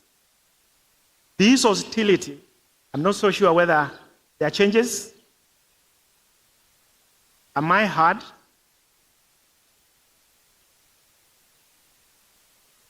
Something has happened, but I'm hopeful that you are hearing. This hostility of the school environment is an emerging challenge, but again, it is area specific, which you need to look at also. I also want us now to get into some of the health needs that our students need, and what is it that contributes to the good health. One of the needs that us as head teachers we need to be keen on is the nutrition status, the food that we provide. We know very well it should be balanced, and there is also the challenge of quantities. They are at a stage where the quantity is so important. And with that quantity, you need to be cognizant and try to balance, especially with the increasing cost of living. It is in your hands to see how best you can navigate. The students need to have good food so that they can be able to retain their health and the psychological balance. They also need what could be seen as warm clothing, especially when the weather is bad. How is your uniform like? Does it take care of the warmth or the changing environment? These students, for health purposes, require good shelter. For example, in the night, they need to be sleeping in dormitories that are safe, dormitories that can keep them warm, dormitories that can make them sleep like babies, so that in the morning they are vibrant and ready for new knowledge. What time do they sleep? What time do they wake up? They need sleep. They also, for purposes of their health, need to exercise. Now, when do they have the exercises? It is your responsibility. There are also those who are not ready to do exercise, but see how best. In terms of health-wise, fortunately, a vast majority have gone through the immunization coverage at the ages at secondary school. So you find that there might be little you could be able to do. But the whole point, a student who is well immunized has less problems of health because already the preventive action has taken place. However, the immunization program has gotten to a higher level where you find that younger children or older children at secondary level also require immunization. I may be able to mention one or two interventions that we could be able to have. They need a healthy living environment. That healthy living environment is determined by you as the head teacher.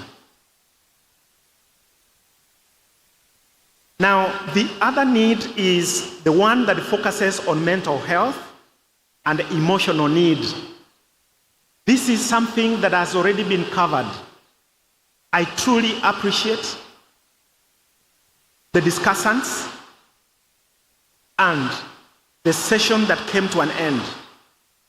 But I just want to add a few more issues. For mental health, it is important that when we interact with our children, our students, we show love. I don't know whether I've been heard. Head teachers, we need to show love. This love has to come from the family. They also need to come from the school community.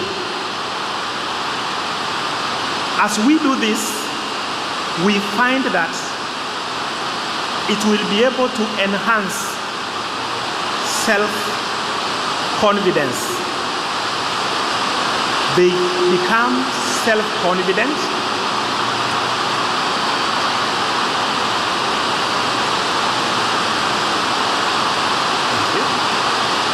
And importantly, they hold themselves with high self-esteem.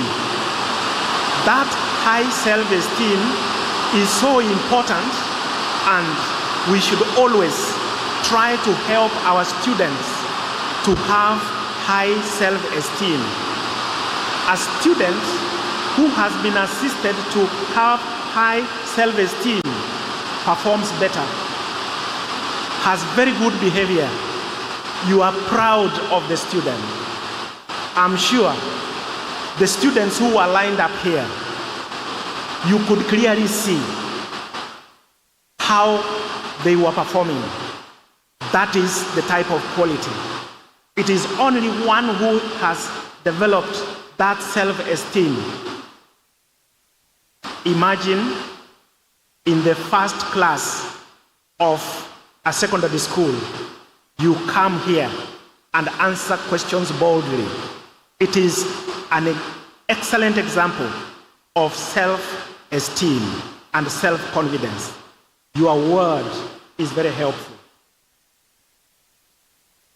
Now, when there is an opportunity to assist this child to have a higher level of self-esteem and self-confidence as a head teacher, go for it, give it to that child.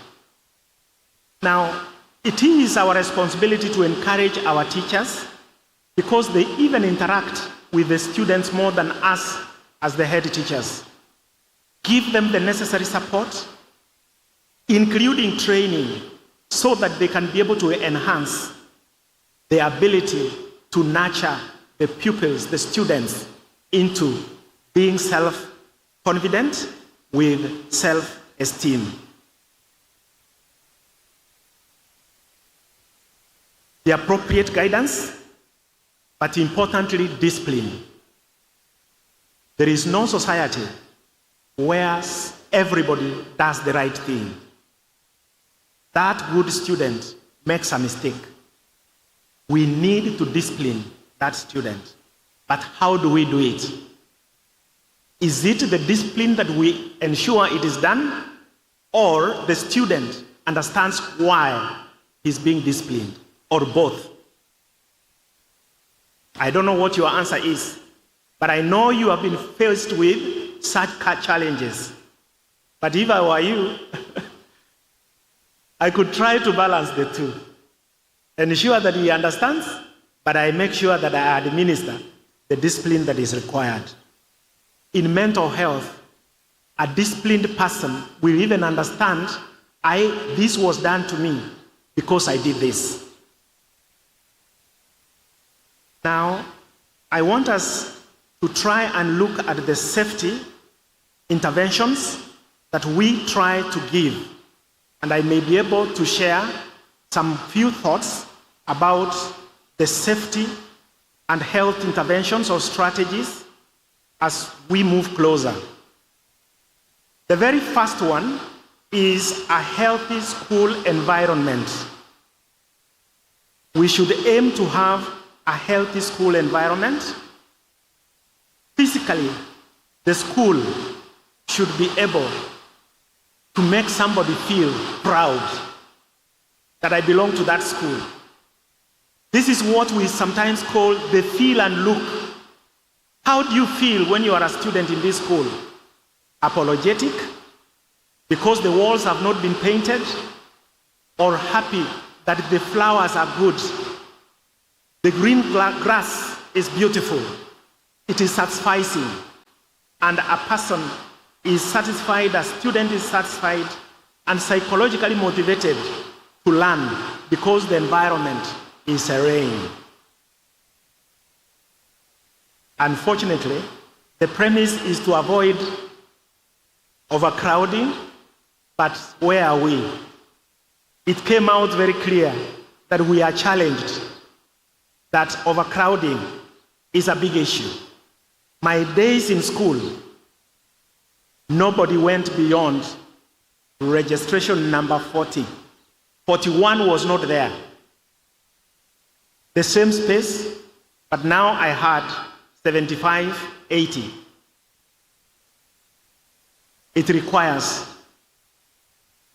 very thoughtful head teacher to deliver quality learning, to protect the children in such a class. But this is what you are having, and we have to do it. There should be good daylight and ventilation in the spaces. Yes, it is said the windows should be about 30 or 40% of the walls. I don't know what those walls are in your school. There is need to protect vision, the eyes. Sometimes I pity that class. I've not been in that class for a while now. But the distance between the blackboard, and where the first student, the first row, very dangerous. Too close, that is likely to affect vision. The dimensions of the desks, the dimensions of the seats, you will be tempted to make them slightly smaller so that they can be able to fit. I remember my lab stool, the years I was in school. It was the most uncomfortable seat to sit on at that time. It was raised, I could climb, and the service was small. I don't know how it is now. But again, there is the competition. You need a size of desk that can be able to fit the 75 in that class. The seat that is small, the base, the top is small, so that it can be able to fit this student. The school location should be free from hazards. My assumption is within the school, you can control any hazards because you are the decision maker, the representative of the ministry and the decision maker there. But what about the environment? Yeah? Chemical hazards, social hazards can be from the community, noise. You are teaching and the neighborhood outside of your compound, it is noisy. Yeah? Air pollution, out of your control, but within the neighborhood. Now, there is also the adolescent immunization. I'm trying to say that immunization has been expanded for prevention to even adolescents and to adults. Now, having sets of fully immunized students allows you to enjoy low absenteeism because the students are well protected and they will continuously be in class. There is also an investment for the future, the HPV vaccine, which is delivered to our girls at the age of 9 to 13 or around that age. It prevents cervical cancer, a huge problem worldwide. And in Africa, in Kenya, current deaths are always associated. 60 to 70% of the deaths, the funerals we attend, are somehow associated to non-communicable diseases. Cervical cancer being one of them. Now, those girls in your school promote the vaccine for HPV, which helps us to prevent cancer of the cervix later, at a time when they have not been exposed to sexual intercourse. Now, there are special needs of our students. They require a learning environment that is safe. You need to prepare paths that lead to the different facilities. They need you to be very responsive. You need also to talk to the parents so that they are sensitized on the importance that disability is not inability. And our schools have a huge role to play. Encourage even those with special needs to participate in sports and other activity. Our teachers should be assisted in getting adequate skills to handle those special needs. The facility should be able to help us. I saw one of the clips that was shown here. Wonderful. A trip, a visit to the school. And what is it that we saw? That is what should be able to help our students with special needs.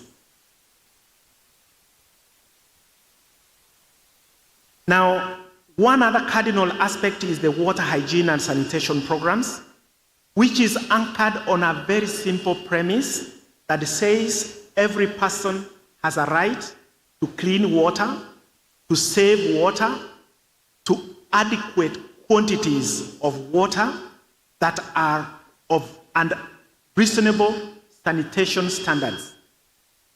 It is that marking scheme that you need to go back to your institution and confirm what grade you will give yourself in terms of every person who has a right to clean and save water gets the water when he needs and reasonable standards of sanitation.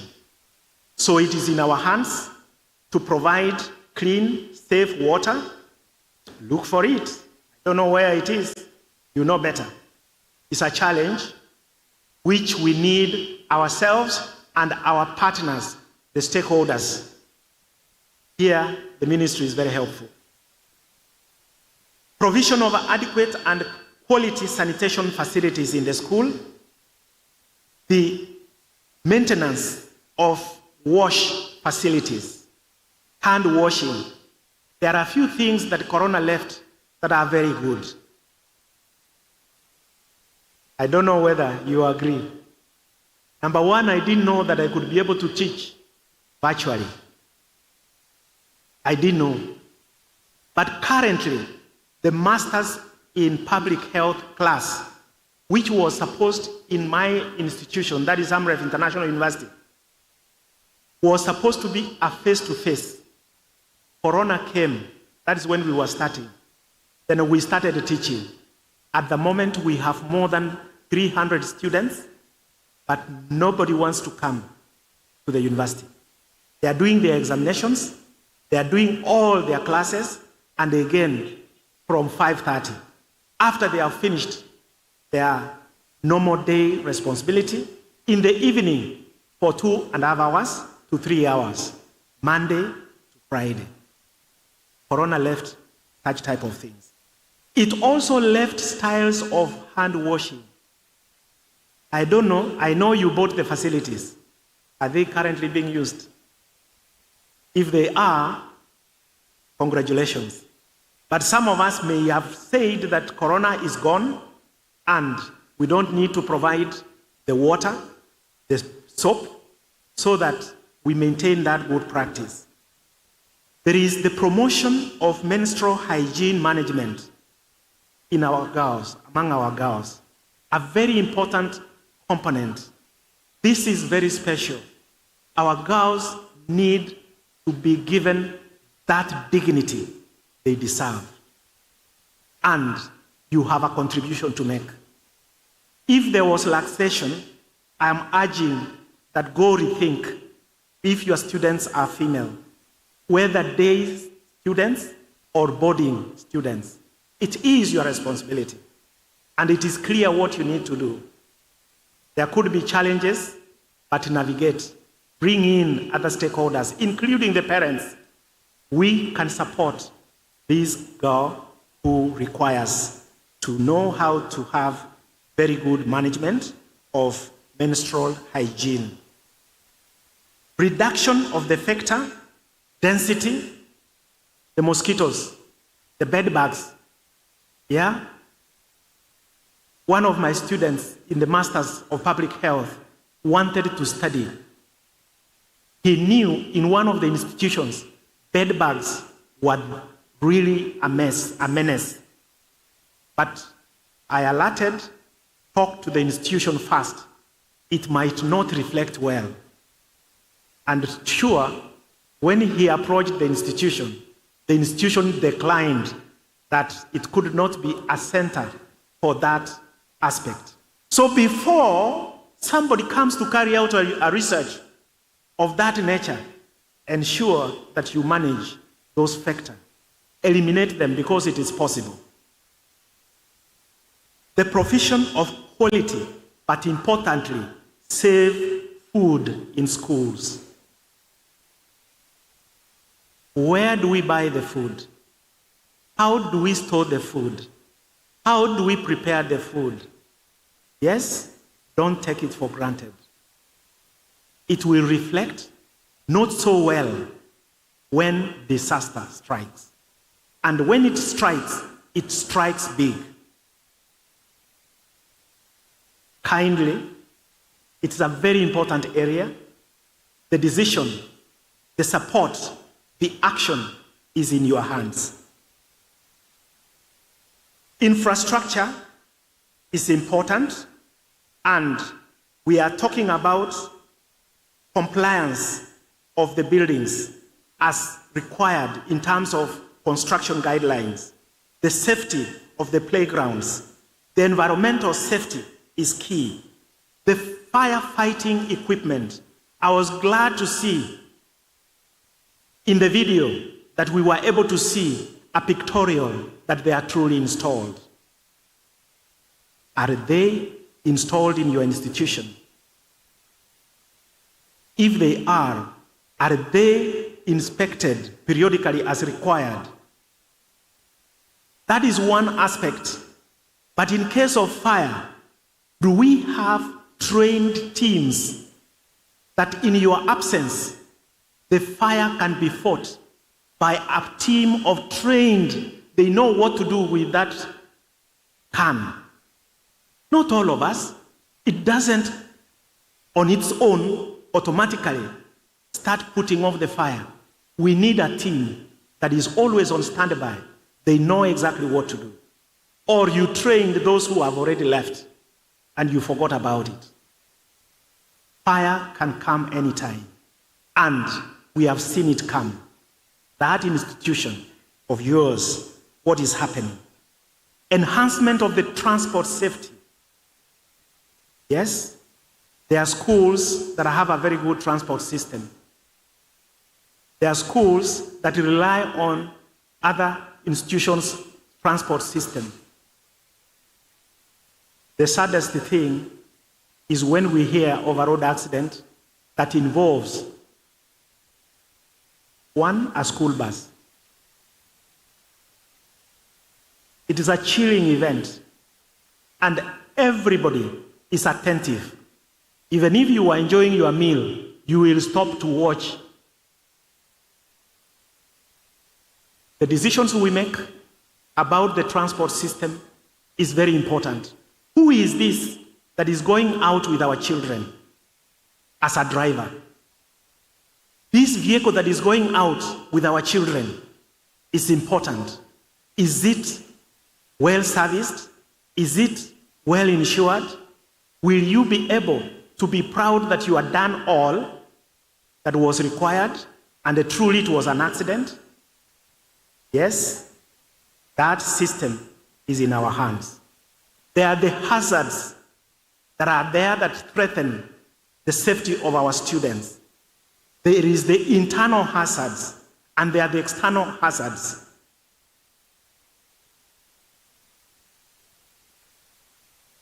Friends, an accident has occurred. It has just happened, that's what we say. But when we look at it, especially within the institution, that learning facility of yours, try to prevent accidents. When you get into it, you will find that it is accidents that could have been avoided.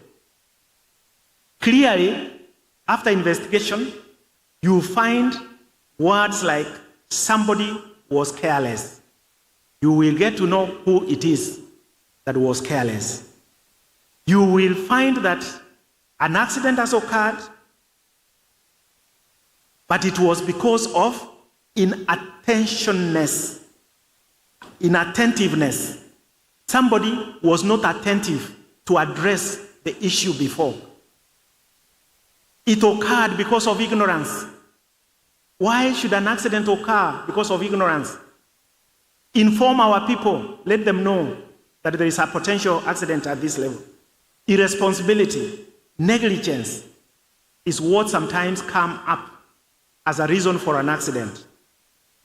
Yeah? The floor was slippery because there was water. Yeah? The desks were scattered all over and an accident occurred. There was insufficient light. This is a room or the staircase. Those of us who have story buildings, and we know our students, at night there is no light on the corridor, the staircase.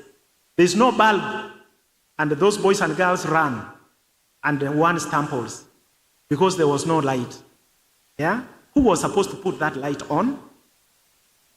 The weak railing, we saw the railings. The sharp instruments, where they are in use, disposal of those should be deliberate so that we can be able to minimize the accidents. Now, there is the physical activity. It is so important that our students are active. It elongates life. It elongates their well-being and making them more healthy. And we should be able to inform our students the importance of physical activity, the benefits. Let's get also to our parents. Let us prioritize physical education classes and, importantly, equip our games department so that once we have equipped, they will find that there is an investment and they will be able to get there. Let us accept to host sports events, not only one school in the zone that accepts to host. Be challenged, bring the other students to your school. You will be able to improve. Lead by example, especially when you come to that. Harshness in the mental health has been mentioned, and we need to help our students, as earlier mentioned. There is the gender consideration and the gender equity. In schools, let us be sensitive, both in terms of staff and our students, especially when it comes to leadership, and equally when we are talking about violence. Safeguards and protection. There are things that we need to safeguard and protect. There are the harmful cultures, and there is the sexual and reproductive health issues, including harassment, which sometimes become a huge concern. There are emergencies that occur. It was very well demonstrated, emergencies within an institution. I just want to run away from that because it was already covered. But how do we respond to emergencies affecting the school, but it is coming from outside? Yeah? For example, there can be a fire within the neighborhood. We need to be able to have drills on fire. There can be an earthquake. There can be a lockdown. There can be landslides, lightning and thunder. Are we prepared? Yes? And you already have the safety committee in your school. Ask them to help you identify some of those. But what I want to emphasize, at least once in a month, let there be drills. Drills on what to be done in case of a fire.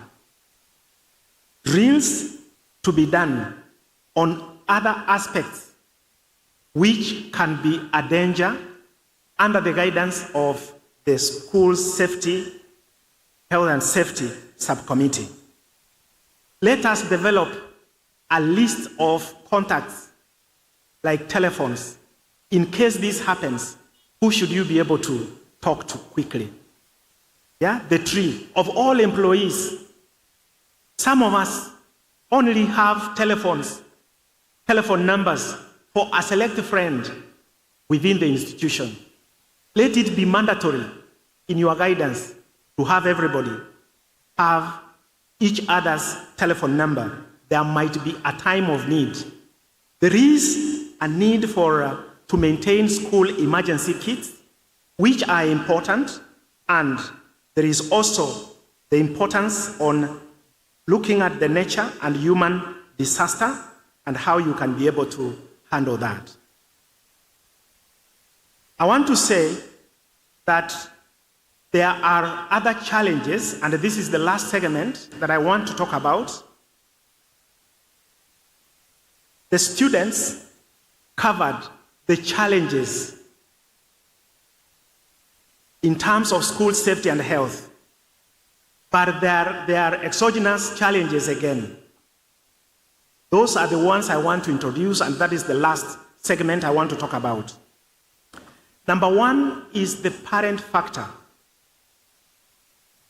A parent of a different upbringing who internalizes issues differently, who has a different perception, is a factor, and that can be a huge challenge. I don't want to give examples. That list is with you, but that parent can be a factor. There is the socio-cultural factors within that environment. Understand the socio-cultural factors This is not done in our community. Understand and see how you can be able to introduce a new thing that is not in agreement with the culture of that environment. There are the economic factors. Yes, sometimes there is a fee to be paid. It can be unsafe. The economic factors. Sometimes it is good not to go in for only the money. See how you can be able to accept some goods. There is the substance abuse. It is a huge problem, and importantly, among the young people. How do you handle this? And there are various ways in which our young people are getting introduced. These challenges are huge. The availability of water is key. The overpopulation of our student population is another aspect that is important. And finally, safety as a result of fire. Those are challenges that you need to look into. And let me say, you are having a very special position. That special position of being a head teacher, of numbers that are growing, is a blessing. It is a chance you have been given to be blessed by your Maker.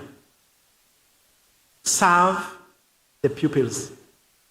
Serve the staff that you are working with. Ensure that the principles of a health institution, a safe institution, is enhanced in your facility. As a university, I want to say in the region, we are the only university that has identified school health and safety and given it a special track.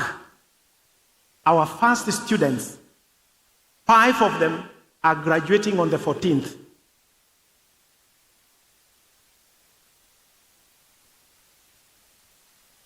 I want to say it is a resource. Currently, we have a population of about 35 students who have chosen that track. It is for you, and it was selected because of the safety and health challenges in our institutions. A teacher is accepted, qualifies to join. If you do it well, 18 months, you are done. Take it from me. One is going to graduate who completed, who joined in January last year. On 14th, she's graduating. She has finished. So it is possible. Tell one, tell others. Let us help our students. At least we are preparing 36 already are in class. They are going to graduate. We hope they will be able to continue helping our institutions. Thank you again for this great opportunity.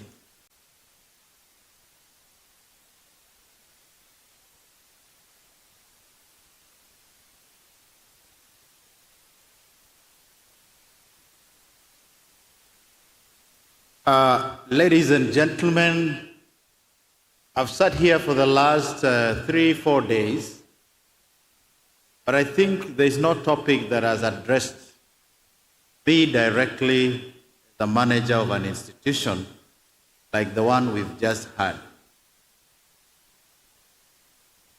And looking at the issues raised by the learners here, and the manner in which Daktari has addressed the making of a conducive learning environment. And I want to commend Daktari that the last statement you talked about the challenges, one of them being economic, did mention that we may need to find ways of addressing safety without necessarily looking for financial solutions. And therefore, on behalf of myself and that of our colleagues, we want to say thank you, and we truly appreciate I think this document should be adopted by Kesha and deployed for use in our schools. Like a blueprint, and we thank you so much for that kind of a presentation. Can we put our hands for a round of applause? Secretary, we have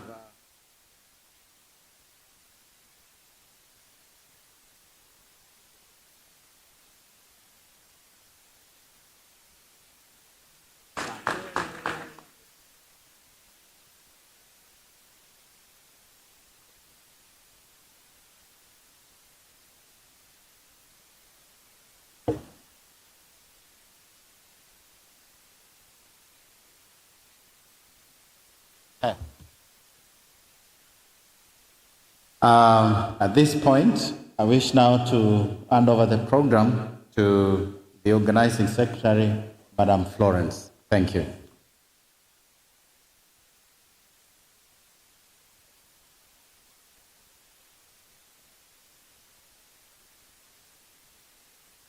Thank you, Wanakimei. You have moved on well.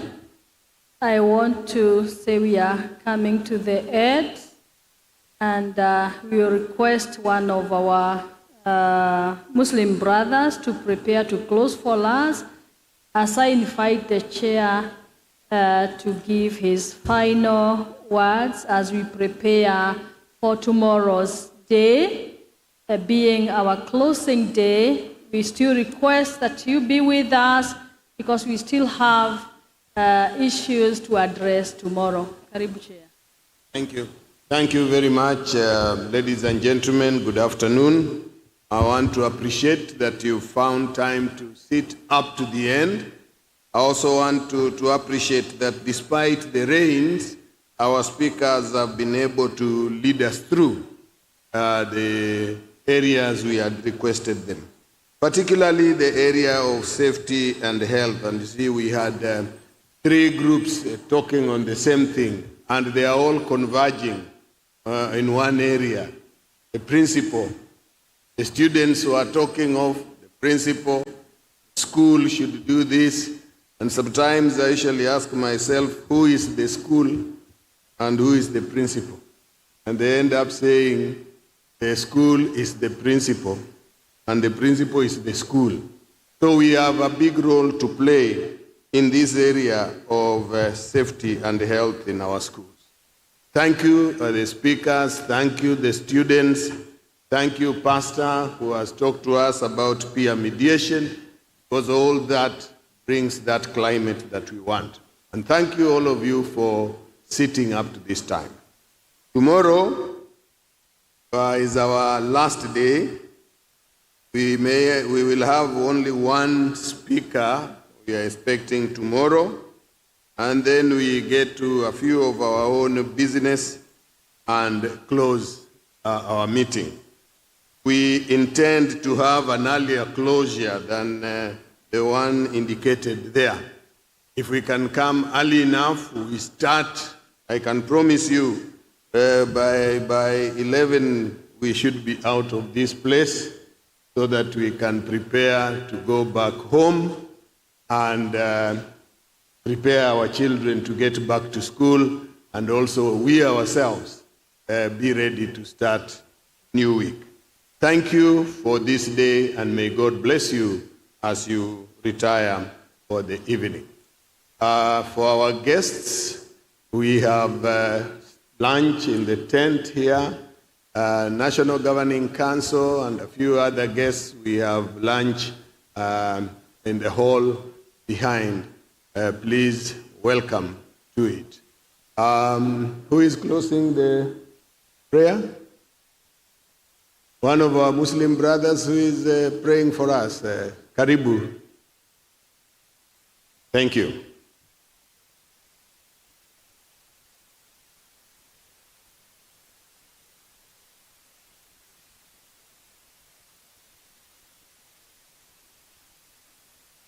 Yeah, we will going to conduct a short prayer. In fact, it is the first chapter of the Quran.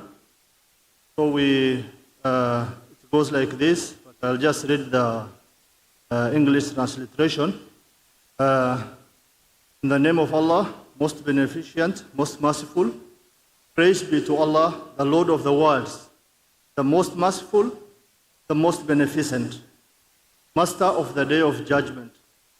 Guide us to the straight path, the path of those thou hast guided, the path of those who go not astray, or those who are lost.